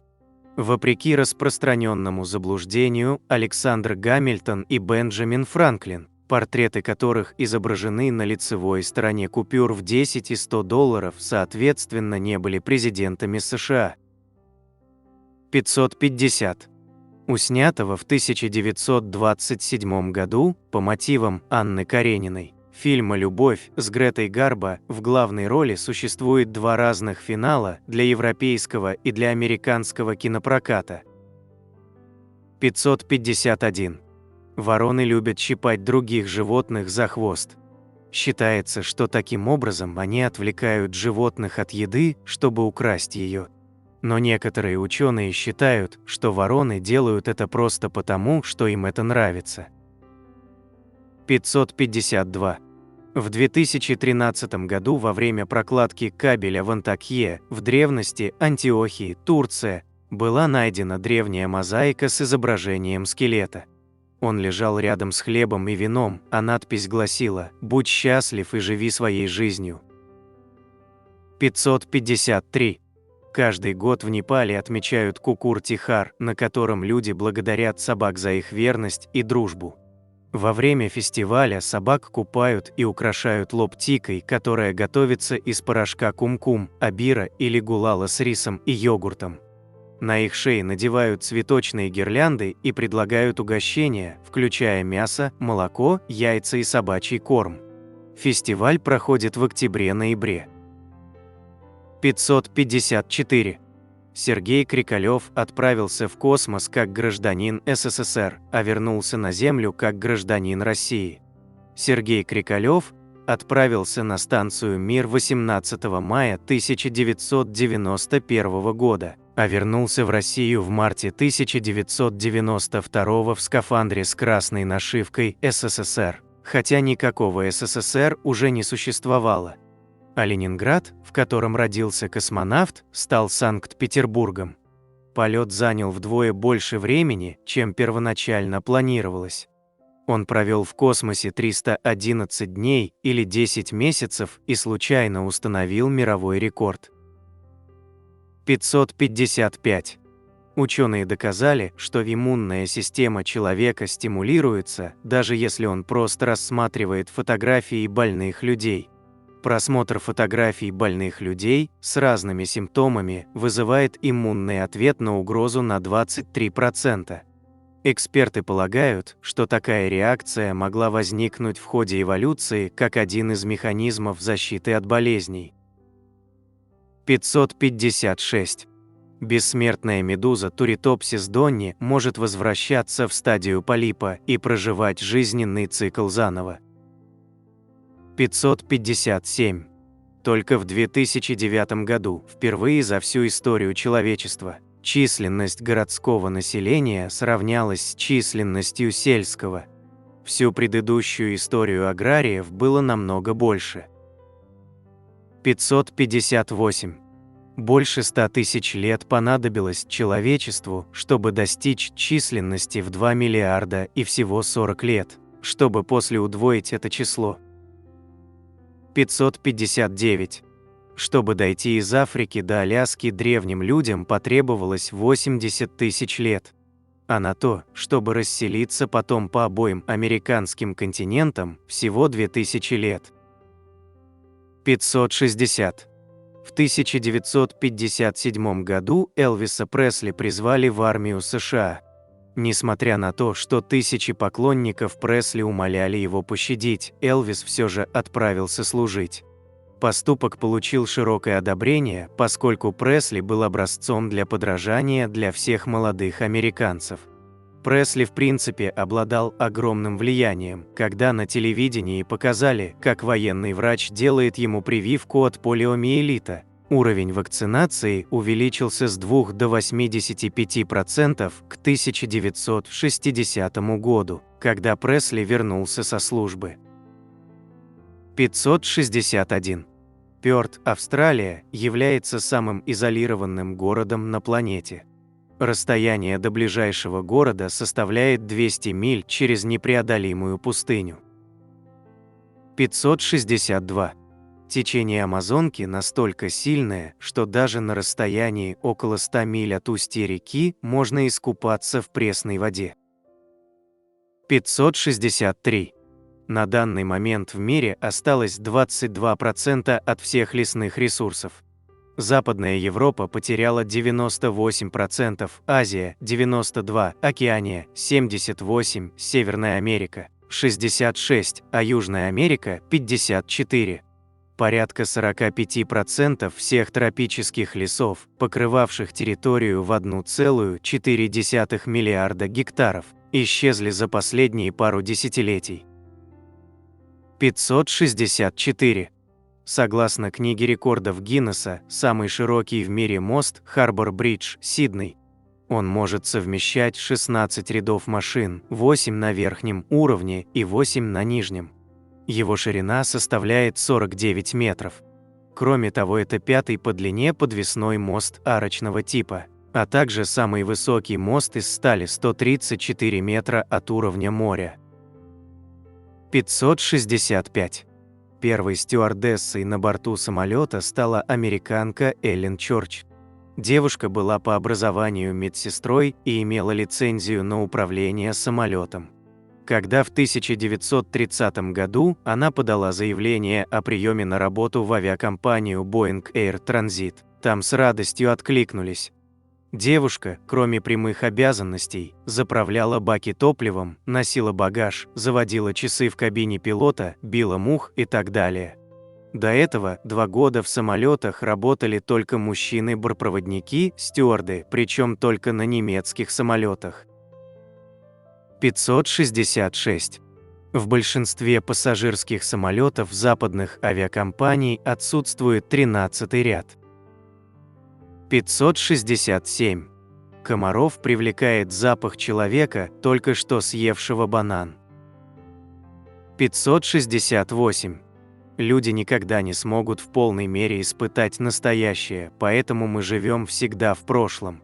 Каждое человеческое существо живет опаздывая по крайней мере на 80 миллисекунд от настоящего. Ученый Дэвид Иглман считает, что наше сознание отстает от реальных событий и что когда вы осознаете, что какое-то событие произошло, на самом деле оно произошло несколько раньше, просто ваш мозг создает сплоченную картину мира. Мы просто не успеваем за настоящим. 569. В Древней Греции и Древнем Риме храмы и статуи не были белоснежными, наоборот, их раскрашивали в яркие цвета. Храм Парфенон немного напоминал Диснейленд. То же касается и европейских церквей. Статуи тоже были полихромными.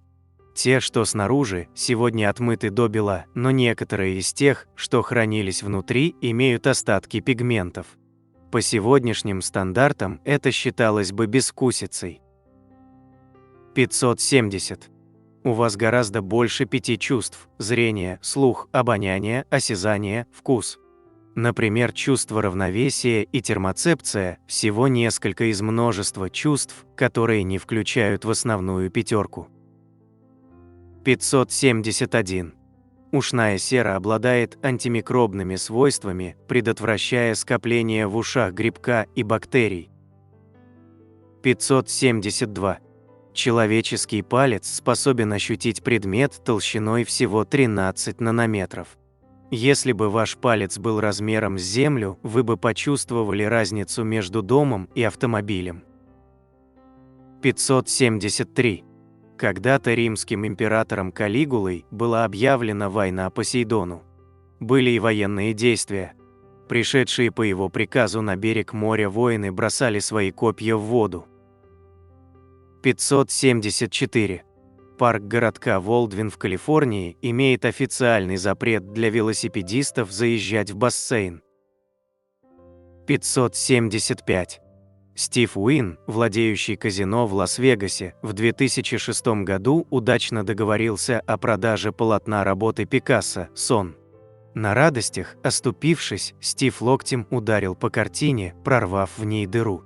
Сделка сорвалась. 576.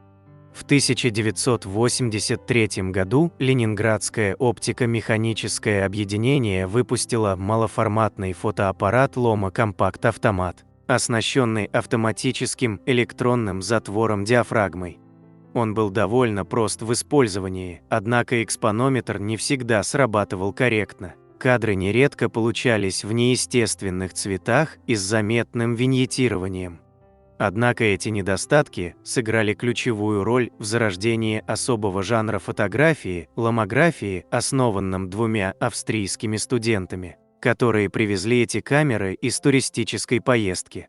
Основной принцип ломографии – фиксирование жизни с необычных ракурсов такой, какая она есть, не обращая особого внимания на качество снимков. Энтузиасты наладили выпуск Loma Compact автоматов и других специально разработанных для ломографии камер за рубежом, производят фотопленку и регулярно организуют фотовыставки. 577. Исследования черного квадрата Малевича с помощью микроскопа и рентгена выявили, что под ним спрятаны сразу две более ранние работы, написанные цветными красками. Одна относится к кубофутуристическому периоду творчества художника, вторая – к протосупрематическому. Также под слоем краски обнаружена сделанная Малевичем надпись «Битва негров ночью», отсылающая к абсолютно черному шуточному полотну Альфонса Алли, написанному 30 годами ранее.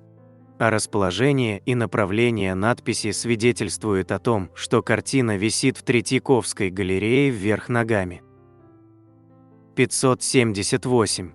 Художник венгерского происхождения Элмир де Хари прославился как один из самых искусных фальсификаторов, знаменитых живописцев. Начав карьеру с имитации работ Пикассо, де Хари за свою жизнь сумел продать тысячи подделок, хотя в юридическом смысле подделками их называть не совсем корректно, так как де Хари не подписал ни одну картину именем творца оригинала. Факт его мастерства в подражании стал настолько известным в мире искусства, что теперь появляются подделки под самого де Хари. В 2014 году на аукционе в Новой Зеландии были выставлены две приписанные ему картины в стиле Клода Моне, однако эксперт по работам де Хари смог распознать факт двойной фальсификации. 579. В прошлом женщины всегда носили длинные волосы, но Жанна Дарк пошла против общественного мнения и коротко подстриглась, и надела мужскую одежду. Этот факт в результате вошел в 12 обвинительных пунктов Инквизиции. Согласно историческим данным, Жанна слышала голоса святых в голове, и они ей говорили, что ей нужно делать. Почти 500 лет спустя прическа Орлеанской девы вдохновила польского парикмахера на создание самой популярной женской прически – короткого боба. 580. У Эйнштейна были проблемы с развитием речи. Он произнес свое первое слово только в возрасте 4 лет. Родители всерьез опасались, что ребенок родился умственно отсталым. После смерти Эйнштейна патологоанатом, делавший вскрытие, украл его мозг. Правда, позднее он все-таки получил разрешение от сына Эйнштейна, но его все равно уволили из Принстона. 581. Король умер. Да здравствует король! Эта фраза традиционна при коронации королей Франции, Англии и была переведена с французского. Первый раз была произнесена на коронации Чарльза VII в 1422 году, после смерти его отца Чарльза VI. В то время французский язык был первичным языком аристократов в Англии, и девиз означал «Трон никогда не будет пуст». Страна никогда не должна быть без монарха. 582. Эксперты доказали, что спать с подушкой под коленями полезно. Это перераспределяет давление и способствует нормализации кровотока в ногах. 583. Первые жвачки делали из березового дегтя и других натуральных веществ. Один такой кусочек жевательной резинки каменного века обнаружили в Дании, ему 5700 лет. 584. Если побрить тигра, полоски будут и на его коже из-за оставшихся волосяных фолликул. 585. Сверхзвуковой пассажирский самолет «Конкорд» летал быстрее пули. Если он вылетал из Лондона в сторону Нью-Йорка вечером, при достижении крейсерской скорости 2300 км в час пассажирам в самолете казалось, что солнце снова начинает восходить. 586. Прометий – редкий радиоактивный химический элемент. В земной коре содержится всего около 500–600 граммов прометия. 587. Так выглядит солнечное затмение из космоса. 588. Ни для кого не секрет, что громкий продолжительный ор может привести к срыву голоса. Однако то же самое с вами может случиться, если долго шептать. 589. По мнению ученых, музыка способствует достижению счастья. Она активизирует ту зону мозга, которая вырабатывает так называемый гормон счастья – дофамин. 590. Этакус атлас – самая большая ночная бабочка. Размах ее крыльев достигает 30 сантиметров. 591.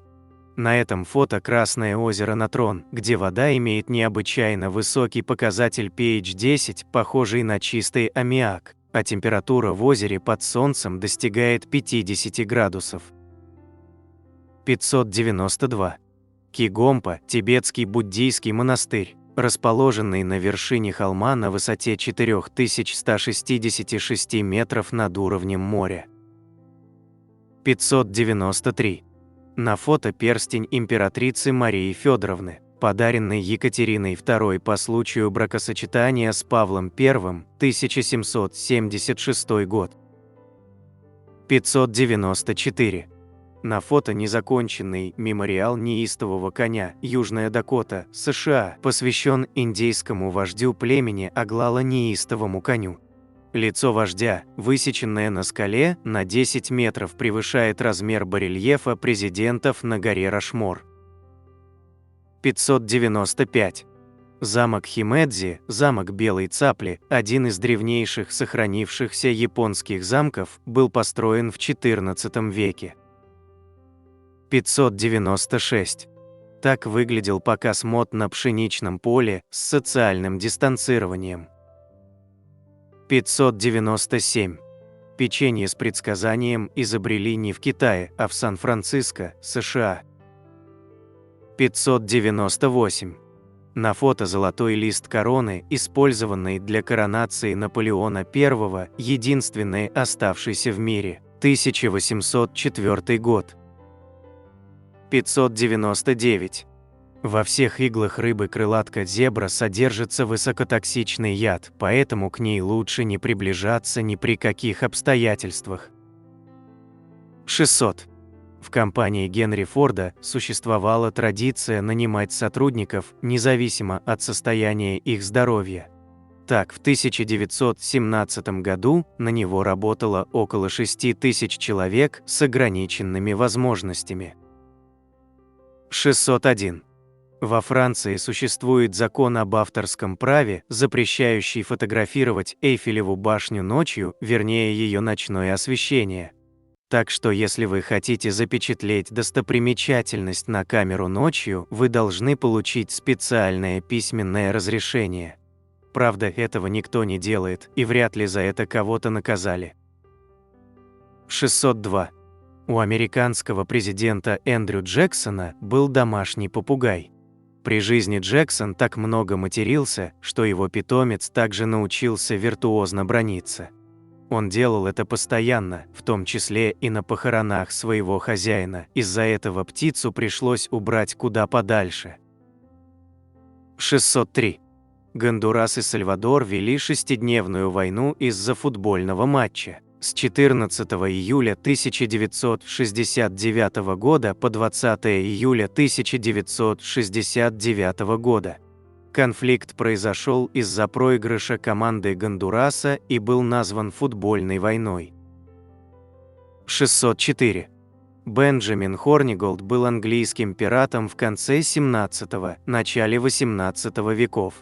Однажды он ограбил торговое судно исключительно из-за шляп команды, потому что он и его команда так хорошо отдохнули накануне вечером, что побросали свои шляпы за борт, и им нужны были новые. 605. В 1956 году американец по имени Томми Фицпатрик на спор украл небольшой самолет из Нью-Джерси, а затем идеально приземлился на узкой улочке перед заведением, в котором он отдыхал на Манхэттене. 2 года спустя он сделал это снова после того, как кто-то усомнился в правдивости его истории. Самое интересное то, что в первый раз все закончилось штрафом в $100, поскольку обвинения были сняты владельцем самолета, а во второй раз он получил всего 6 месяцев тюрьмы. 606. Греческий трагик Эсхил умер, потому что орел уронил черепаху на его лысину, приняв ее за камень, о который можно разбить черепаший панцирь. 607. Так люди 1900-х годов представляли жизнь в 2000-х годах, прогулки по озеру с помощью воздушных шаров. 608. Не секрет, что Библия является самой продаваемой книгой в мире. Однако она же находится на первом месте среди изданий, которые чаще всего крадут. Видимо, читатели воруют ее до того, как узнают о существовании 10 заповедей. 609. Существует немало людей, задающихся вопросом, почему так много нацистских преступников не получили заслуженного суда. Всему виной Красный Крест и Ватикан, которые давали нацистам документы на чужие имена. Разумеется, так сказать, по ошибке. 610. Какое самое крупное островное государство? Индонезия, ведь в его состав входит свыше 1000 островов, причем со своими названиями. До сих пор не удалось посчитать их точное число, которое не знают даже в индонезийском правительстве. Правда, там обещают все-таки заняться подсчетом в ближайшее время. 611. Все мы привыкли видеть Николаса Кейджа на экранах, однако мало кому известно, что с 1993 по 2001 год он еще и украшал обложку сербского учебника по биологии. На ней он изображен с актрисой Холли Хантер, держащей на руках ребенка. Эта картинка является кадром из криминальной комедии «Воспитание Аризоны», в которой актер снимался еще в молодости. 612. Самому старому из когда-либо зарегистрированных деревьев Баобаба 6000 лет. Баобаб Санленд, Лимпопо, ЮАР, он старше пирамид Гизы. 613. Римляне носили обручальные кольца на безымянном пальце левой руки, потому что думали, что вена в пальце, называемая вена аморис или вена любви, была напрямую связана с сердцем. 614. Крысы-кенгуру могут обходиться без воды дольше, чем верблюд. Они получают достаточно воды из семян, которые едят, и им вообще не нужно пить воду. 615. В 20 веке тайваньские гангстеры хоронили своих павших коллег непременно под зажигательные танцы девушек. Уголовные замашки всегда с большой охотой перенимаются темными и необразованными жителями. Поэтому за мафией новый обряд вскоре полюбили и простые тайваньцы. В 1980-х подобное на похоронах было запрещено официально. Из Тайваня мода перешла в Китай. Буквально несколько лет назад в Поднебесной забили тревогу, странная традиция стала распространяться по деревням как эпидемия. В Китае тоже запретили подобное законодательно. Но жители глухих деревень не собираются отказываться от полюбившегося им похоронного обряда. 616. В Пакистане есть арестованное дерево. Дерево находится под арестом с 1898 года. Одному пьяному британскому офицеру показалось, что дерево пытается сбежать, и он приказал арестовать и заковать ствол в кандалы. На свободу дерево не выпускают, потому что оно привлекает туристов. 617. Кит по имени 52 Blue, как выяснили ученые, поет только на одной частоте, на которой не могут петь другие киты. Это означает, что он не может общаться ни с кем из соплеменников. Его прозвали самым одиноким китом на планете. 618. Ваш голос в записи звучит так же, как на самом деле. В вашей голове он немного глуше и глубже, потому что звук проходит через вашу голову, а не по воздуху. Вот почему так странно слышать свой собственный голос в записи. 619. Альбатрос может часами парить без единого взмаха крыльев, выбирая необходимый воздушный поток. Некоторые альбатросы проводят в море до 6 лет, никогда не касаясь земли. Но несмотря на эту способность, они все же должны иногда садиться на воду, чтобы поесть, и возвращаться на сушу, чтобы найти пару. 620. Самки тарантулов могут жить до 30-40 лет. Некоторые виды могут обходиться без пищи до 2 лет, пока у них есть вода. 621. Максимальная высота, до которой может вырасти дерево, составляет 130 метров. Этот предел существует, потому что деревья не смогут тянуть воду выше к своим веткам. 622. После того, как была изобретена молния для одежды, потребовалось еще 20 лет, чтобы убедить модную индустрию использовать эту удобную застежку. 623. Авокадо может быть здоровым дополнением к нашему рациону, но они ядовиты для птиц и лошадей. 624. Это японская саламандра. На сегодняшний день это самое крупное земноводное, которое может достигать 160 сантиметров в длину. 625. Когда Земля сформировалась 4,6 миллиарда лет назад, земные сутки длились около 6 часов. Каково было бы втиснуть все наши обязательства в такой короткий день? К счастью, 620 миллионов лет назад дни уже удлинились до 21,9 часа. И это еще не конец. По мнению экспертов, средний 24-часовой земной день удлиняется примерно на 1,7 миллисекунды каждые 100 лет из-за трения приливов, вызванного гравитационным притяжением Луны, которое замедляет, хотя и незаметно, вращение Земли. 626.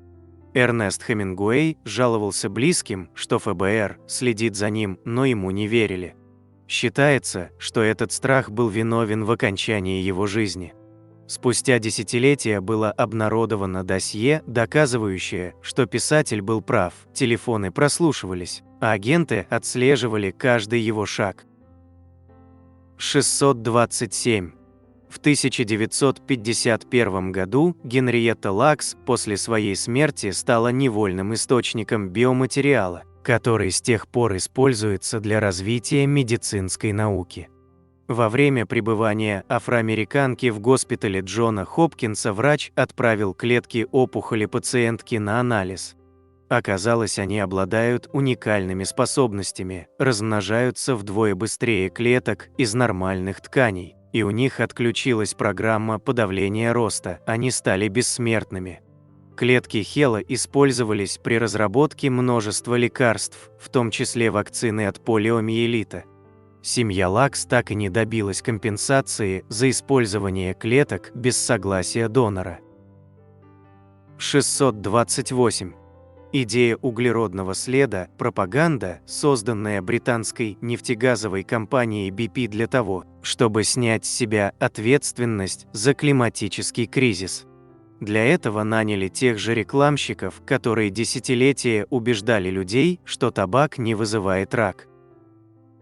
629. Алмазная компания De Beers держит на балансе приблизительно 50-летний запас драгоценных камней исключительно для того, чтобы создать искусственный дефицит и поддерживать высокую рыночную стоимость. 630. Существует психологическая реакция, называемая эффект обратного удара. Мы еще яростнее отстаиваем свои заблуждения и верим в них, когда сталкиваемся с доказательствами и фактами своей неправоты. 631. Патент, выданный на пожарный гидрант, был уничтожен пожаром. 632.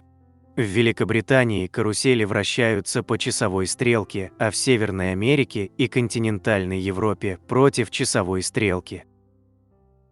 633. Книгу рекордов Гиннесса изобрели в пивоваренной компании Guinness. Там решили выпустить верифицированный справочник разных фактов, чтобы с его помощью прекращать горячие споры в барах. На нашем канале, кстати, есть видео 150 самых безумных рекордов Гиннесса, которые невозможно повторить. 634. 39-й президент США Джимми Картер однажды отправил в химчистку свой пиджак, оставив в кармане записку с кодами запуска ядерных ракет. 635.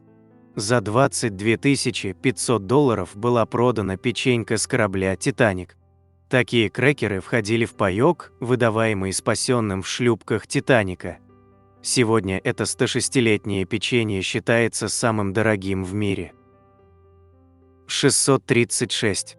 Кремниевые полевые транзисторы являются самым массовым техническим изделием за всю историю человечества. Например, только в 2003 году было произведено столько транзисторов, что на каждого живущего на Земле пришлось бы примерно по 100 миллионов экземпляров. 637. Исследователи установили, что летучие мыши умеют обращаться друг к другу индивидуально и часто вступают в споры. 638.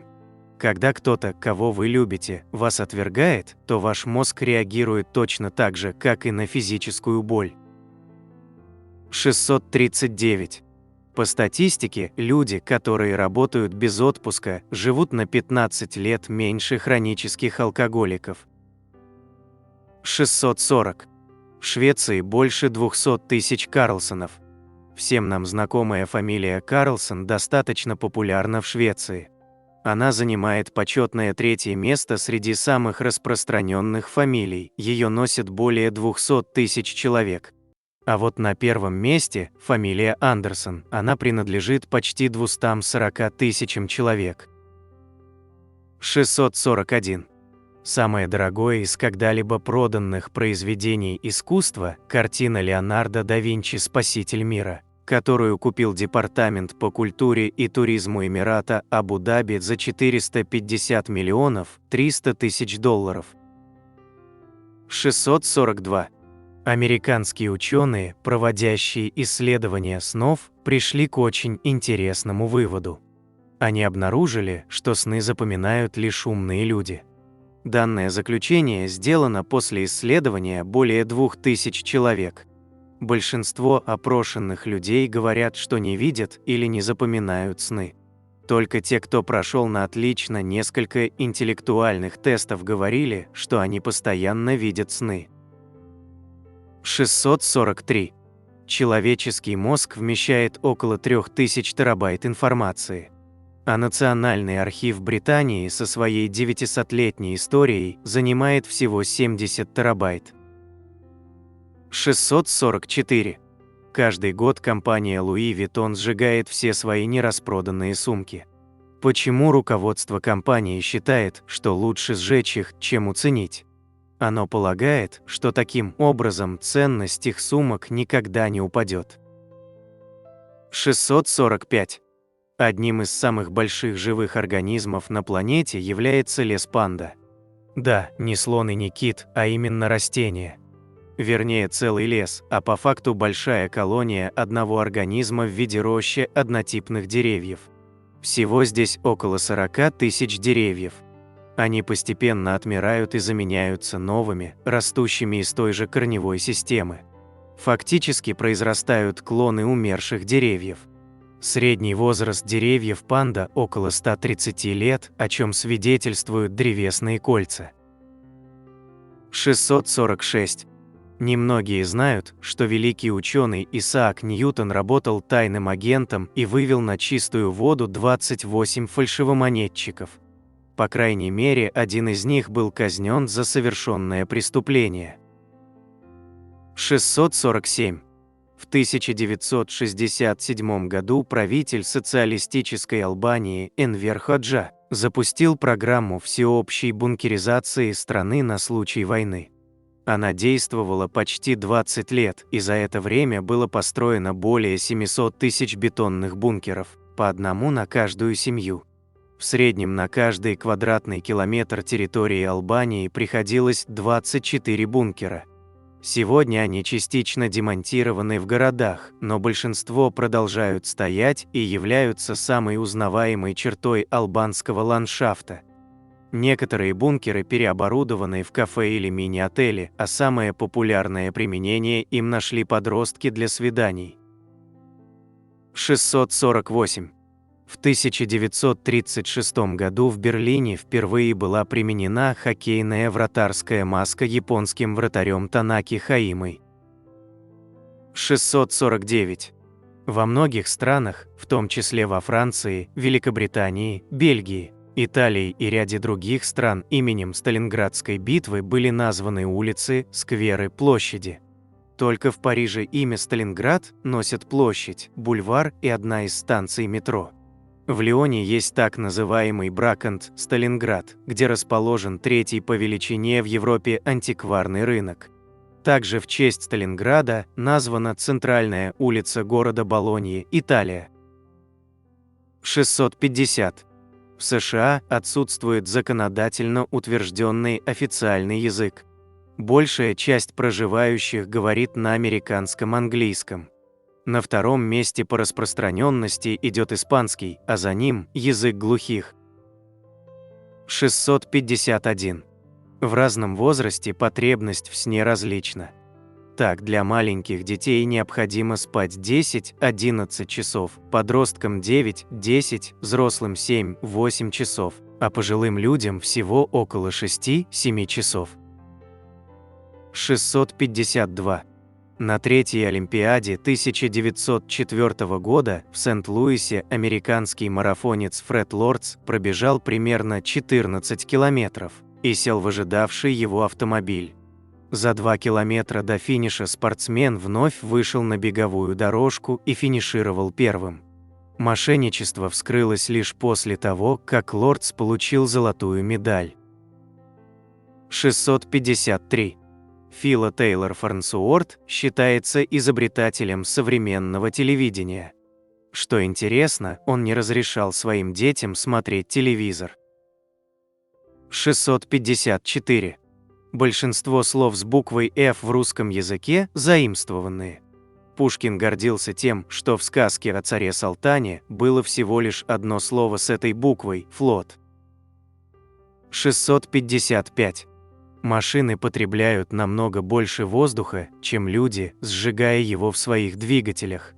Так, Bugatti Veyron за минуту езды на максимальной скорости потребляет столько же воздуха, сколько человеку хватит на 7 дней. 656. Человек чувствует себя более успешным и счастливым только тогда, когда его мозг чем-то занят. Более того, серое вещество не интересует монотонная работа. Речь идет как раз о постоянной смене концентрации и переключении с одной работы на другую. Только в такие моменты человек чувствует себя счастливым. 657. Для того, чтобы к чему-то привыкнуть, необходимо около 2 месяцев, а точнее 66 дней. Именно такой период понадобится человеку для того, чтобы сформировать и довести до автоматизма любое действие. Например, если вы хотите перейти на правильное питание, то вам может понадобиться чуть меньше, примерно 55 дней. А вот к спорту придется привыкать дольше, до 75 дней. 658. Центральная библиотека штата Индиана, США, погружается в землю со скоростью почти 3 см в год из-за того, что при строительстве не был учтен вес находящихся в ней книг. 659. Первый велосипед, похожий на используемые в наши дни, назывался Роувер, бродяга. Он был сделан в 1884 году английским изобретателем Джоном Кэмпом Старли и выпускался с 1885 года. В отличие от велосипеда Пенни Фартинг, ровер обладал цепной передачей на заднее колесо, одинаковыми по размеру колесами, и водитель сидел между колесами. 660. Во время обучения в Кембридже с принцем Чарльзом произошла интересная ситуация. На все занятия с ним ходил его телохранитель, который также участвовал в дискуссиях и обсуждениях вопросов. В конце учебы преподаватели предложили ему сдать экзамен. В итоге он набрал больше баллов, чем сам принц, и получил диплом. 661. Самая высокая температура тела была зафиксирована 10 июля 1980 года у 52-летнего Уилли Джонса, получившего тепловой удар. Он поступил в больницу Грейди Мемориал в Атланте, штат Джорджия, США, где и был зафиксирован рекорд – температура тела в 46,5 градуса Цельсия. Из больницы пациент был выписан только через 24 дня. Существует также зеркальное достижение. 23 февраля 1994 года у двухлетней канадской девочки, проведшей 6 часов на морозе, была зафиксирована самая низкая в мире температура тела 14,2 градуса Цельсия. 662. Медведи умеют обезвреживать охотничьи капканы, швыряя в них палки и камни, чтобы они сработали в холостую. 663. Самое чистое море – море Уэддела, омывающее побережье Антарктиды. 664. Ученые Йоркского университета установили, что американские фармацевтические компании тратят на рекламу в 2 раза больше денежных средств, чем на исследования. 665.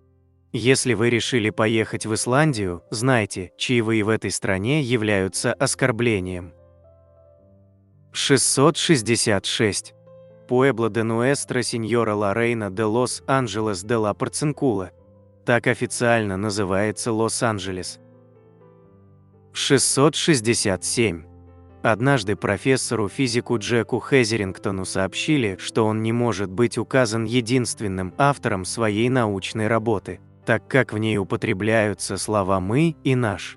Тогда он решил не переписывать работу, а добавил в соавторы своего кота. 668. Марокко – единственная в мире страна, где козы из-за нехватки травы взбираются на деревья и пасутся там целыми стадами, лакомясь плодами органии, дерева, из орехов которого изготавливают душистое масло. 669. Римляне создали сложную систему подъемников и дверей для доставки свирепых животных на арену Колизея. Исследования, проведенные в начале 1990-х годов, обнаружили 28 ручных подъемников, рассчитанных на вес до 272 кг каждый. Немецкий археолог воссоздал действующий механизм и установил его в Колизее. 670. Одна из первых печатных машинок, разработанная датским изобретателем Расмусом Маллингом Хансеном, имела клавиатуру в форме полусферы и называлась «пишущим шаром Хансена». К идее шарообразной клавиатуры возвращаются и в наше время, но пока без успешного применения на практике. 671. Самое продолжительное эхо в Ирландии. Если подняться на вершину Карантуила, что недалеко от горного озера Лох-Лейн в Южной Ирландии, и что-нибудь крикнуть, то потом это повторится еще 100 раз подряд. 672. Многие лошади любят музыку, но не любую, расслабляющие мелодии им по вкусу, а вот хард-рок их обычно раздражает. 673. Самое хмурое место на планете – архипелаг Северная Земля, Российская Федерация. Солнце здесь показывается из-за облаков всего на 12 дней в году. 674. Люди начали играть в боулинг еще в 3200 году до нашей эры. Об этом свидетельствует найденная в египетской гробнице коллекция предметов, напоминающих примитивные орудия для боулинга. 675. Это необычное горное образование расположено в Нью-Мехико и было создано природой около 7 миллионов лет назад. Вулканический пепел, эрозия и выветривание привели к тому, что образовались такие необычные горы-палатки. 676. Немногие знают, но Формула-1 – один из наиболее точных видов спорта. Здесь даже минимальная ошибка пилота может привести к серьезной аварии. Только представьте, что за гонку, которая длится примерно 90-120 минут, каждому пилоту приходится переключать скорости порядка 2600 раз, а чтобы сбросить скорость, выполнить 12 манипуляций. Как вы сами понимаете, отвлечься нельзя даже на секунду. 677. Вопреки распространенному мнению, не все медведи впадают на зиму в спячку. Полярные медведи, например, этому явлению не подвержены, у них в спячку уходят только беременные медведицы. 678. Марс обладает куда более низким гравитационным полем, поэтому человек, весящий 100 килограммов на Земле, будет весить всего лишь 38 килограммов на поверхности Марса. 679. Лучшим средством от забот, тревожности и стресса является чтение. Это занятие оказывает более быстрый эффект на организм. Удивительно, но этот способ намного лучше приема алкоголя, намного эффективнее прогулки, чаепития или прослушивания музыки. 680. В Азии растет ядовитое растение омежник шафрановый, которое в момент смерти вызывает у его жертвы улыбку на лице. 681. На скорость звука влияет плотность окружающей его среды. К примеру, в воде она будет выше, а в воздухе, соответственно, ниже. В металле скорость звука в 15 раз больше, чем в воздухе. 682. В окрестностях горы Вайалиале на Гавайских островах дождь идет 350 дней в году. 683. Японские студенты приходят на сдачу экзамена с шоколадом, но не для того, чтобы съесть его и активизировать мозговую деятельность. Они приносят с собой кит-кат, считая его мощным талисманом. Дело в том, что японское словосочетание «обязательно победим» созвучно с названием этой шоколадки. 684. В национальном оркестре Монако больше людей, чем в армии этой страны. 685. К концу жизни человек запоминает в среднем 150 триллионов бит информации. 686. Извержение итальянского вулкана Стромболи считается одним из самых продолжительных, так как он извергается с 7 века до нашей эры. Этот вулкан находится в состоянии практически непрерывной активности последние 2000 лет, и его извержения видны на большом расстоянии ночью, за что его прозвали маяком Средиземноморья. 687. Самая продолжительная война в истории произошла между Нидерландами и архипелагом Сили. Война длилась 335 лет, с 1651 по 1989 год, и не принесла никаких потерь. 688. До изобретения будильников существовала профессия, заключающаяся в том, чтобы будить других людей по утрам. Так, например, человек должен был стрелять сушеным горохом в окна других людей, чтобы разбудить их на работу. 689. Айрс-Рок – это самая большая отдельно стоящая скала в мире. У этой скалы, расположенной в Австралии, есть особенность – она меняет свой цвет в зависимости от освещения. 690. Черные пантеры обладают уникальной способностью изменять свой запах, что позволяет им обманывать свои жертвы. которые сами идут к ним в лапы, привлеченные запахом, который принимают за запах сородичей. 691. Шум моря, который мы слышим через морскую раковину, на самом деле всего лишь звук крови, протекающей по нашим сосудам. Такой же шум можно услышать, приложив к уху обычную чашку. Попробуйте. 692. Самый первый в мире жесткий диск был изобретен в 1956 году и назывался IBM 350. Он весил более тонны, занимал место как целый шкаф и вмещал в себя целых 5 мегабайт информации, что для тех времен было настоящим технологическим прорывом. 693. Самое маленькое государство Европы – Ватикан, город в городе Риме, который получил независимость от Италии в 1929 году. Общая площадь Ватикана – 0,44 квадратных километра, население в 2012 году – 836 человек. Самой крупной страной Европы считается Россия, хотя физически в Европе находится только 23% ее территории. Ватикан является самой маленькой страной не только Европы, но и мира, а самой крупной – Россия. 694. В некоторых странах, например, в Австралии, Малайзии и Вьетнаме, бумажные деньги на самом деле не бумажные. Они изготавливаются из тонкого и мягкого пластика, прочного и не накапливающего на себе бактерии.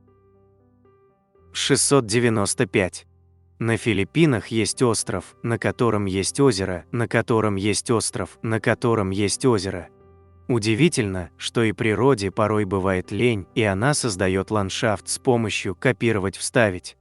Озеро Тааль – доказательство того, что у матушки природы есть чувство юмора. 696. Макадамия – самый дорогой орех в мире.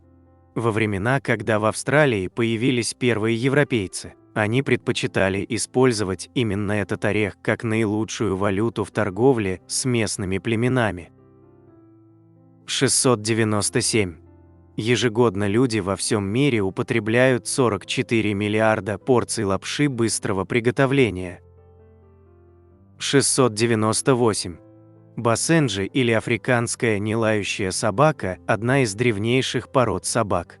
Уникальность породы в том, что ее представители не лают, но издают особые, свойственные только басенджи звуки, похожие на урчание. Но и их можно услышать лишь когда собака взволнована.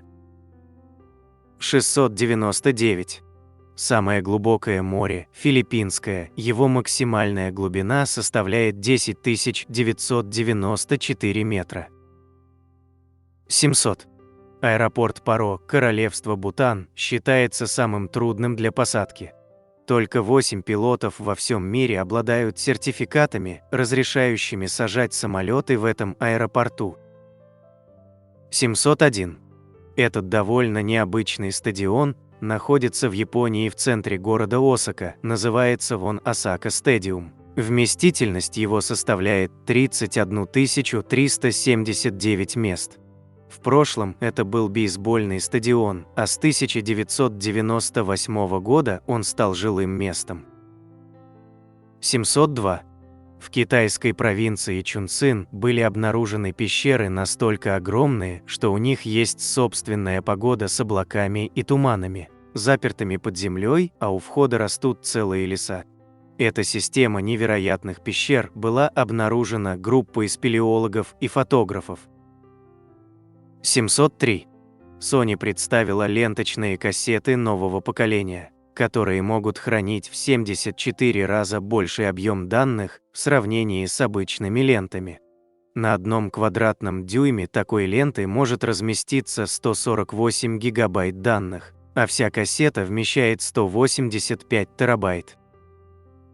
704. Лучшее время пить утренний кофе между 9:30 и 11:30. Это помогает не сбивать уровень кортизола, гормона стресса, делающего нас внимательными и энергичными. 705. Икра алмаз, которую получают от белуги альбиноса, обитающей в Каспийском море, продается в баночке из чистого золота за $25 тысяч. Икринки обладают бледно-янтарным цветом, а сама икра производится в Иране. 706. Эти замечательные безрогие коровки происходят из американского штата Айова. Здесь их выращивают на продажу, причем цена одного животного может достигать нескольких десятков тысяч $. Впрочем, ценность этих животных видна невооруженным взглядом. 707. Мост Сторсейсандет-Бридж в Норвегии построен таким образом, что под определенным углом, когда вы приближаетесь к нему, создается иллюзия того, что моста вовсе нет, а то, что вы видите, скорее похоже на огромный трамплин. 708. На экваторе человек весит меньше на 0,3%, чем на Северном или Южном полюсе. Это происходит от того, что Земля имеет не идеально круглую форму, а сплюснута на полюсах, поэтому экватор расположен дальше от центра Земли, а значит, сила тяжести здесь меньше. 709. Замок, который появляется в заставке диснеевских фильмов, был срисован с настоящего. Он находится в Германии и действительно вдохновил Уолта Диснея на создание его волшебного королевства. 710. Ученые доказали, что воздух в хвойном лесу практически стерилен, не более 200–300 вредоносных бактерий на кубометр. Прогулка в хвойном лесу снимает стресс и нервное напряжение, тонизирует организм, активизируя газообмен в легких, и, как следствие, улучшает дыхание. Такие прогулки жизненно необходимы заядлым курильщикам и офисным работникам. 711. В японских СМИ изображения наручников принято делать размытыми, поскольку они подразумевают вину, и у людей может сложиться предвзятое суждение о человеке. 712. Зевотой можно заразиться, причем, как выяснилось, в любых ее проявлениях. В недавно проведенном исследовании 75% испытуемых, чтобы зевнуть, достаточно было лишь прочесть о зевоте. 713. Если у вас в голове застряла песня, которую вы бы с радостью забыли, вспомните окончание песни. Согласно эффекту Zeigarnik, наш мозг лучше запоминает незавершенные вещи. Поэтому, если вы подумаете о конце песни, она исчезнет сама. 714. В Англии наезд на собак наказывается строже, чем наезд на человека. Считается, что животное беззащитно перед автотранспортом, так как не может знать правил уличного движения. 715. Мурашки, которые начинают бегать по коже при прослушивании хорошей песни, это результат выброса дофамина в предвкушении кульминационного момента композиции. 716. В психиатрии синдром, сопровождающийся деперсонализацией, нарушением восприятия времени и пространства, собственного тела и окружающей обстановки, официально называется «Алиса в стране чудес». 717. Карие глаза на самом деле голубые под коричневым пигментом. Существует даже лазерная процедура, которая позволяет превратить карие глаза в голубые навсегда. 718. Ощущение, когда засыпаешь и кажется, что ты падаешь, называется судорожное сокращение. Оно очень часто бывает, когда засыпаешь, потому что частота дыхания падает, и мозг иногда считает, что тело умирает, поэтому он посылает импульс, чтобы пробудить его. 719. Ни на одном языке мира нет слова, обозначающего обратную сторону коленки. 720. До сих пор гробница Тутанхамона является выдающейся археологической находкой, сенсацией мирового масштаба. Саркофаг, в котором было обнаружено тело фараона Тутанхамона, изготовлен из 110 килограмм чистого золота. 721. Хотя Меркурий – самая близкая к Солнцу планета, она не самая жаркая. Настоящий, так сказать, курорт на Венере, средняя температура ее поверхности – 462 градуса, что делает Венеру самой горячей планетой в Солнечной системе. 722.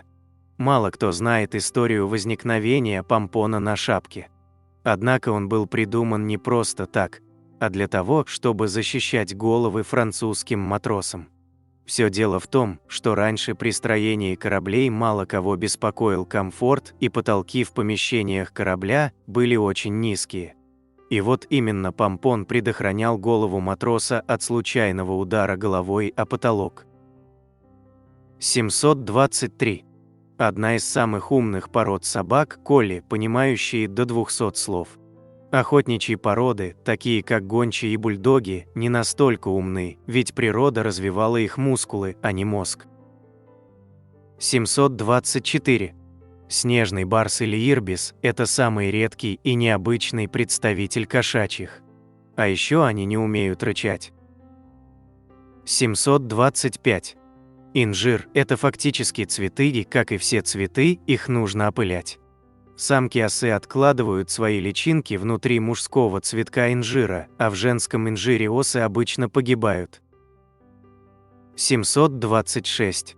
Некоторые из ваших любимых лакомств со вкусом ванили готовятся из ингредиента, называемого касториум. Иногда на этикетках ингредиентов его называют натуральным ароматизатором, который поступает из железы бобров мужского или женского пола, находящейся у ануса. Касториум также используется в парфюмерии и в качестве пищевой добавки с 20 века. 727. Панды – удивительные существа. В детстве они имеют больше генетического сходства с енотами, из-за чего их смело можно относить к семейству енотовых. Взрослые же имеют уже больше общих черт с медведями. Так что маленькая панда – это енот. 728. Средняя продолжительность жизни гренландской акулы составляет 272 года, некоторые из них могут прожить до 500 лет. 729.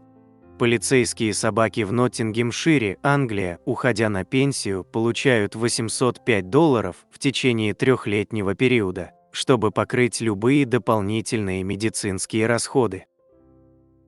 730. Храм Лотоса – это самое оригинальное в мире сакральное сооружение. Он построен в форме белоснежного распускающегося цветка и не имеет ни одной прямой линии. Это главный бахайский храм в Индии и одна из топовых достопримечательностей Нью-Дели. 731. На фото крупнейшая плавучая солнечная электростанция в Японии – Ямакура. Она построена в одноименном водохранилище и обеспечивает энергией более 5000 домашних хозяйств. 732. В Таиланде делают самый дорогой кофе в мире, зерна которого прошли через пищеварительную систему слонов. Килограмм напитка «Черный бивень» оценивается в $1100, а чашка обойдется смельчаку, желающему попробовать редкое лакомство, в $50. 733. На скалистых островах, что в Тихом океане, есть Медузное озеро. При приблизительных подсчетах оказалось, что там живет около 2 миллионов медуз. 734. Судья смотрит, как люди спят, во время первого чемпионата по сиесте в Мадриде. Участники чемпионата соревнуются за очки в категории «Кто быстрее заснет», «Самый громкий храп», «Лучшее спящее положение» и «Лучшая пижама». На соревновании присутствуют врачи, чтобы следить, правда ли заснули участники. 735. Кудрявость человека зависит от строения корня волос в коже головы. Чем больше он изогнут, тем больше на одном стержне завитков. 736. Ежедневные активные прогулки тренируют сосуды, легкие, мышцы, а по последним данным, сокращают риск возникновения рака груди на четверть. 737. Первая в мире почтовая марка появилась 1 мая 1840 года. На ней был изображен профиль королевы Виктории. Стоила она 1 пенни. 738. На фото удивительный минерал акинит, больше похожий на ватный шарик, чем на настоящий камень. Этот, так сказать, заячий хвост выглядит пушистым, но на деле он состоит из тысяч тончайших нитевидных кристаллов. Его иглы эластичны, но в то же время очень хрупки, и потому акиниты не используют в качестве украшений. 739. Аризонский кратер – большой метеоритный кратер, который представляет собой гигантскую земляную чашу диаметром 1219 метров, глубиной 229 метров, а край кратера поднимается над равниной на 46 метров. 740. Деревушка Гитхорн, расположенная в провинции Оверейсел в Голландии, выглядит как в сказке.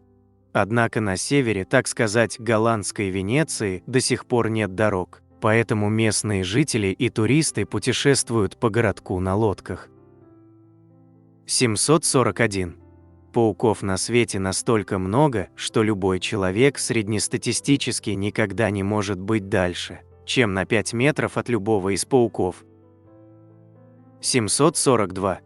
Согласно договору, заключенному между инженером Гюставом Эйфелем и городскими властями Парижа, в 1909 году Эйфелева башня должна была быть разобрана и продана на лом.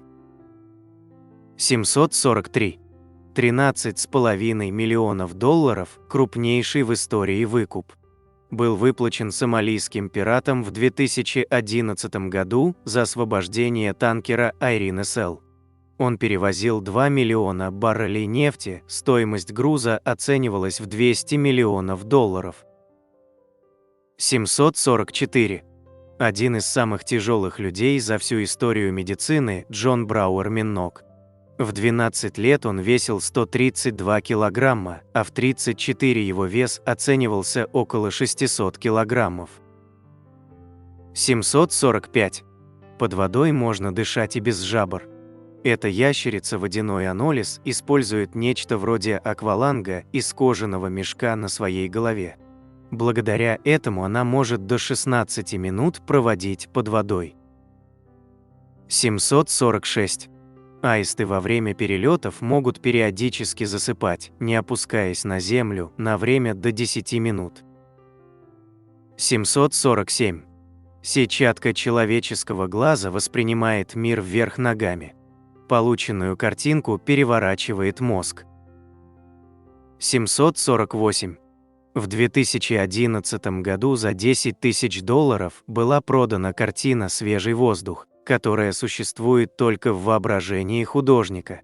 Нет, серьезно, в мире есть организация под названием «Музей невидимого искусства», которая продает произведения, существующие исключительно в голове художника. Деньги из воздуха, иначе и не назовешь. 749. Пиенит – это самый редкий и дорогостоящий камень в мире. Камень занесен в Книгу рекордов Гиннесса как самый редкий минерал в мире. Химический анализ показал, что пиенит содержит кальций, цирконий, бор, алюминий и кислород. Минерал содержит также следы хрома и ванадия. 750. В спарже содержится высокий уровень фолата и триптофана. Низкий уровень фолата вызывает депрессию. Триптофан используется мозгом для выработки серотонина, являющегося одним из стабилизаторов настроения. 751. В пластмассу, из которой изготавливаются детали детского конструктора Лего, добавляется специальное вещество, хорошо высвечивающееся на рентгеновских снимках. Это делается специально на случай, если ребенок проглотит деталь. 752. На Мальдивах нет собак, они, как и свиньи, считаются здесь нечистыми животными и потому запрещены. 753. Каблуки не выходят из моды, но если взглянуть на то, как выглядит нога в туфлях на высоком каблуке на рентгеновском снимке, можно понять, почему ноги устают. 754. Золотые украшения индийских женщин в совокупности составляют 11% всего золота мира. Это больше, чем резервы США, МВФ, Швейцарии и Германии вместе взятые. 755.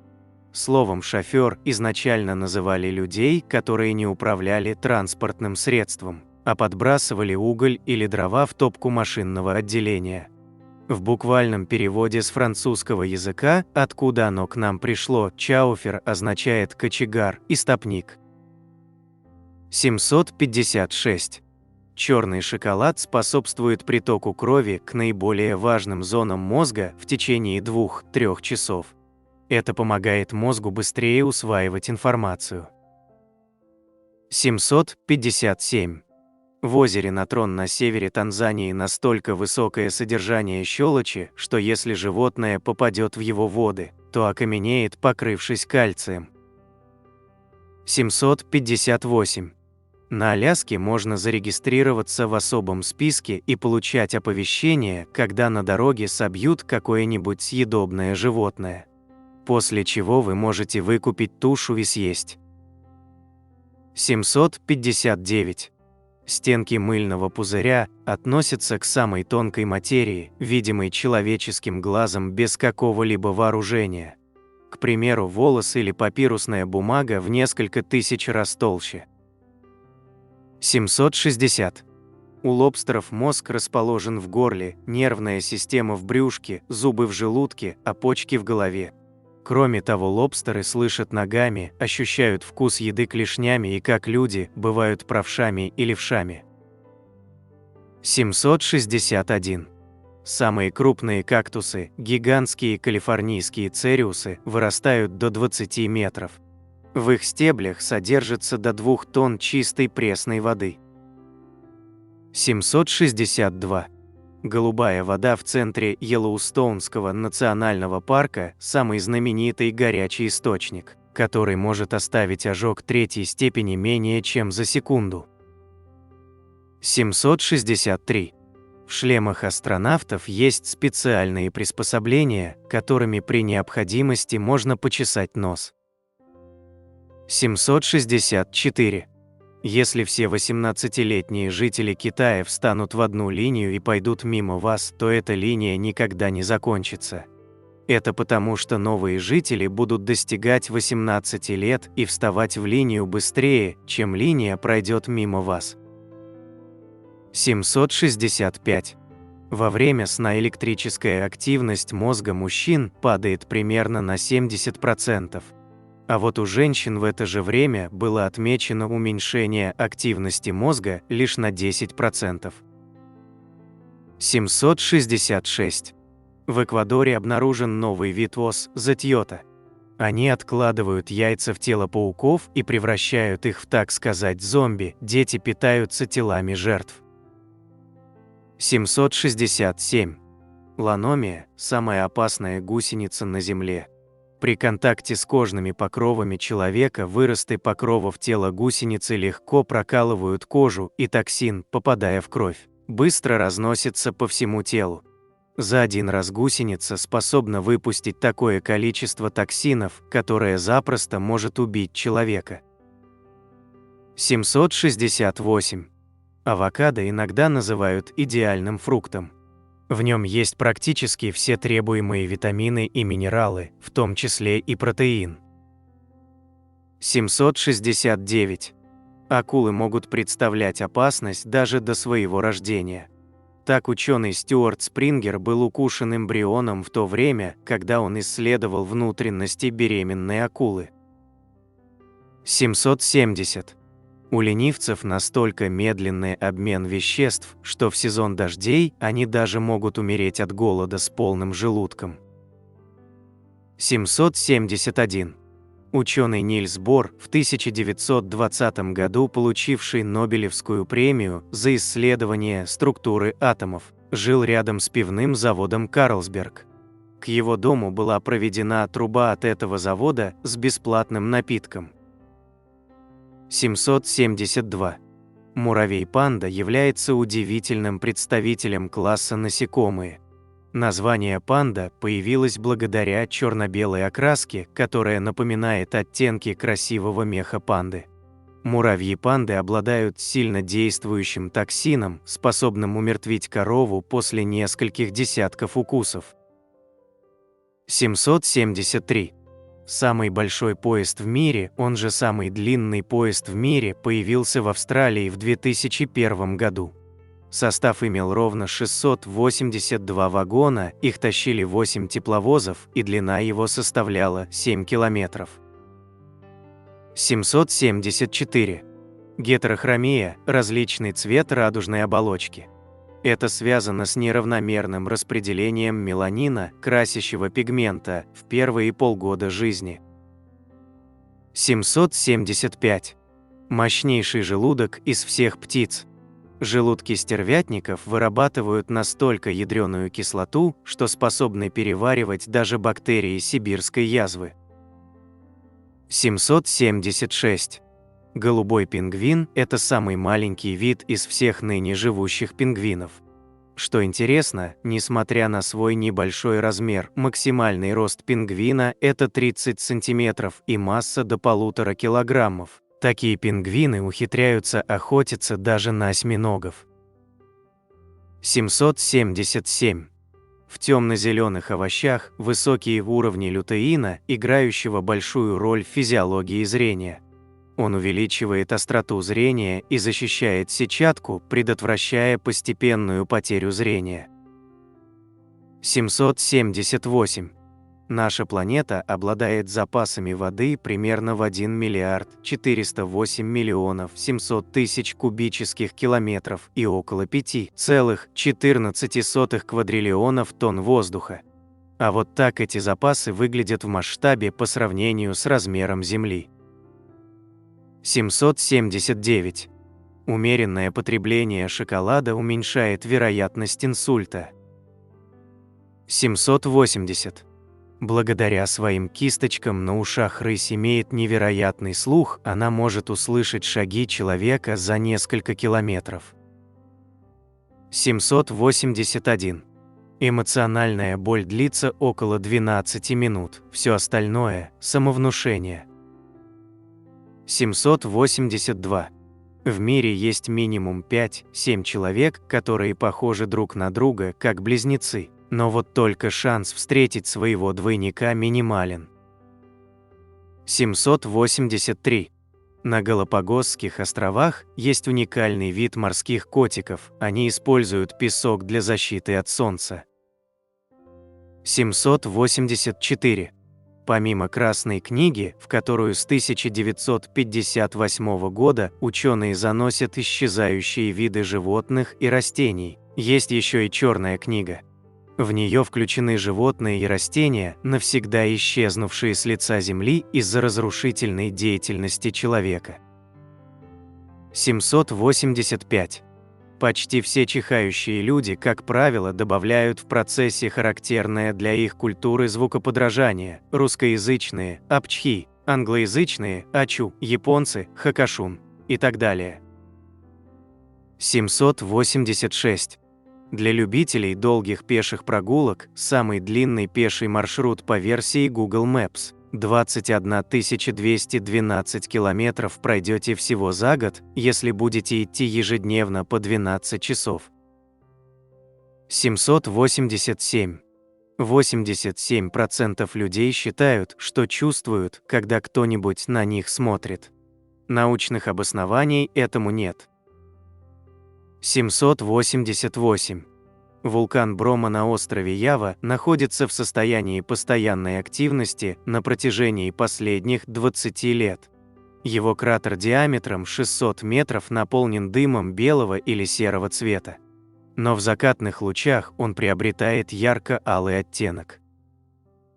789. Для всех песок ассоциируется с желтым или коричневым цветом. Но оказывается, есть пустыня белых песков, которая находится в Нью-Мексико, США. 790. Синдром белого кролика – болезнь, при которой человек все время куда-то опаздывает. 791. Самая древняя буква О. Она имелась еще в финикийском алфавите примерно 3300 лет назад и с тех пор не изменилась. 792. Потребление гречневой каши ведет к улучшению психоэмоционального состояния и работы головного мозга. 793.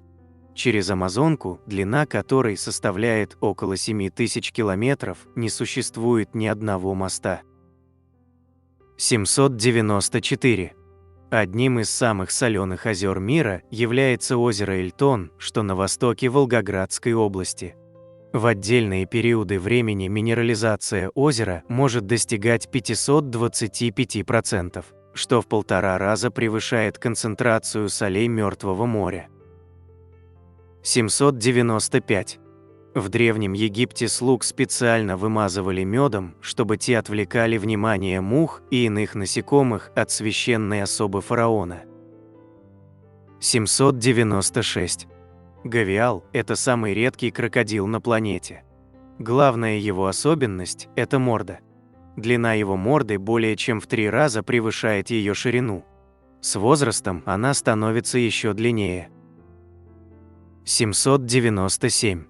До 20 века на дорожных знаках вместо символов использовались весьма длинные надписи с указаниями для водителей и пешеходов. 798. Заики не заикаются во время пения, потому что за речь и за пение отвечают разные отделы мозга. 799.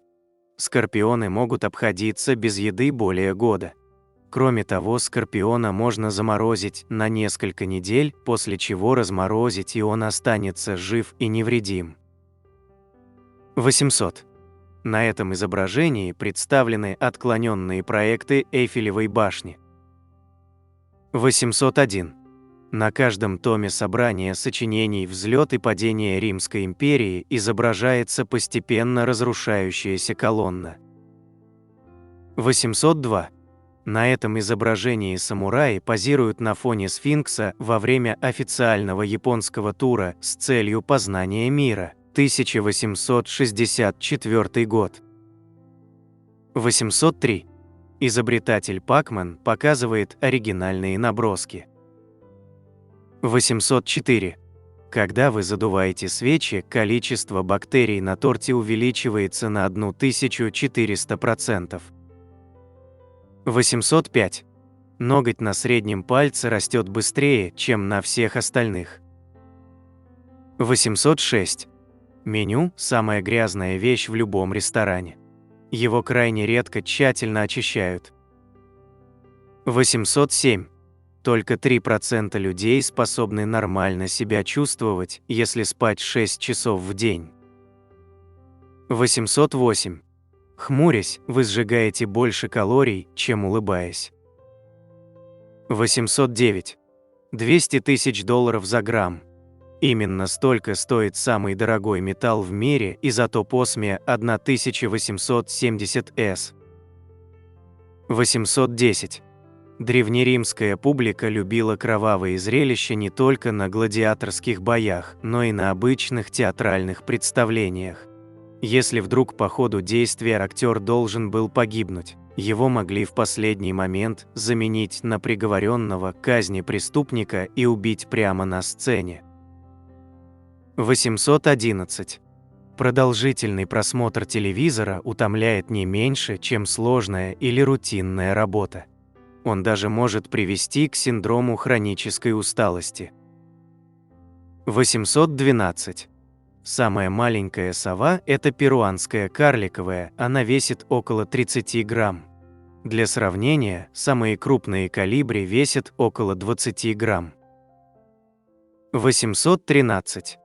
Специалисты из Сингапура проанализировали селфи участников своего исследования. В итоге ученые пришли к выводу, что оптимисты обычно располагают камеру снизу, а любители делать селфи-уточки, по мнению исследователей, в большинстве своем склонны к невротизму. 814. Даже если вы всего несколько минут проведете под прямыми лучами солнца днем в период с 10 утра до 14 часов дня, не пользуясь при этом солнцезащитным кремом, вы можете нанести серьезный вред клеткам кожи. 815. Исследователи из Университета Флориды создали детектор, который видит ложь пользователей по словам и скорости их набора. Это исследование показало большой потенциал разработки системы онлайн-полиграфии для улучшения общения в сети. 816. Пингвины не пьют пресную воду, они умеют опреснять соленую. В их теле есть специальные железы, которые выделяют соль из воды, которая выводится через особые желобки на клюве. 817. Бамбук является самым быстрорастущим растением в мире. Биологи утверждают, что в определенные периоды он способен вырасти до 1 метра за час. 818.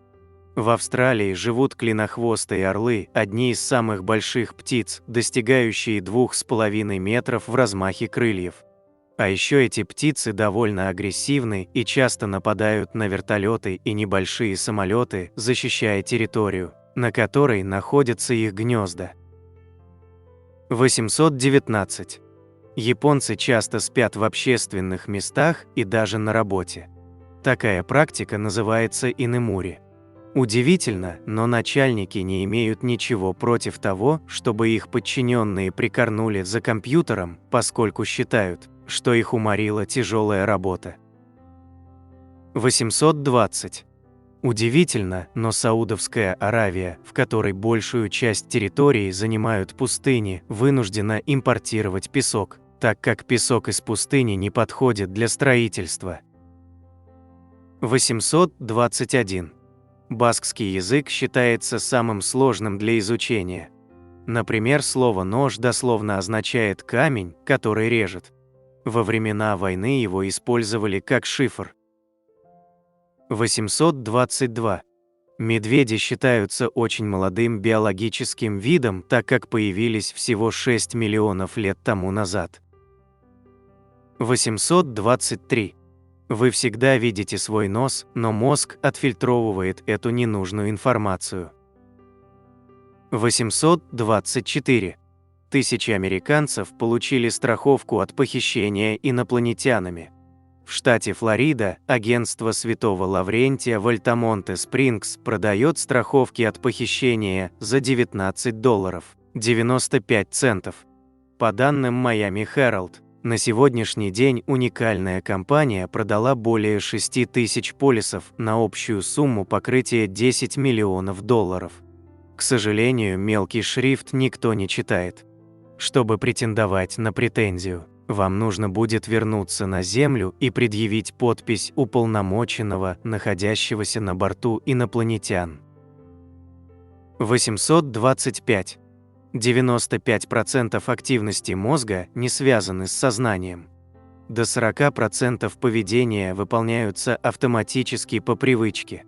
Для образования новой привычки требуется от 15 до 254 дней. 826.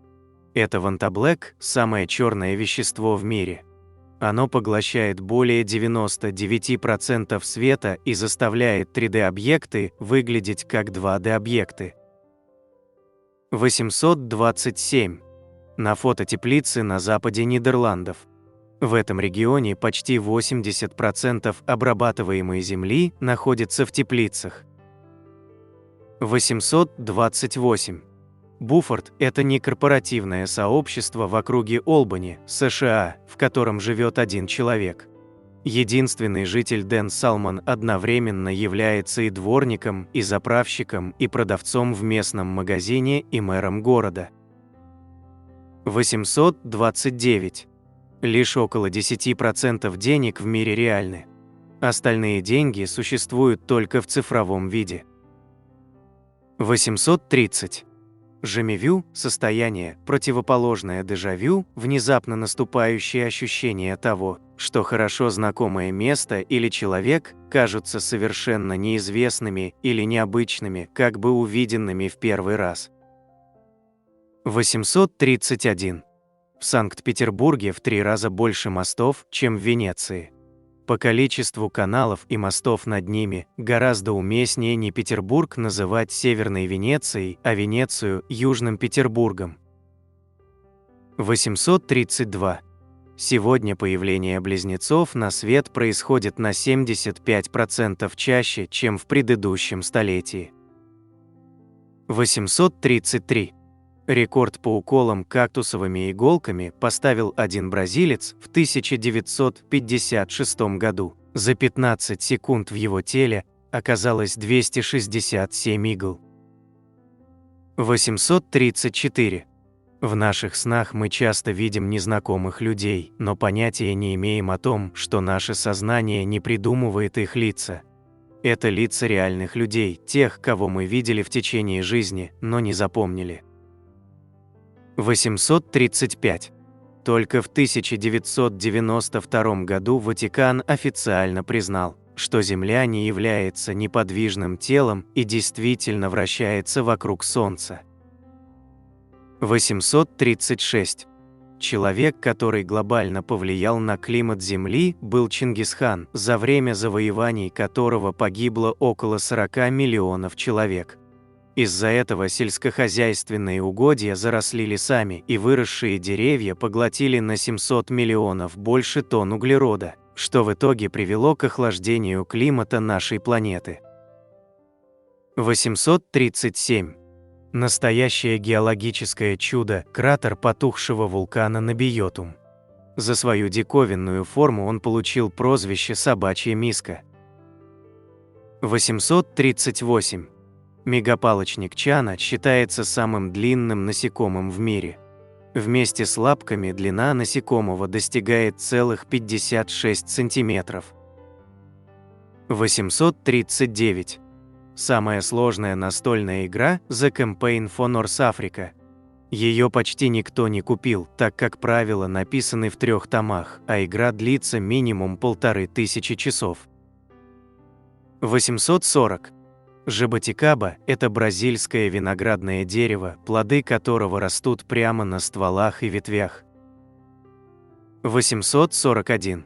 Поразительно, но растение, которое называется цератония, имеет абсолютно идентичные семена, весящие 0,2 грамма.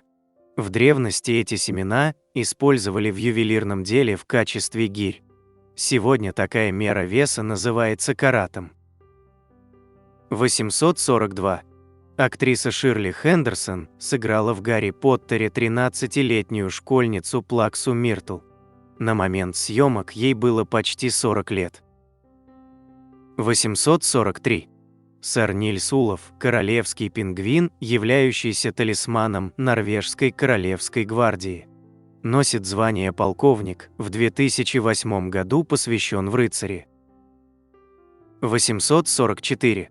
Около 70% фруктов, овощей, семян и орехов, которые мы едим, появились благодаря пчелам. 845. На фото элосматерий – огромный волосатый носорог, который существовал больше 29 тысяч лет назад. 846. Исследования показали, что люди с особым интересом ищут новую музыку в 24 года, а после 30 лет перестают это делать и слушают все по привычке. 847. Главным новогодним блюдом в Бразилии является суп из чечевицы, которая символизирует благополучие и богатство. 848. Научно доказано, что чувство власти меняет работу мозга человека и уменьшает способность к сочувствию. 849. В течение всей своей жизни человек проходит расстояние, примерно равное длине 5 экваторов Земли. 850. Безэховые камеры – это помещения, в которых можно сойти с ума. В них вы будете слышать, как по венам внутри головы течет кровь. 851.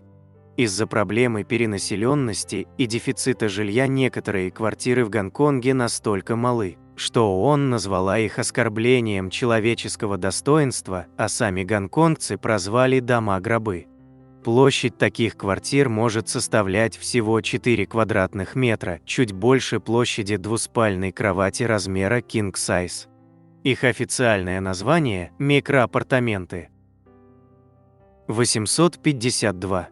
Экологи из Пенсильванского университета предложили компании-производителю фруктовых соков Del Oro, базирующейся в Коста-Рике, утилизировать сельскохозяйственные отходы, в основном апельсиновые корки, на территории природного заповедника.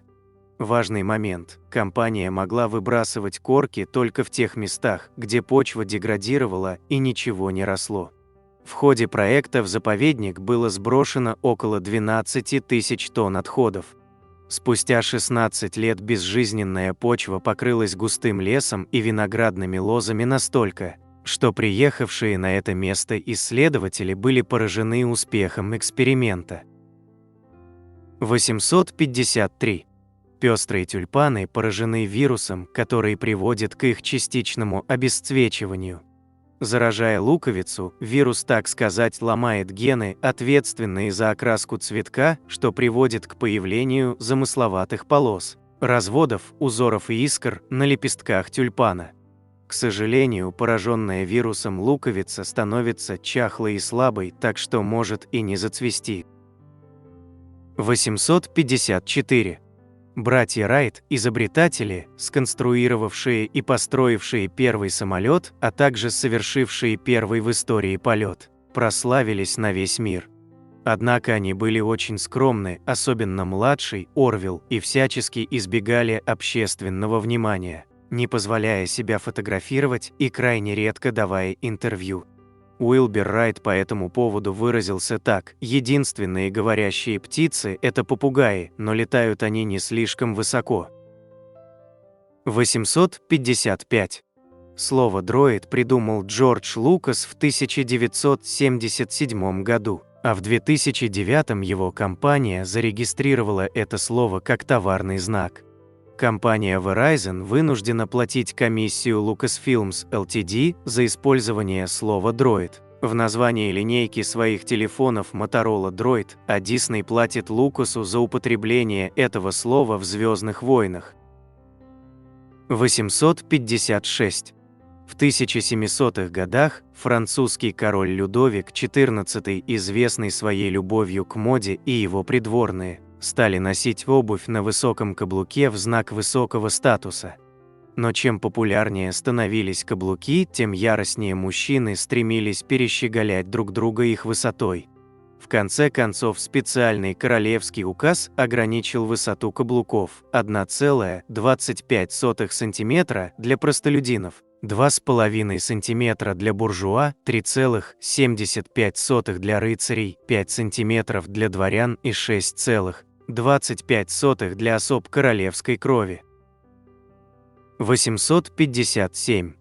По закону наименования «булочная» и «пекарня» во Франции имеют право носить только те заведения, владельцы которых ночью месят тесто, а рано утром выпекают свежий хлеб и продают его. Покупать уже замешанное тесто или полуфабрикаты они не имеют права. 858. В Южной Корее 14 февраля, в День Святого Валентина, женщины дарят мужчинам подарки. 14 марта, Белый день, подарки дарят мужчины женщинам. А 14 апреля, Черный день, в этот день одинокие люди собираются вместе, одеваются в черное и устраивают праздничный ужин. 859. Волосы Пеле – это форма лавы. Название дано в честь гавайской богини вулканов Пеле. Волосы Пеле – это волокна или тонкие нити вулканического стекла.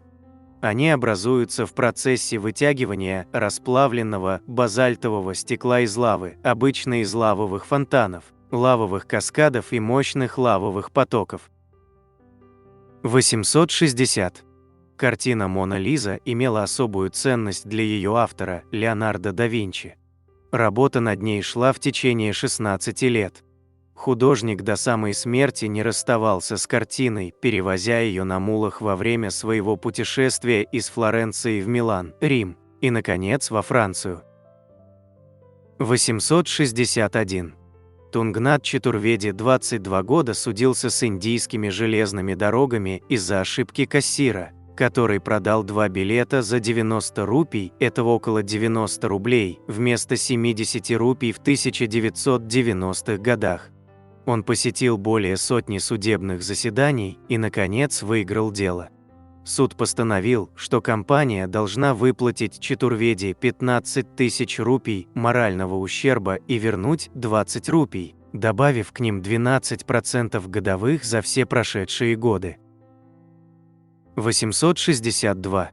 Между 1915 и 1926 годом в мире бушевала загадочная эпидемия летаргического энцефалита.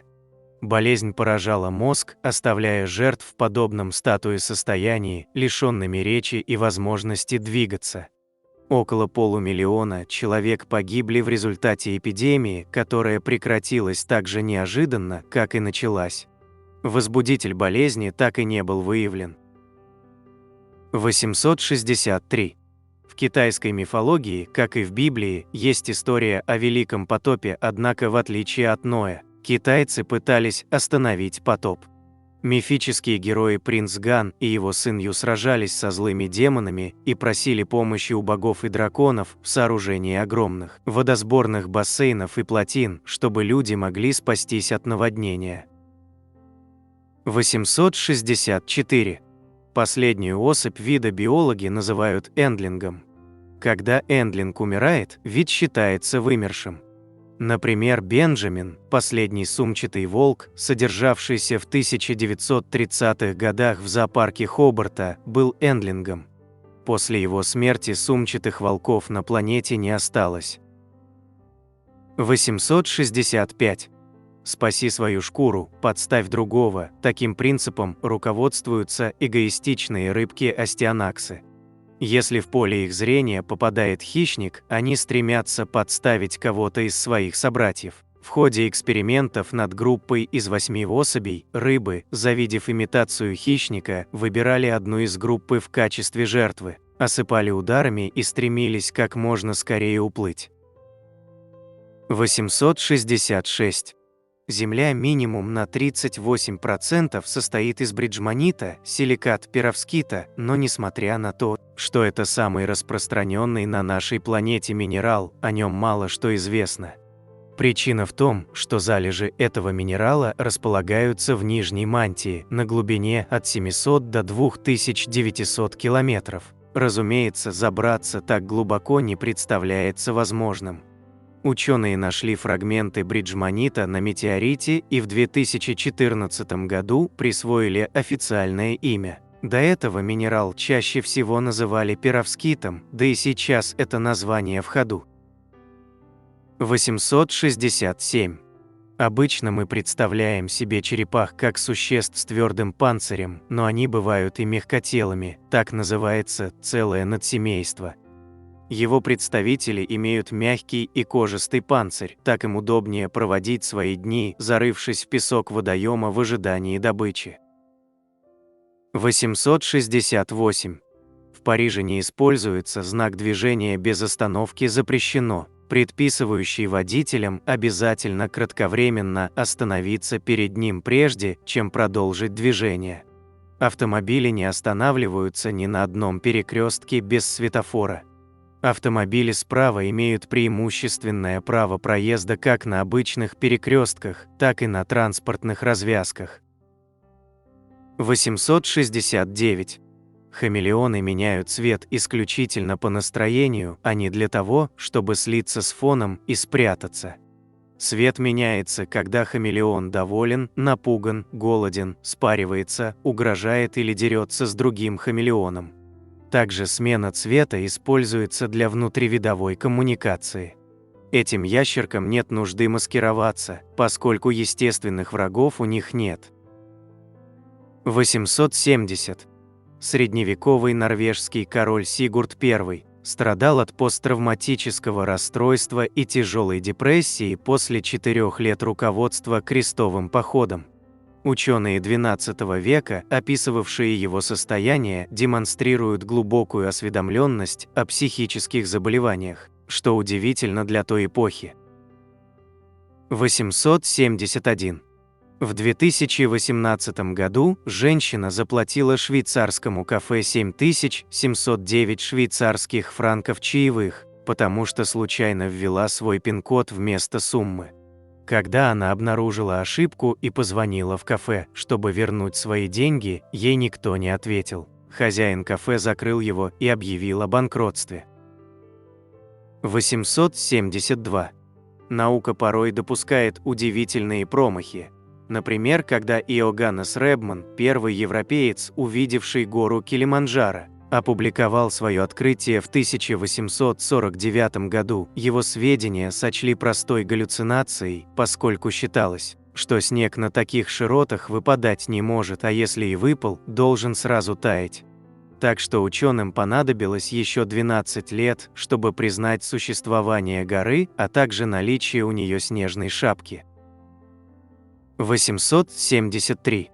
В Бельгии и Нидерландах дети 5-6 лет, научившиеся завязывать шнурки, могут получить диплом под названием Ветерстрайпломе, что в переводе означает «шнуровочный диплом». Этот диплом имеет важное педагогическое значение, поощряет ребенка к дальнейшему обучению и вводит его в мир образования. 874. К какому возрасту мы становимся по-настоящему взрослыми людьми? Ранее, начиная примерно с 2005 года, считалось, что мозг человека полностью формируется к 25 годам. Этот возраст и считался возрастом умственной зрелости. Однако более поздние исследования показали, что созревание префронтальной коры головного мозга продолжается и после 30 лет, поэтому предыдущее мнение является устаревшим и неверным.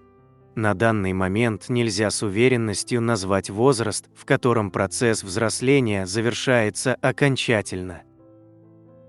875. Когда в аэропорт Хьюстона начало поступать много жалоб на 7-минутное ожидание багажа, менеджеры придумали перекрыть проходы в аэропорту таким образом, чтобы пассажирам приходилось идти до багажной карусели в 6 раз дольше, чем раньше. Количество жалоб снизилось почти до нуля. 876. Перед съемками фильма «Гарри Поттер и узник Азкабана» режиссер Альфонсо Куарон попросил Дэниела Рэдклиффа, Руперта Гринта и Эмму Уотсон написать эссе о своих персонажах. Уотсон сдала 16-страничное эссе, Рэдклифф – 1 страницу, а Гринт вообще забыл про задание. 877. Медвежонок Мишка с широкой улыбкой на мордочке был не единственным символом Олимпиады, проходившей в Москве в 1980 году. Менее известным символом был тюлененок Вигри с пышными белыми усами, который представлял соревнования по парусному спорту, проходившие в Таллине. 878. До XVI века в Старом Свете, Европе, Азии и Африке не было таких продуктов, как картофель, томаты, арахис, кукуруза, фасоль, какао, ваниль и табак, поскольку их родина – Америка. Экспедиции Колумба открыли дорогу в большой мир не только для американских растений, животных и грибов, но и для специфических болезней тех мест. 879. Пуговица – это не только полезная деталь фурнитуры, но и способ сделать одежду более нарядной. Пуговицами украшали одежду еще до нашей эры, а их превращение в функциональный элемент состоялось только в XIII веке, когда в Германии вошла в моду облегающая одежда, требующая тщательной фиксации на теле. К средним векам пуговицы стали настолько модным аксессуаром, что знать не скупилась на их количество. Например, у короля Франции Франциска I на одном из костюмов было нашито фантастические 13 с лишним тысяч пуговиц. 880. Город Багдад был построен в 762-766 годах в форме идеального круга, этим его основатель, халиф Абу-Джафар аль-Мансур, отдал дань геометрическому учению Евклида, которым восхищался.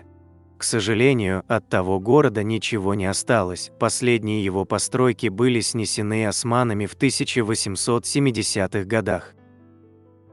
881. Японские пишущие машинки отличаются от других цилиндрической формой и тем, что они могут напечатать любой из 2400 символов канзи, и иероглифов, используемых японцами в современной письменности. Набор текста на такой машинке – трудное и скучное дело, поскольку вам постоянно приходится искать один символ из огромного массива иероглифов. 882. Автобан изначально – это не скоростная трасса. Автобаном называется вся федеральная система автомобильных дорог Германии протяженностью 13 тысяч километров. Примерно 25–30% автомагистралей автобана, около 3500 километров, действительно не имеют скоростных ограничений. Зато там действуют строжайшие запреты на все виды действий, отвлекающих водителя от управления автомобилем, разговоры по мобильному, еда за рулем и тому подобное, и штрафы за нарушение этих запретов очень солидные. 883. В Китае издавна использовали так называемые огненные часы, которые позволяли измерять время, зная скорость горения свечи из определенного материала. Чтобы превратить свечу в будильник, ее размечали делениями и вбивали гвоздик или подвешивали металлический шарик около нужного деления, чтобы при падении он издавал звон. Кроме того, для невизуального информирования о времени в разные отрезки фитиля добавляли различные пахучие травы. Такие свечные часы были популярны в Китае и использовались для многих целей, в том числе для определения времени сна и пробуждения, а также для определения продолжительности молитв и медитаций. 884. Отец Людвига ван Бетховена, заметив, что у сына есть талант к музыке, очень обрадовался. В те времена вся Европа была очарована феноменом Моцарта, и многие родители мечтали вырастить музыкальных вундеркиндов. Однако, в отличие от Леопольда Моцарта, отца Вольфганга Амадея, у Иоганна ван Бетховена не было способностей к педагогике. Вместо воспитания он прибегал к наказаниям, и самого Людвига и его младших братьев попросту били за непослушание и лень. Кроме того, отец запрещал Бетховену импровизировать, что не возбранялось маленькому Моцарту, он должен был заниматься строго по заданиям учителя. 885. Кошки бомбейской породы бывают только одного цвета, черного, что соответствует замыслу создательницы породы Никки Хорнер. Никки была влюблена в черных пантер и в 1953 году вывела своих маленьких пантер, скрестив американскую короткошерстную кошку черного окраса с соболиной бурмой. Получилась изящная кошечка с глазами желтого, как правило, цвета и шерстью черной, как ночь. 886. Кристоф Вальтз за свою карьеру получил 2 премии «Оскар», обе за лучшую мужскую роль второго плана в фильмах Квентина Тарантино. Что интересно, «Оскары» ему достались за совершенно противоположные роли: ультрарасиста в картине «Бесславные ублюдки» и антирасиста в фильме «Джанго освобожденный». 887. Чанд Баори – один из самых глубоких ступенчатых колодцев в Индии. Он состоит из 3500 узких ступенек на 13 этажах и уходит в землю на 30 метров. Чанд Баори был построен в VIII-IX веках. На его дне температура воздуха на 5–6 градусов ниже, чем на поверхности. Поэтому колодец использовался местными жителями не только для получения воды, но и как место отдыха в периоды сильной жары. 888. Все имеет свою причину и расположение севера на географических картах в том числе. Ранним картографам было необходимо выбрать какой-то неподвижный ориентир, определяющий фиксированное направление. Полярная звезда отлично подошла, поэтому север на картах стали изображать сверху, а юг, соответственно, очутился внизу. Кстати, с недавнего времени страны южного полушария, Австралия, Новая Зеландия и так далее, стали использовать перевернутые карты с югом наверху. 889. Остановки общественного транспорта в Швеции оснащаются приборами световой терапии. Конструкции представляют собой набор ярких ламп, которые светят на определенной частоте. Они помогают жителям городов бороться с депрессией, которая возникает из-за недостатка солнечного света зимой. Темное время суток в зимний период в Швеции длится до 19 часов. 890. Остаться с носом – выражение, означающее не получить то, чего хотел, потерпеть неудачу. Но при чем тут вообще нос? Существуют две схожие версии происхождения этого выражения. Согласно первой из них, под носом подразумевался подарок, который жених должен был сделать родителям невесты. А ежели те отказывали в сватовстве, жених оставался со своим носом.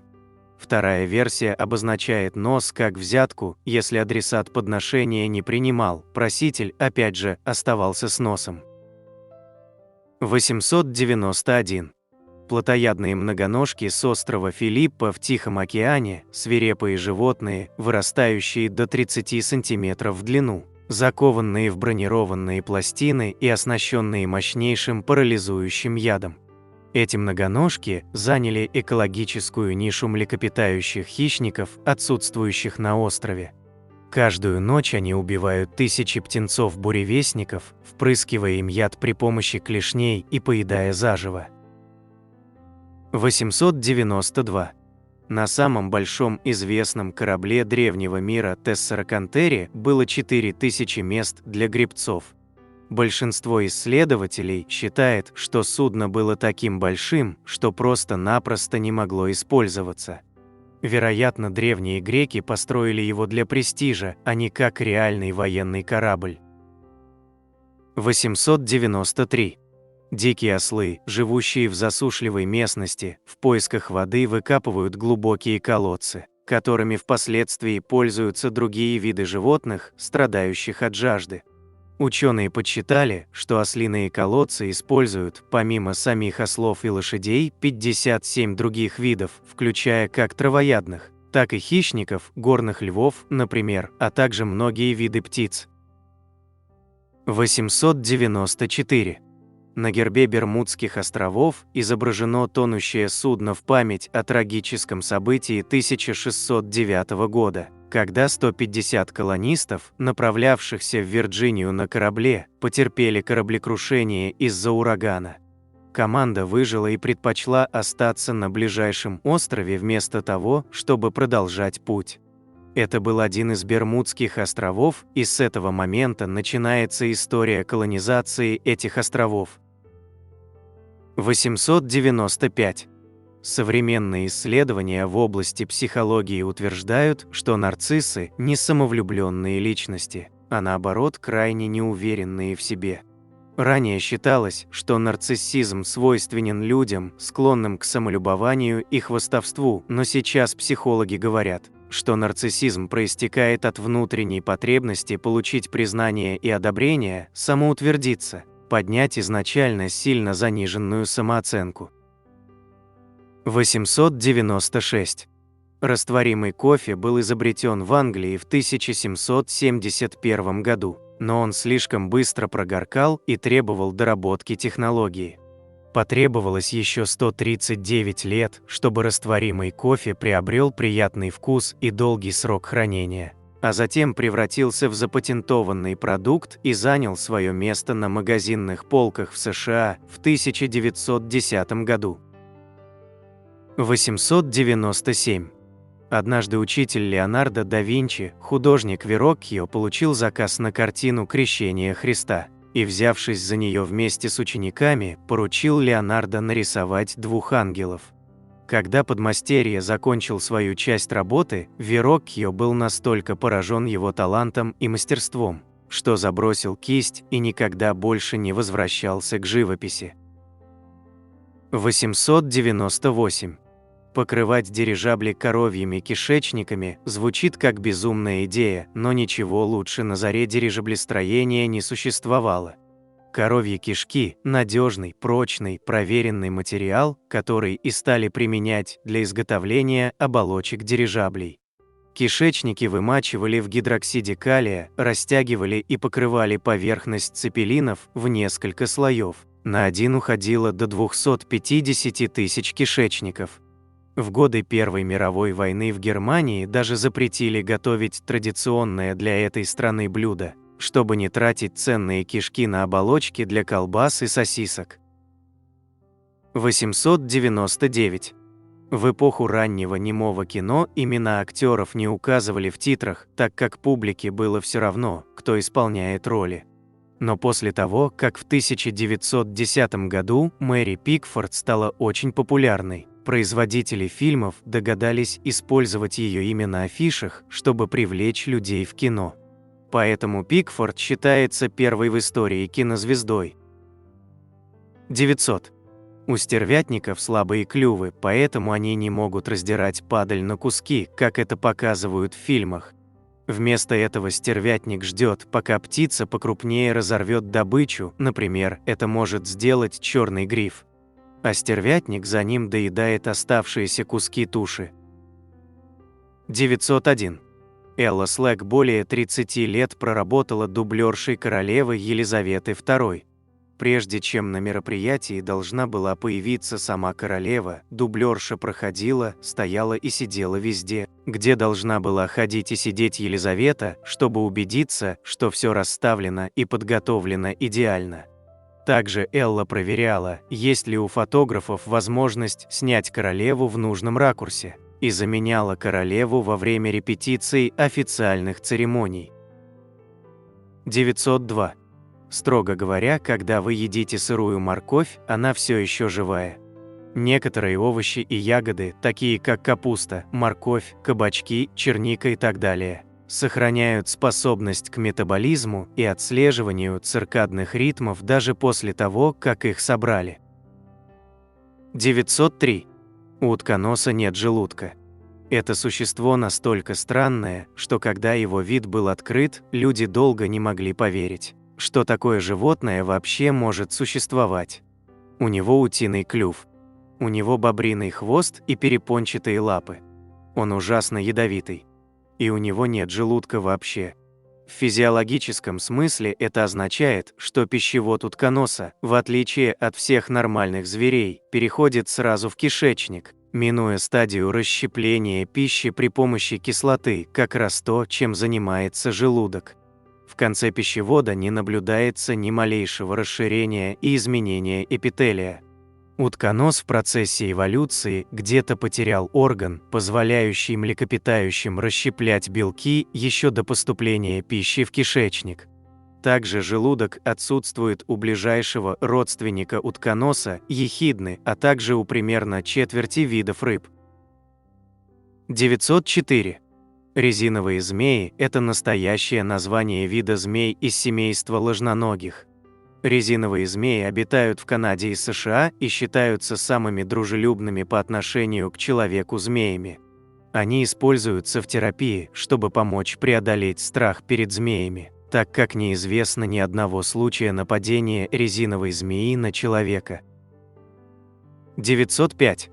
Оса-наездник Алеиос шакира, паразитируя на гусенице, заставляет ее сгибать и скручивать брюшко различными способами. Ученые назвали паразита в честь певицы Шакиры, известной своим танцем живота. 906. Примерно 8 тысяч генов из наших 20-25 тысяч общие с плодовыми мушками, дрозофилами. Кроме того, у людей и мушек во многом одинаковые биохимические процессы. Именно поэтому дрозофилы издавна используются для биологических исследований. 5 ученых благодаря им получили Нобелевские премии. 907. Пингвины не летают по воздуху, но могут летать под водой. Механизм движения их крыльев при плавании такой же, как у других птиц при полете, с той разницей, что на подъем крыла пингвин тратит столько же энергии, что и на опускание.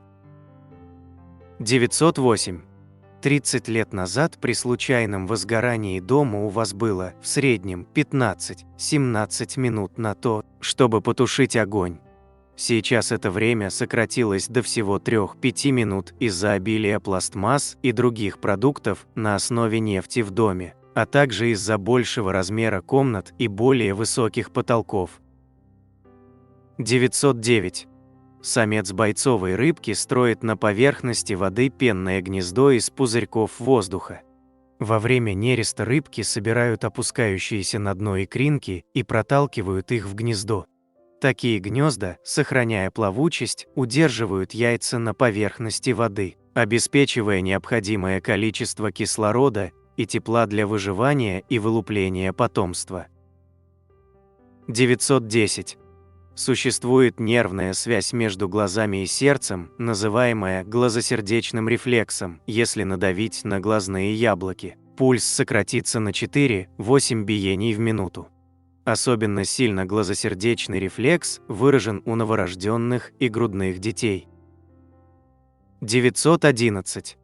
Исследования показали, что на уровень эмпатии, то есть эмоционального сопереживания, влияет степень обнаженности. Чем человек легче одет, тем выше эмпатия к нему со стороны другого человека.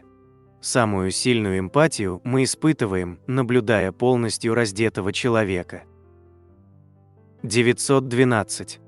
В 1996 году Чарли Шин купил 2615 мест на бейсбольном матче специально, чтобы исполнить свою мечту – поймать хоум-ран. Автоматический хоум-ран – это ситуация, когда мяч вылетает за пределы поля и может быть пойман одним из зрителей. К сожалению, поймать его Чарли так и не удалось. 913. На северо-западном побережье Тихого океана существовала порода шерстистых собак. Местные жители держали их на небольших изолированных островах, чтобы те не скрещивались с охотничьими псами. Шерстистых собак кормили морепродуктами и тщательно ухаживали за их шерстью, из которой производили пряжу для пошива одеял. 914. В 1802 году Наполеон отправил польский легион для подавления восстания рабов на Гаити. Однако по прибытии поляки приняли решение поддержать восставших в борьбе за независимость. Первый глава государства Гаити назвал поляков белыми неграми Европы, что было большой честью в те времена. 915. Масляный наполнитель, который входит в состав попкорна, опасен для здоровья человека. Попадая в легкие, он провоцирует развитие тяжелого заболевания, из-за которого воздух циркулирует по легким с затруднением. Чаще всего от болезни страдают сотрудники пищевых предприятий. 916. Помимо 56 колонн, требуемых для строительства Казанского собора, в Петербург была доставлена и запасная 57-я колонна, заготовленная на случай, если одна из основных колонн будет повреждена в ходе работ. Запасная колонна не пригодилась и позже была украшена лирой и установлена в саду Академии художеств. 917.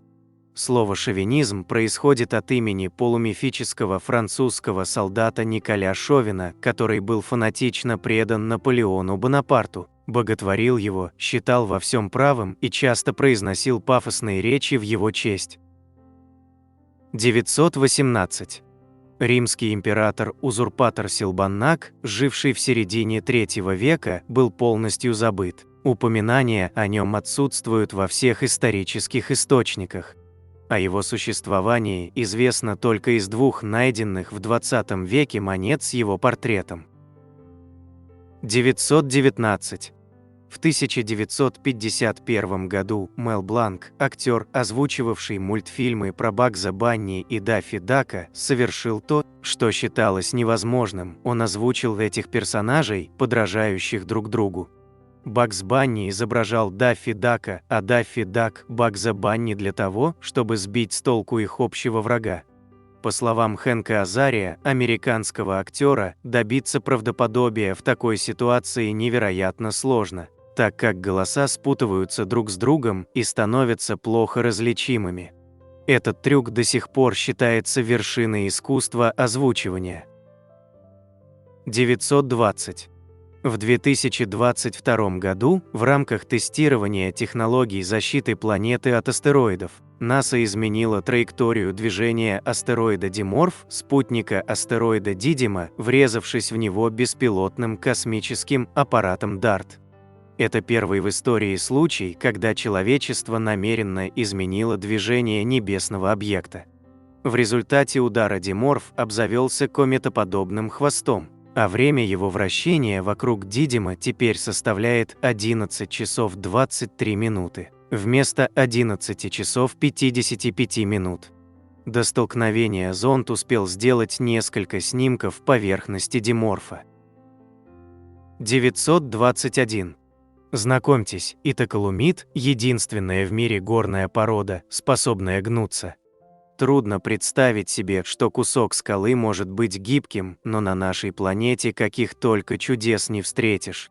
Разумеется, речь идет о довольно тонком куске породы, что хорошо видно на фото.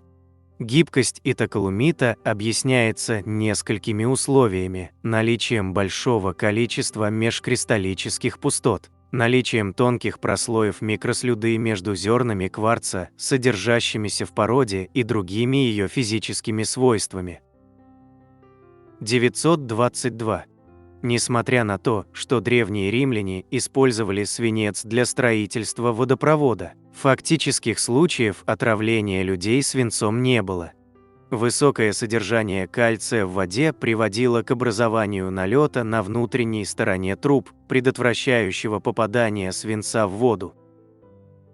923. Микеланджело и Леонардо да Винчи не любили друг друга. Однажды им поручили написать фрески на противоположных стенах одной комнаты. Художники ужасно ссорились на протяжении работы, оскорбляли друг друга, и каждый из них так и не дописал свою фреску. 924. В Малайзии водятся муравьи-камикадзе. Если муравей проигрывает бой, он сокращает мышцы брюшка так сильно, что его тело буквально взрывается, разбрызгивая клейкий секрет. Этот секрет обездвиживает всех врагов, в которых попадает. 925. В процессе эволюции светлая кожа у людей впервые появилась у жителей территории, ограниченной Кавказом и Междуречьем. Однако светлый и рыжий цвета волос мы приобрели гораздо позже, по мере продвижения на север и смешения с неандертальцами. 926. Выпуклости на голове жирафа – это не рога, как у оленей, а хрящ, как, например, в твердой части человеческого уха. Эти рожки позволяют жирафу использовать свою шею и голову, как шипастый шар на цепи, с размаху наносить очень сильные, порой даже смертельные удары головой. 927. Персонаж Питер Пен имеет прототип старшего брата писателя Джеймса Барри, который умер, не дожив до 14 лет. Трагедия глубоко ранила семью писателя, и образ мальчика, навсегда оставшегося юным, позже нашел воплощение в сказке Барри. 928. В 2021 году ученые разработали самую белую краску в мире, она способна отражать 99,9% солнечного излучения и таким образом охлаждать поверхность, на которую нанесена. Если покрыть нашей краской от 0,5 до 1% поверхностей на Земле, это может остановить глобальное потепление, утверждают создатели краски. 929. Некоторые пауки-муравьеды внешне почти не отличаются от самих муравьев, только лап у них 8, а не 6. Подняв 2 лапы на манер муравьиных антенн, паук свободно проникает в муравейник, убивает муравья, а когда выносит его наружу, делает вид, что он – муравей, несущий труп павшего товарища. 930. Поднятие на корабле белого флага означает не «мы сдаемся», а «мы готовы к переговорам». Согласно многочисленным международным конвенциям, если капитан принял решение поднять белый флаг, все боевые действия прекращаются до окончания переговоров. Если же решено именно сдаться, на судне опускают все флаги. 931. Пермский период, последний геологический период палеозойской эры, назван в честь Пермского края, где в XIX веке обнаружили геологическую формацию, отличную от всех известных ранее. Это единственный геологический период, название которого связано с Россией. 932. Рог Гавриила – математический парадокс, который заключается в том, что рог, вращающаяся гипербола, имеет конечный объем, но бесконечную площадь поверхности. Это означает, что гипотетически мы можем заполнить внутреннюю часть рога краской, но во всей Вселенной недостаточно краски, чтобы покрыть его внешнюю часть, даже если бы мы красили слоем толщиной в атом. 933. Затягивать болты проще правой рукой, а откручивать – левой. Это от того, что супинация руки, поворот предплечья наружу, сильнее пронации, поворот внутрь. Так как большинство людей, правши, резьба устроена таким образом, чтобы правой рукой было проще закрутить болт, а не открутить, поскольку эту операцию мы делаем чаще, чем обратную. 934. На территории японского аэропорта Нарита живут 5 семей, отказавшихся покинуть свои дома, когда правительство начало постройку аэропорта. Одна из рулежных дорожек огибает ферму, хозяевам которой наличие взлетающих и садящихся в округе самолетов, по их утверждению, не мешает заниматься сельским хозяйством. 935. Трагедией мы обычно называем печальные события, а также пьесы и фильмы с грустным или плохим финалом. Но это слово, которое мы позаимствовали из английского языка, а английский взял из латыни, который, в свою очередь, наследует древнегреческое слово, изначально имело совсем другое значение. Трагедия означает «песня козла», и появилось это слово во времена древних афинских песенно-игровых конкурсов. Конечно, козел был главным призом на этих конкурсах, а не конкурсантом, хотя, кто знает. Возможно, греки считали козлиные крики красивым пением. В любом случае, это и была трагедия. 936. У дельфинов есть общий предок с бегемотами и верблюдами – амбулацет. В 1998 году ученые исследовали его скелет и пришли к выводу, что амбулацет – переходное звено между китообразными и парнокопытными. Поэтому, согласно научной классификации, дельфины принадлежат к семейству дельфиновых отряда китопарнокопытные. 937. Кермотский медведь – редкий подвид американского черного медведя. Его шерсть белого цвета с янтарным оттенком, но наличие черного носа позволяет утверждать, что кермотские медведи не альбиносы. Эти медведи обитают на островах Британской Колумбии, в дикой природе их осталось не более 500 особей. За редкость и необычный окрас их прозвали призрачными медведями. 938. Серра-Рика, богатая гора, в Боливии, известная также как гора, пожирающая людей, была самым богатым источником серебра в истории человечества. Добыча серебра началась в XVI веке и продолжается до сих пор. С XVI по XVIII век в этом руднике добывали 80% мировых запасов серебра. Для извлечения серебра использовали ртуть, отравление которой, наряду с ужасными условиями труда, привело к гибели многих рабочих. Из-за высокой смертности испанская корона эксплуатировала американских индейцев, которые жили прямо в туннелях. По разным оценкам, гора, пожирающая людей, унесла жизни от нескольких сотен тысяч до 8 миллионов человек, из-за чего и получила свое название. За всю историю рудника было добыто около 60 тысяч тонн серебра, и предполагается, что гора содержит еще около 50 тысяч тонн. 939. Бактерия Calypbacter crescens, живущая в пресной воде рек и озер, вырабатывает сахаристое вещество, являющееся одной из самых клейких субстанций на нашей планете. Оно обладает силой сцепления около 5 тонн на квадратный дюйм. Всего одна капелька этого вещества способна выдержать суммарный вес нескольких автомобилей. 940. Розовый Маунтбеттена – название камуфляжного цвета, в который в 20 веке нередко красили военные корабли, самолеты и другой транспорт.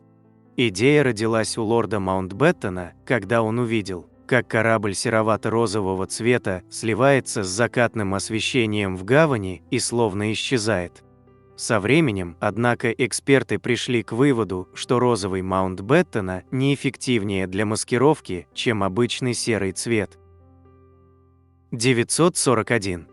Сальвадор Дали обожал Зигмунда Фрейда и трижды пытался с ним встретиться, но Фрейд отказывал, считая сюрреалистов полными дураками. В конце концов Дали удалось добиться встречи, и позже Фрейд охарактеризовал его как, несомненно, прекрасного технического мастера. 942. Садовод Николай Курнаков во время блокады Ленинграда спасал кактусы из ботанического сада. Он перенес их в свою квартиру и не дал погибнуть, подлечивая толченым углем. После войны растения вернулись в ботанический сад, и некоторые из них дожили до наших дней. 943. Изначально роль Джека Воробья в «Пиратах Карибского моря» предлагали Джиму Керри, но тот отказался, чтобы сыграть Брюса Всемогущего. Это не первый раз, когда Керри с Джонни Деппом претендовали на одну роль, его также рассматривали на роль Эдварда Руки-ножницы, доставшуюся Деппу. 944. Если у совы темно-карие или черные глаза, это означает, что она ведет ночной образ жизни и охотится ночью.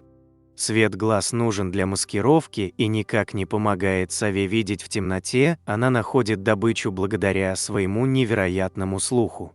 Совы с оранжевыми глазами активны в периоды низкой освещенности, в сумерках и на рассвете. Они предпочитают охотиться в мягком свете раннего утра. Совы с желтыми глазами активны днем, а ночью спят. 945. Ян Флеминг, автор книг про Джеймса Бонда, изначально хотел создать персонажа, который бы был чрезвычайно скучным и неинтересным человеком, с которым что-то происходит. Имя Джеймс Бонд Флеминг выбрал потому, что это было самое скучное имя, которое он когда-либо слышал. 946.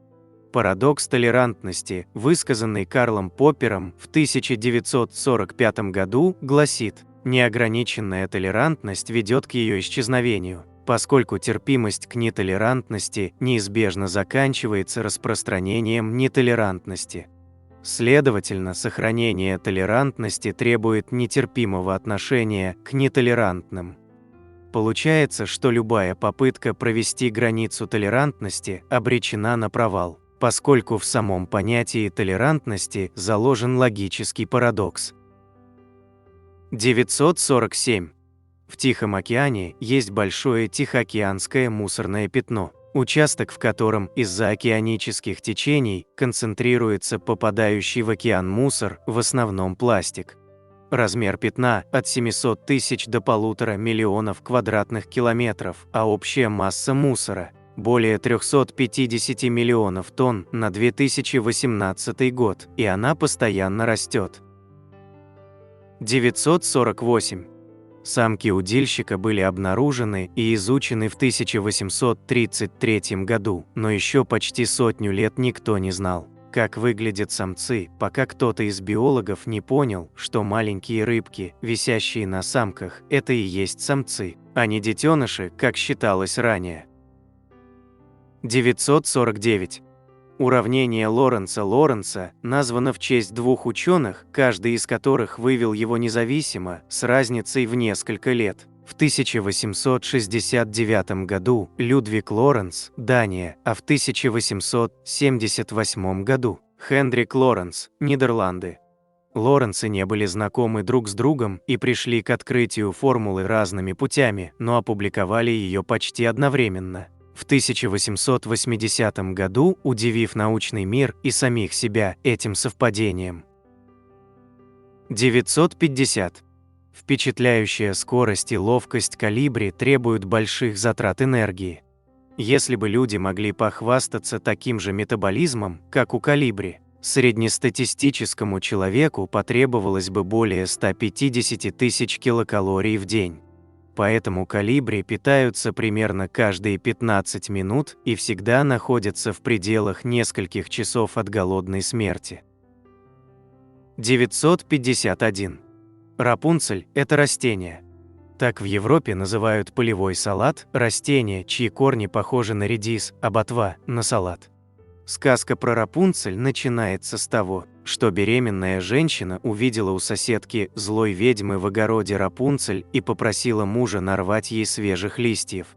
Ведьма поймала соседа на воровстве и потребовала в качестве компенсации отдать ей первенца. Тому ничего не оставалось, как согласиться, так Рапунцель попадает в заточение и развивается основной сюжет. 952. Так называемые дизайнерские породы кошек и собак с укороченными лапами, необычной формой морды, выпученными глазами, сломанными от рождения хвостами, часто страдают из-за своих особенностей. По этой причине шотландцы, борющиеся за права животных, запретили разведение этих пород у себя в стране. 953. Гипотеза Медеи – эволюционная гипотеза, утверждающая, что многоклеточные организмы обречены на вымирание. С этой точки зрения, микробы будто бы запускают процессы массовых вымираний, чтобы вернуть Землю к исходному состоянию, когда доминировали одноклеточные организмы или жизни не было вовсе. 954. Личинка угря настолько не похожа на взрослую особь, что некоторое время считалась отдельным видом. Ей даже дали название лептоцефал. Оказалось, что лептоцефал не животное, а стадия развития, причем не только угря, но и некоторых других видов рыб. 955. В 36 году до нашей эры римский ученый Марк Теренций Варон предостерегал людей от строительства усадеб вблизи болот, потому что там разводятся крошечные существа, которых нельзя увидеть глазами, которые плавают в воздухе и проникают в организм через рот и нос, вызывая серьезные заболевания. Микробная теория происхождения болезней была подтверждена только в конце XIX века. 956. Авокадо не может расти в дикой природе, потому что крупные животные, жившие в плейстоценовую эпоху и способные распространять семена такого размера, мамонты, шерстистые носороги, гигантские ленивцы вымерли. Авокадо существует до сих пор только потому, что человечество выращивает его на протяжении многих тысяч лет. 957. Первый в истории полнометражный фильм, получивший широкое признание. Австралийская картина «Подлинная история банды Келли» 1906 года утерян, как и множество других кинолент той эпохи. Сохранились только отрывки, всего около 25% более чем часового фильма. 958. У американского врача Генри Геймлиха, в честь которого назван прием Геймлиха, есть сын Питер, который пытается его разоблачить. Питер Геймлих утверждает, что его отец – лжец и серийный аферист, убедивший Красный Крест назвать их обычную практику избавления от удушья в свою честь. 959.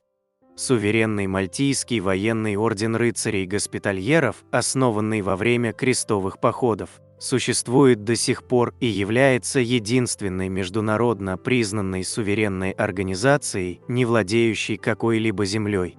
Однако у ордена есть свои особые паспорта и валюта – мальтийский скуда. На данный момент в Мальтийском ордене состоят 13,5 тысяч рыцарей, 80 тысяч волонтеров и 20 тысяч медицинских работников. 960. Болевые ощущения в мышцах после непривычной интенсивной нагрузки называются крепатурой. Крепатура появляется вследствие небольших повреждений, микротравм, мышечных волокон, которые затем восстанавливаются и укрепляются, чтобы быть способными снова вынести подобную нагрузку, если потребуется. Слово, вероятно, происходит от итальянского крепатура, производного от слова крипер – трескаться. 961. На должность шерифа в США можно избраться на срок от 2 до 6 лет. Шерифа выбирают жители его округа, после чего он должен назначить себе помощников. Этот правоохранительный департамент не относится ни к полиции, ни к ФБР и предназначен для того, чтобы следить за порядком в округе. В США около 3500 офисов шерифов с численностью работников от 2 человек, а самый крупный департамент насчитывает 11 тысяч сотрудников. 962. Дали был не первым Сальвадором в своей семье. Его старший брат Сальвадор Дали умер всего за 9 месяцев до рождения будущего художника. Когда младшему Сальвадору исполнилось 5 лет, родители отвели его на могилу брата и сказали, что в нем живет переродившаяся душа его старшего брата. Дали много лет верил в это. Образ старшего брата нередко встречается в его творчестве. 963. Рожденный в рабстве и освобожденный после гражданской войны в США, Натан Грин известен тем, что обучал своим методам дистилляции самого Джека Дэниела, основателя и владельца винокурни Джек Дэниел Дистиллери. Грин был нанят в качестве первого мастера-дистиллятора на винокурне и стал первым известным чернокожим мастером-дистиллятором в истории. 964. Горы Гамбурцево – самый большой горный массив в Антарктиде. Он примерно такого же размера, как европейские Альпы, но полностью покрыт льдом толщиной 3050 метров, рассмотреть его можно только с воздуха. Несмотря на то, что горам Гамбурцево 100 миллионов лет, они сохранились в идеальном состоянии. На момент замерзания это был молодой, недавно образовавшийся массив с вершинами до 2700 метров над уровнем моря и реками и озерами в глубоких долинах. Из-за льда это место словно застыло во времени. 965. В 1925 году в гробнице фараона было обнаружено множество предметов, но одним из самых интригующих долгое время был кинжал, сделанный, по предположениям, из метеоритного металла. При помощи метода анализа, называемого рентгеновской флуоресцентной спектрометрией, удалось доказать, что состав кинжала, сочетание железа, никеля и кобальта, свидетельствует о его неземном происхождении. 966. Слово «секта» переводится с латыни как «школа», «учение». Римляне обозначали им философские школы, партии, фракции, к которым принадлежали. В наше время этим словом называют любые религиозные группы, не принадлежащие к господствующей церкви, различные религиозные общины и объединения. Из-за мошеннической деятельности некоторых из таких групп слово «секта» приобрело негативный смысловой оттенок, которого изначально не несет. 967. Почему высокая влажность воздуха так тяжело переносится в жаркую погоду? Потому что она затрудняет испарение пота. Тело выделяет пот, чтобы вместе с влагой отвести лишнее тепло от тела, но если воздух вокруг и без того насыщен водой, его способность впитать больше воды снижается. И чем меньше влаги испаряется с кожи, тем хуже мы чувствуем себя на жаре. 968. Правило Шеи гласит, что если при простуде основной дискомфорт сосредоточен в области выше шеи, заложен нос, болит горло и тому подобное, вам можно заниматься умеренной физической деятельностью, но если симптомы проявляются ниже шеи, кашель, хрипы в легких, озноб и тому подобное, то безопаснее будет остаться в постели. 969.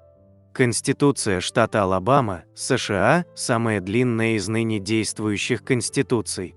Она в 51 раз длиннее Конституции США, причем 90% ее содержания составляют поправки, подробно описывающие и регулирующие каждый аспект управления штатом, вплоть до зарплаты конкретных должностных лиц. 977 поправок делают Конституцию Алабамы еще и наиболее поправленной из всех когда-либо существовавших. 970. Вибрация от эхолокации кашалотов распространяется на тысячи километров. Некоторые исследователи считают, что именно так общаются друг с другом кашалоты, находящиеся на разных концах планеты. Если оказаться слишком близко к кашалоту, воздействие вибрации может привести к параличу и даже к летальному исходу. 971. Эффект женщины чудесны, наблюдаемое в психологических и социологических исследованиях явление, при котором люди придают женщинам больше положительных качеств, чем мужчинам. Эффект иллюстрирует эмоциональную предвзятость общества в отношении женщин. Термин ввели Элис Игли и Антонио Младинник в 1994 году после того, как выяснили, что и мужчины, и женщины имеют склонность приписывать женщинам положительные черты, причем женщины проявляют в этом более выраженную предвзятость. Положительные черты также приписываются и мужчинам обоими полами, но в меньшей степени. 972. Волки, как и собаки, виляют хвостами.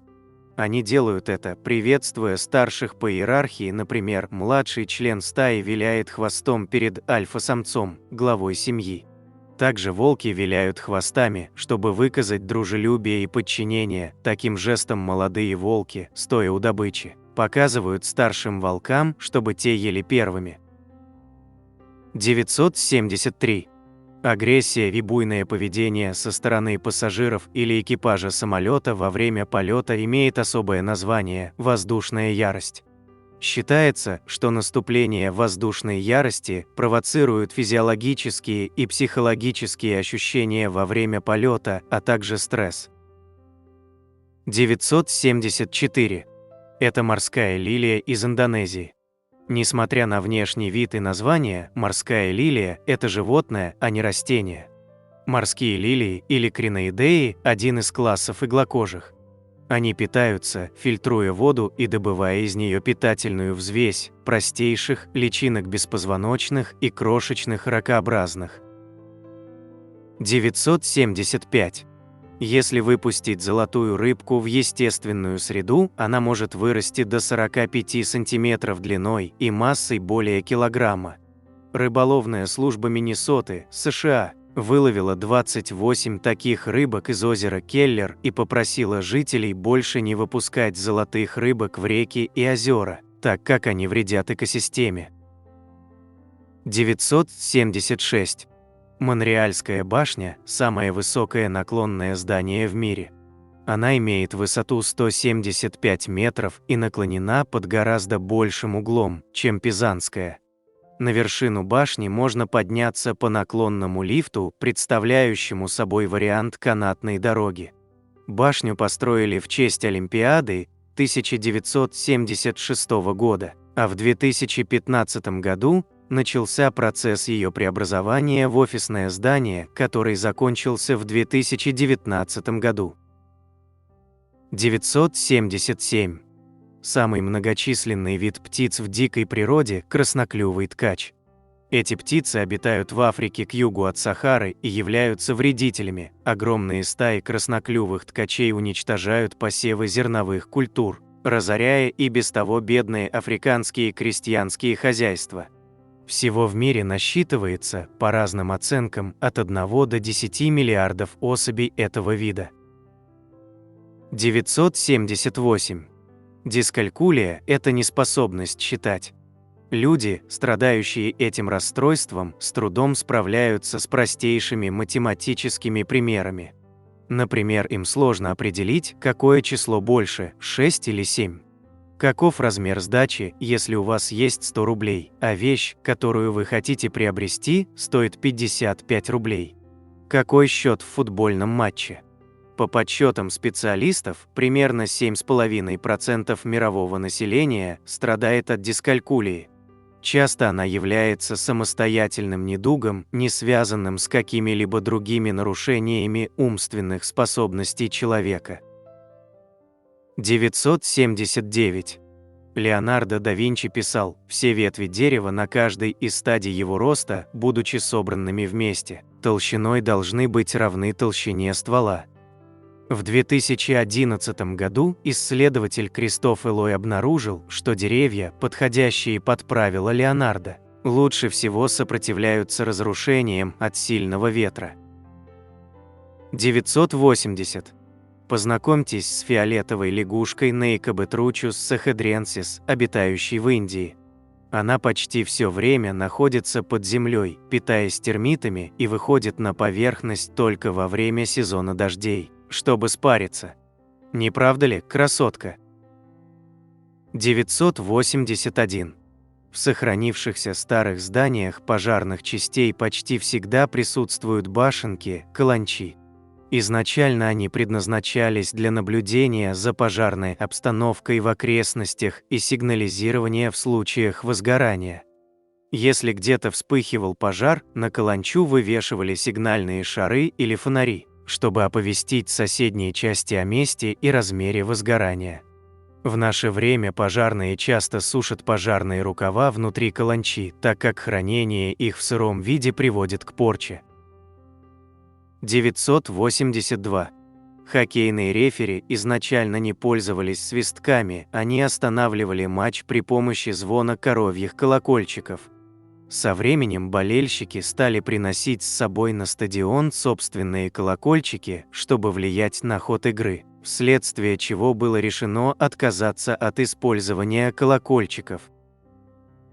983. Чарльз Гудьер, изобретатель вулканизации резины, не имел отношения к фирме Goodyear TR, существующей по сей день. Он провел большую часть своей жизни в бедности и судах с кредиторами, предпринимая многочисленные провальные попытки стабилизировать каучук, и открыл вулканизацию случайно. Гудьер так и не смог получить выгоды от своего открытия и умер в 1860 году в возрасте 59 лет. Компания-производитель шин и резиновых изделий Goodyear TR была основана 40 лет спустя Фрэнком Зиберлингом и названа в честь Гудьера в знак уважения к памяти изобретателя. 984.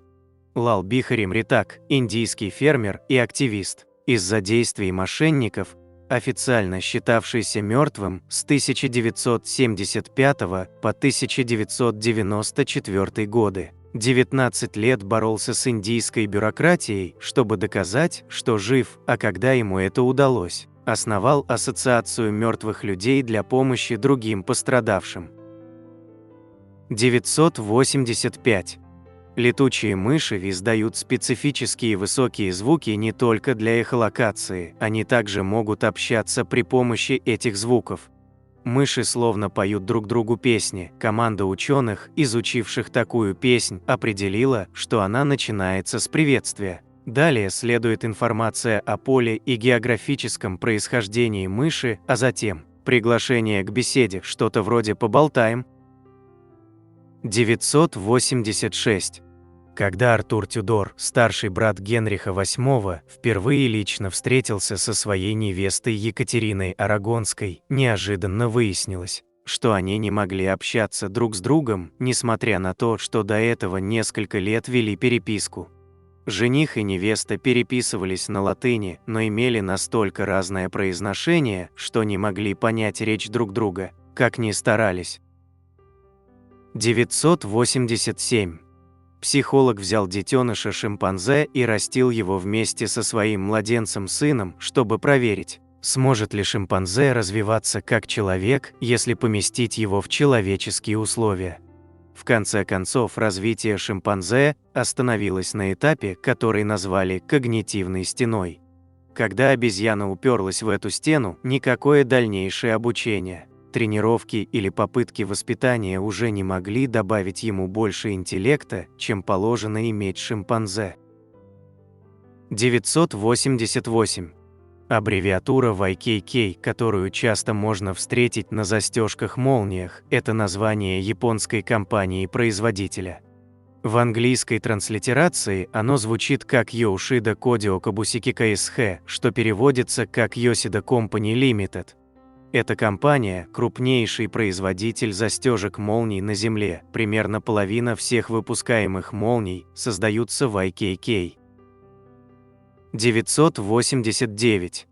Создатель знаменитых миров Ктулху, один из основоположников современной литературы ужасов Лавкрафт, Дружил с другим популярным американским писателем Говардом, придумавшим образ Конана Варвара и написавшим множество романов о нем. Трагическая смерть Говарда в возрасте 30 лет глубоко потрясла Лавкрафта.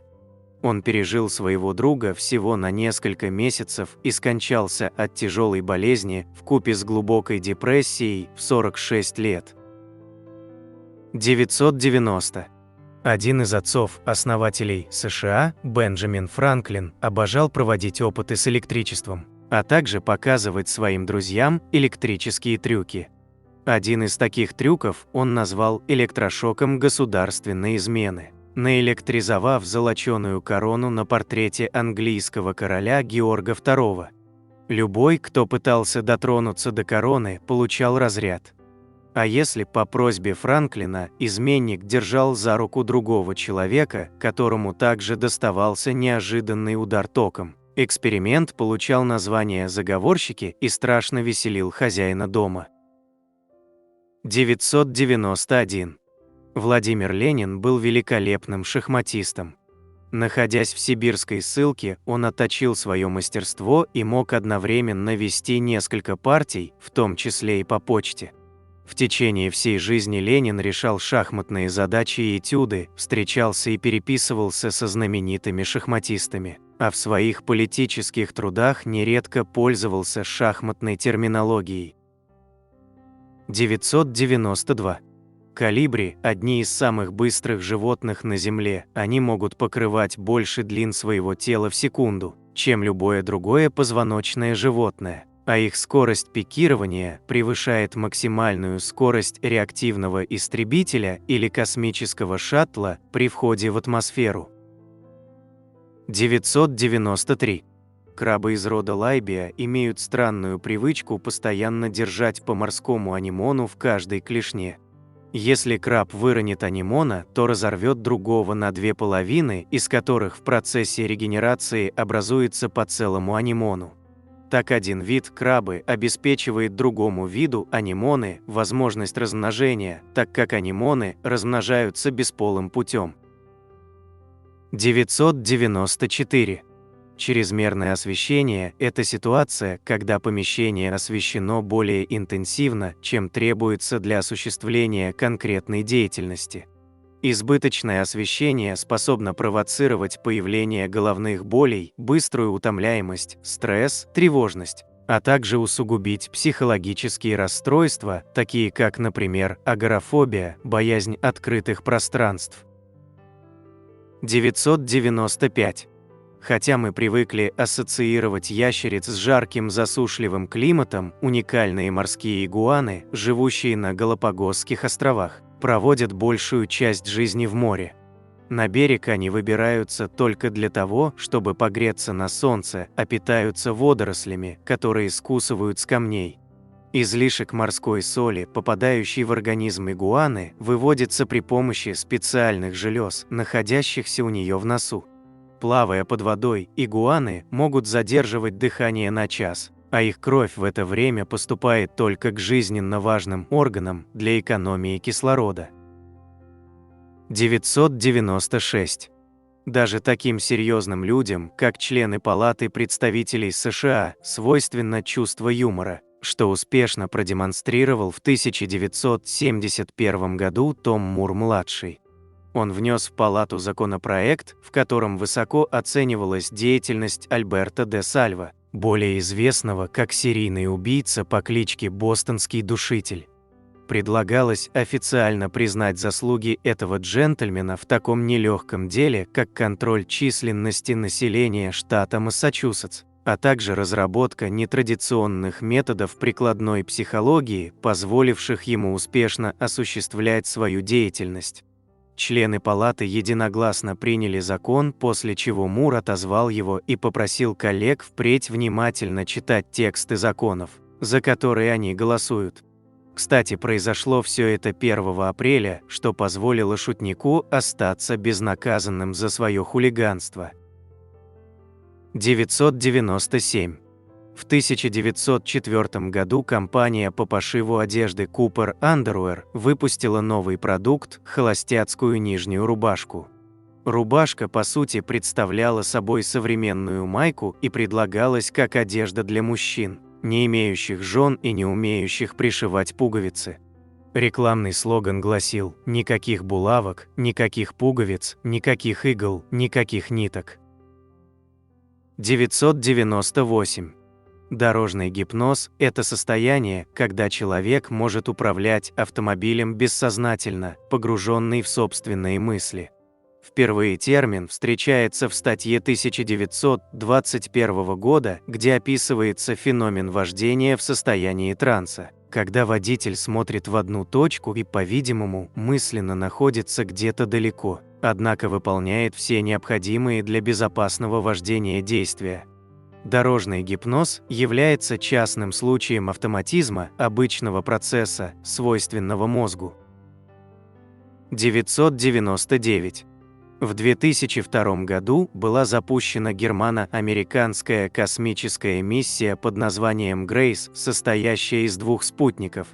Они облетали Землю на одной орбите на высоте около 450 километров, находясь друг за другом на расстоянии 220 километров. Когда первый спутник проходил через область с более сильным гравитационным воздействием, такую как большой горный массив, он ускорялся и отдалялся от второго спутника. Позднее второй спутник, достигая этой области, также ускорялся, восстанавливая первоначальное расстояние между ними. За эту своеобразную игру в догонялки спутники прозвали Томом и Джерри. 1000. В 1997 году художники Виталий Комар и Александр Меламид объединились с композитором Дэйвом Солдером, чтобы, основываясь на исследованиях предпочтений масс, сочинить самую невыносимую песню в мире «The Most Unwanted Song». В 20-минутный трек вошли банджо, детский хор, женский оперный рэп, клавиши из боссановы, тубы и многое другое. В тексте поется о ковбоях, гипермаркетах Walmart, Кока-Коле и шовинизме. 1001. Под руководством прусского короля Фридриха Вильгельма I был сформирован специальный полк «Потсдамские великаны», принимавший только солдат выше 188 сантиметров ростом. Полк набирал людей не только в Пруссии, но и в других европейских странах. Многие монархи, включая Петра I, специально направляли высоких подданных в этот полк для укрепления дружественных связей. Тех из гигантов, кто отказывался служить, порой похищали. За время жизни Фридриха Вильгельма великаны не приняли участие ни в одной войне. 1002. Хватательный рефлекс развивается у младенца еще в утробе матери, где он может хвататься за пуповину. Исследования показали, что новорожденные дети при помощи хватательного рефлекса могут удерживать вес собственного тела примерно 10 секунд. Детеныши обезьян способны висеть на одной руке до получаса. Им хватательный рефлекс нужен, чтобы цепляться за шерсть матери в первые месяцы жизни. Люди утратили шерсть в процессе эволюции и больше не нуждаются в хватательном рефлексе. Однако он все равно запускается в положенное время и сохраняется до примерно 3-месячного возраста. 1003. В XIX веке в Чесапикском заливе, США, было так много устриц, что они, складываясь друг на друга, как камни, занимали почти все место до поверхности воды, что создавало опасность для навигации. Тогда устриц стали собирать и за 100 лет собрали почти все. К 2011 году популяция сократилась на 99,7%. Это крупнейшее из задокументированных исчезновений морских видов в истории. 1004. У статуи Микеланджело «Давид» на шее вздута еремная вена, признак сердечного заболевания или сильного стресса. Профессиональные кардиологи нередко обращают на нее внимание, разглядывая статую. Так как других внешних проявлений болезни сердца, таких, например, как отек, на теле Давида нет. Предполагается, что таким образом скульптор передал волнение юноши Давида перед схваткой со смертоносным Голиафом. 1005. Французский микробиолог Поль Феликс Арман де Лиль пытался уничтожить кроликов на территории своего поместья, для чего заразил их смертельным вирусом миксомы. Он был уверен, что сможет контролировать распространение вируса, но уже в скором времени был найден кролик, погибший от вируса за пределами поместья Арман де Лиля. Спустя короткое время эпидемия охватила всю Западную Европу и уничтожила 98% кроликов. Микробиолога оштрафовали. К счастью, популяция кроликов, как известно, быстро восстанавливается. 1006. Начиная с XIV века в живописи стала повсеместно применяться техника использования линейной перспективы, разработанная художником и архитектором Филиппо Брунеллески, которая позволила мастерам добиваться невероятной объемности изображения на полотне. При виртуозном использовании светотени возникает что-то вроде легкого оптического обмана. Вам кажется, что портрет буквально впился в вас взглядом, куда бы вы ни отошли. Ведь перспектива и положение теней на картине не изменяются с вашим перемещением. Многие живописцы с удовольствием пользовались этим профессиональным, так сказать, фокусом, создавая потрясающе реалистичные изображения людей, чей взгляд способен преследовать особо впечатлительного зрителя даже во сне. 1007. Люди не могут идти прямо без визуального ориентира. Человек, пытающийся идти прямо с завязанными глазами, на самом деле движется по неровной спирали.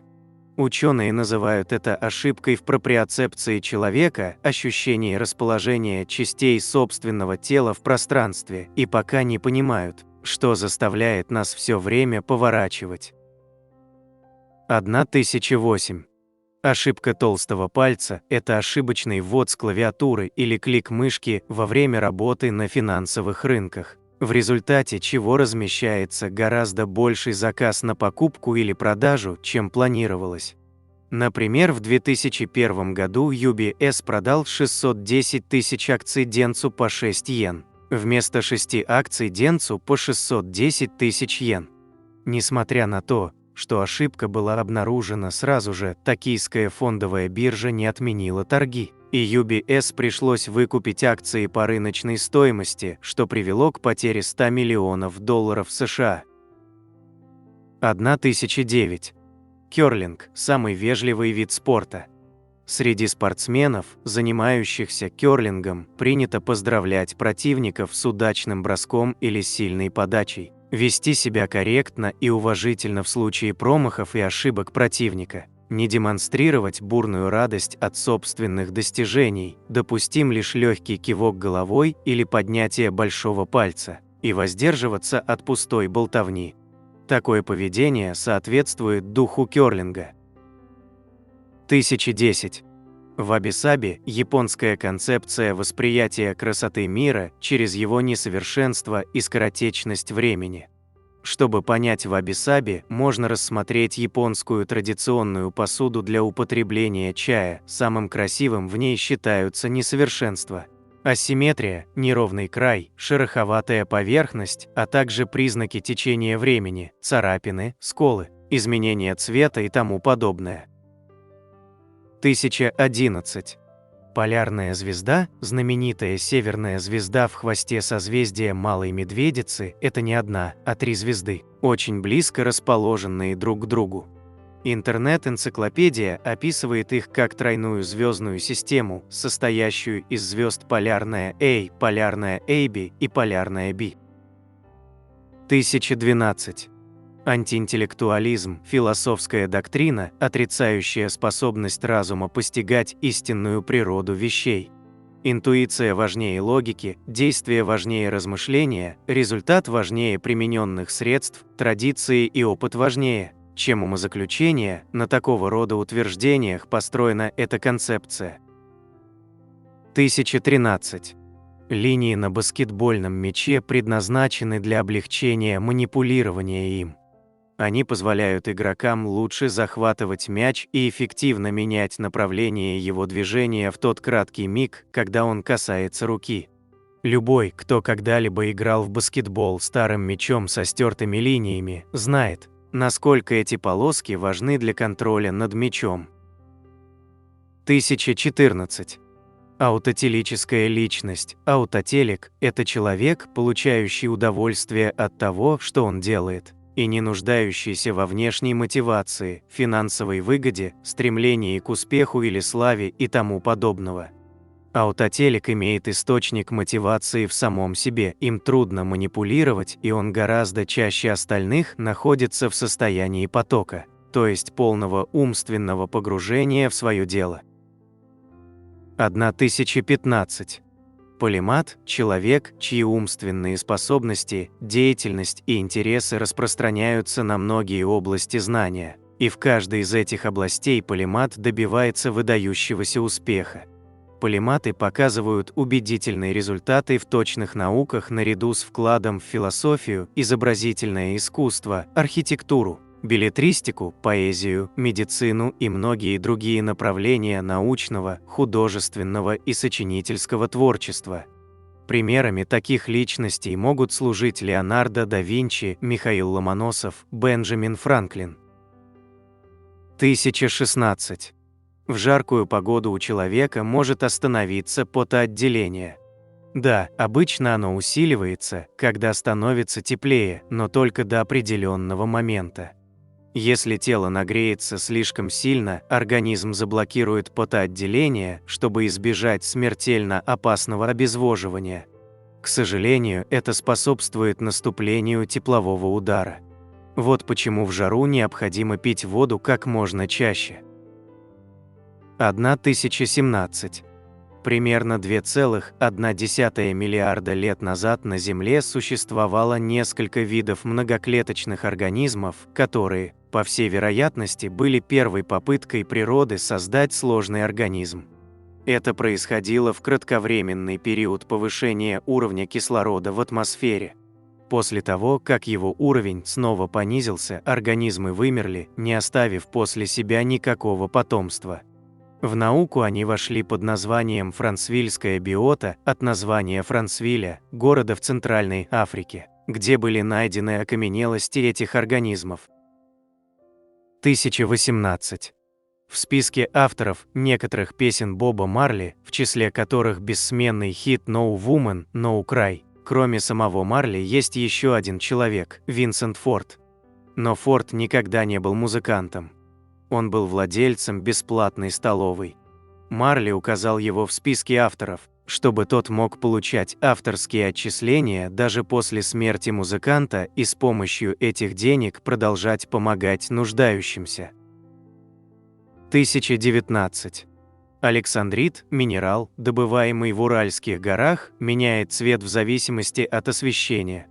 При дневном свете его цвет описывают как темно-сине-зеленый, голубовато-зеленый, темно-травяно-зеленый, оливково-зеленый. А при вечернем или искусственном свете – розово-малиновый, красно-фиолетовый, пурпурный. 1020. В левом верхнем углу картины «Крик» Эдварда Мунка 1893 года есть небольшая надпись, которая гласит «Канкун вер малет эйф энгелмент», что можно перевести как «это могло быть нарисовано только сумасшедшим». Надпись сделана почерком самого художника. Предполагается, что Мунк написал эту фразу, обидевшись на студента-медика Йохана Шерфенберга, который после просмотра картины выразил сомнение в психическом здоровье художника, что сильно задело Мунка. 1021. Иногда осьминоги бьют рыб. Исследователи не смогли определить причину, по которой это происходит, но обратили внимание, что чаще всего неожиданным ударом подвергаются те рыбы, которые охотятся вместе с осьминогами. Возможно, таким образом осьминог – существо с развитой нервной системой, способной к сложному взаимодействию с окружающим миром, просто вымещает злость за неудачную охоту.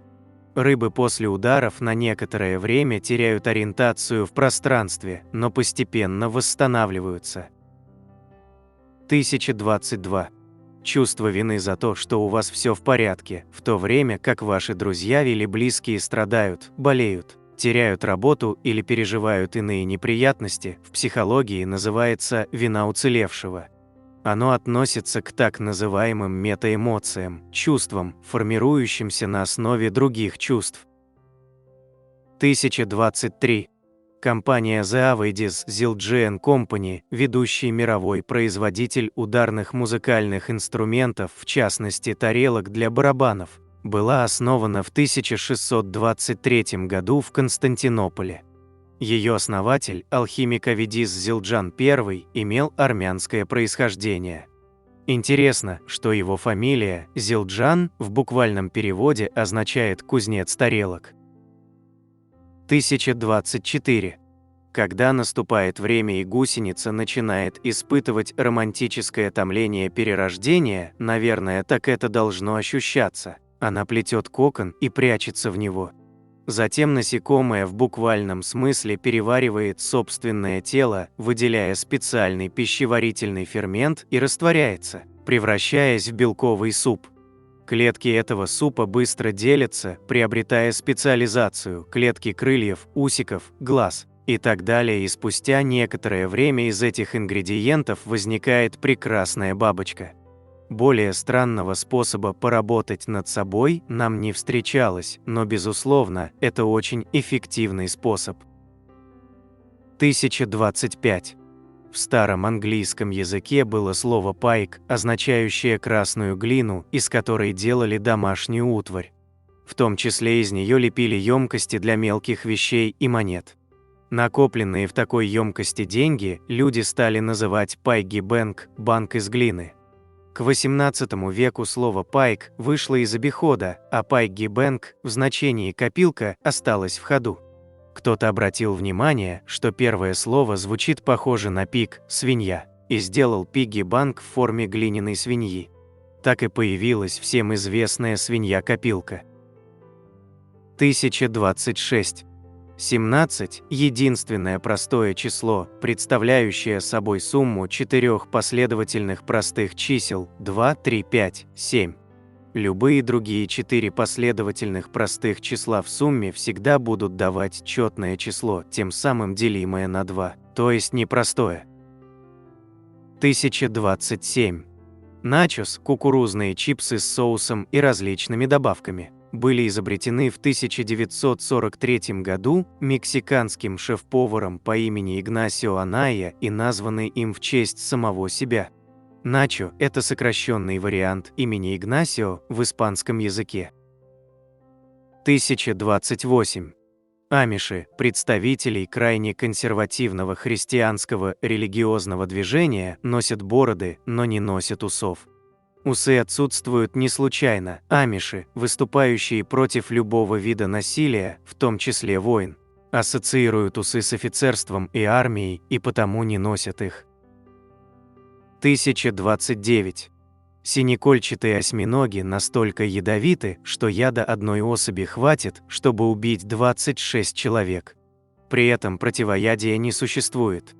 Яд оказывает нервно-паралитическое действие, и единственный способ выжить – вентиляция легких на протяжении нескольких часов, пока действие яда не пройдет. 1030. Слово «робот» придумал не ученый или инженер, а писатель-фантаст Карел Чапик. Точнее, не совсем он. Изначально Чапик назвал искусственно синтезированных людей в своей пьесе «Ар-ю-ар» – лаборами. От латинского «labor» – работа, но ему показалось, что это слово неблагозвучно. Тогда писатель спросил совета у своего брата, художника Йозефа Чапика, который бросил в ответ, не отрываясь от работы над картиной: «Ну назови тогда роботами», и новое слово вошло не только в книгу, но и в нашу повседневную жизнь. 1031. Кратковременный дождь – это дождь, который будет идти не более 3 часов. Это и другие фразы, придуманные работниками гидрометцентра для прогнозов погоды, имеют вполне конкретное, а не абстрактное значение. Например, ожидается дождь – это значит, что ожидаемая продолжительность дождя как минимум 12 часов. А без существенных осадков переводится как влаги выпадет не более чем треть литра на квадратный метр. 1032. На побережье Британской Колумбии, Канада, обитают удивительные водоплавающие волки. Они питаются лососем, ракушками, погибшими тюленями, сельдью, икрой и тому подобное. Морские волки отлично плавают и способны преодолеть расстояние в десяток километров за один заплыв, а спят и спариваются на пляжах местных островов, где не обитает никакая живность, кроме них самих. 1033. Изредка куры несут яйца без скорлупы вообще либо с мягкой скорлупой. Очевидно, это происходит по причине недостатка кальция в организме курицы. В Англии такие яйца в народе называют ветряными, так как, согласно поверью, курица, снесшая подобное яйцо, была оплодотворена не петухом, а ветром. 1034. Антуан Лавуазье, французский ученый XVIII века, которого называют отцом современной химии, был обвинен в мошенничестве и заговоре против французского народа и приговорен к казни на гильотине. На призыв общества сохранить ему жизнь судья ответил: «Республика не нуждается в ученых». 1035. Джин Милл, американская защитница животных и заводчик кошек, была так огорчена отловом леопардов ради красивого меха, что решила вывести новую породу кошек – бенгальскую. Эти кошки обладают такой же расцветкой, как и леопарды, но их можно держать дома и любоваться сколько угодно, не истребляя животных. 1036. Вспоминая что-то, вы невольно изменяете изначальное воспоминание, на него накладываются текущие обстоятельства, социальная среда и то, какое у вас настроение в тот миг, когда вы извлекаете воспоминания из памяти. Каждый раз воспоминание чуть-чуть меняется и может в конце концов измениться полностью, потеряв всякую связь со вспоминаемым событием. 1037. Маленькие лягушки вида ужасный листолаз очень ядовиты. Одно прикосновение к этой лягушке способно убить человека. Однако если содержать листолазов в неволе, ядовитость исчезает. Причина в том, что рождаются листолазы не ядовитыми, а яд получают от муравьев, которыми питаются. Муравьи же, в свою очередь, становятся ядовитыми, поедая разные виды ядовитых растений. 1038. Все млекопитающие, кроме приматов, имеют красно-зеленую цветовую слепоту, протонопию, то есть видят мир в желто-синих цветах.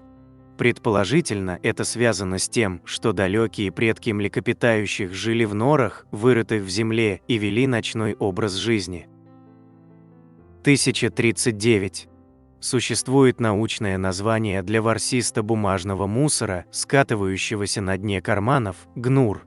Состав гнура – волокна ткани, обрывки бумаг, ворс от одежды и простая пыль. В процессе носки одежды в карманах постепенно формируются комки, которые дополнительно уплотняются во время стирки, в результате образовывая гнур. 1040. Широко известно, что, помимо правшей и левшей, существуют амбидекстры – это люди, одинаково хорошо владеющие обеими руками. Но мало кто знает, что есть также небольшое количество амбисинистров, людей, одинаково плохо владеющих и правой, и левой рукой. Всего в мире официально зарегистрировано около 80 подобных случаев. 1041. Первым человеком, предложившим, что у Венеры есть атмосфера, был русский ученый Михаил Васильевич Ломоносов. Наблюдая прохождение Венеры по диску Солнца 6 июня 1761 года, он увидел тонкий светящийся ореол вокруг силуэта планеты и верно распознал его как атмосферу. Этот оптический эффект так и называется в науке – явление Ломоносова. 1042. У креветок-богомолов самые сложно устроенные глаза, в них по 3 зрачка, что дает каждому глазу независимое восприятие глубины. Они используют от 12 до 16 типов фоторецепторных клеток для определения цвета, у людей только 3 типа таких клеток, и способны видеть ультрафиолетовый, дальний красный и поляризованный свет. 1043. Боязнь клоунов, коулрофобия, была распространенной формой навязчивого страха в те годы, когда образ клоуна использовался повсеместно. В наше время клоуны давно не в моде, но в 20 веке на них был большой спрос. И именно коулрофобия вдохновила Стивена Кинга на создание одного из самых знаменитых его романов «Оно». Курьезный факт: в экранизации романа 1990 года роль клоуна Пеннивайза, земного воплощения «Оно», сыграл Тим Карри, актер, на протяжении всей жизни страдавший выраженной формой коулрофобии. Карри настолько боялся клоунов, что не хотел видеть самого себя в гриме. Поэтому во время нанесения грима и съемок на площадке отсутствовали зеркала и другие отражающие поверхности. Несмотря на страх, Карри отлично справился с ролью, правда, нам неизвестно, посмотрел ли он в итоге сам фильм. 1044. Владелец торговой марки может потерять правовую защиту, если люди станут использовать эту марку в качестве общего названия предметов или категорий товаров. Такое, к примеру, случилось с целлофаном, телефоном-раскладушкой, фрисби, скотчем, батутом, эскалатором, ксероксом и тому подобное. 1045. Типун – это болезнь птиц, проявляющаяся как затвердение на кончике языка. А еще типуном называют воспаление языка у человека, появившееся в результате травмы. Отсюда и возникло выражение «типун тебе на язык», как пожелание тому, кто сказал что-то неприемлемое. 1046. У израильтян и итальянцев в ходу одинаковый жест, евреи называют его рега, рука с собранными в щепотку пальцами, причем кистью нужно несколько раз тряхнуть. Значение этого жеста в Израиле – «подожди, минуту, один момент». То есть регу человек делает, когда занят, но вот-вот освободится, например, когда разговаривает по телефону, а кто-то пытается его отвлечь. В Италии же этот жест означает «маече вой», что переводится примерно как «ну чего ты хочешь?». 1047. Гавайи считаются мировой столицей вымирания птиц. С момента прибытия людей на Гавайях вымерли 95 из 142 видов птиц, не встречающихся больше нигде в мире. 1048. Недоброжелатели говорили Колумбу, что открыть Америку не так уж и сложно. Мореплаватель поступил следующим образом: он попросил своих врагов взять яйцо и поставить его вертикально. Никто не смог этого сделать. Затем Христофор сделал это сам, расплющив кончик яйца о стол, и сказал: это было так же просто, как открыть Америку. 1049. Папа Римский Григорий IX верил, что кошки – это порождение дьявола, и их истребляли. В результате численность крыс настолько возросла, что вспыхнула бубонная чума, которая погубила 100 миллионов человек. 1050. Самый крупный из видов комаров, Toxinchus specasiosus, прозванный слоновьим комаром за гигантский размер, мог бы быть страшным вампиром, если бы питался кровью. К счастью, слоновьи комары предпочитают сладости, нектар, изобрадивший фруктовый сок. А их личинки охотятся на личинок других комаров, так как нуждаются в белке для роста и развития. На этом я бы хотел закончить это видео с 1000 новых фактов в одном видео, которые вы даже не знали. Ну и уже по традиции, для всех досмотревших этот ролик до конца, предлагаю узнать бонусный факт. Пассажирские самолеты летят на разных высотах, причем те, что летят с востока на запад, получают четные высоты, а те, что с запада на восток, нечетные. При такой системе между самолетами, летящими в разные стороны, всегда остается минимальный запас расстояния в более чем 300 метров по высоте. Вот такими у нас получились 1000 новых фактов в одном видео, которые вы даже не знали. На экране вы можете увидеть несколько комментариев из предыдущего ролика. Надеемся, вам понравился материал, который мы собрали для вас. Оставляйте комментарии, ставьте лайки, делитесь своим мнением о ролике, предлагайте темы, которые вы хотели бы услышать в новых видео. Все это очень важно для нас и позволяет продолжать радовать вас новыми, надеемся, еще более интересными видео. Отдельно хочу поблагодарить всех поддержавших наш канал материально зрителей в это непростое время. Их имена вы можете увидеть на экране вашего устройства прямо сейчас и в описании ролика. Благодарю за просмотр этого видео и прошу подписаться на канал Книги, Истории, Факты, поставить лайк, нажать на колокольчик и выбрать все уведомления. Вам наверняка понравится. Я расскажу еще много интересного и познавательного. Прошу при возможности помочь каналу, заглянув в описание этого видео и поддержать любым удобным способом.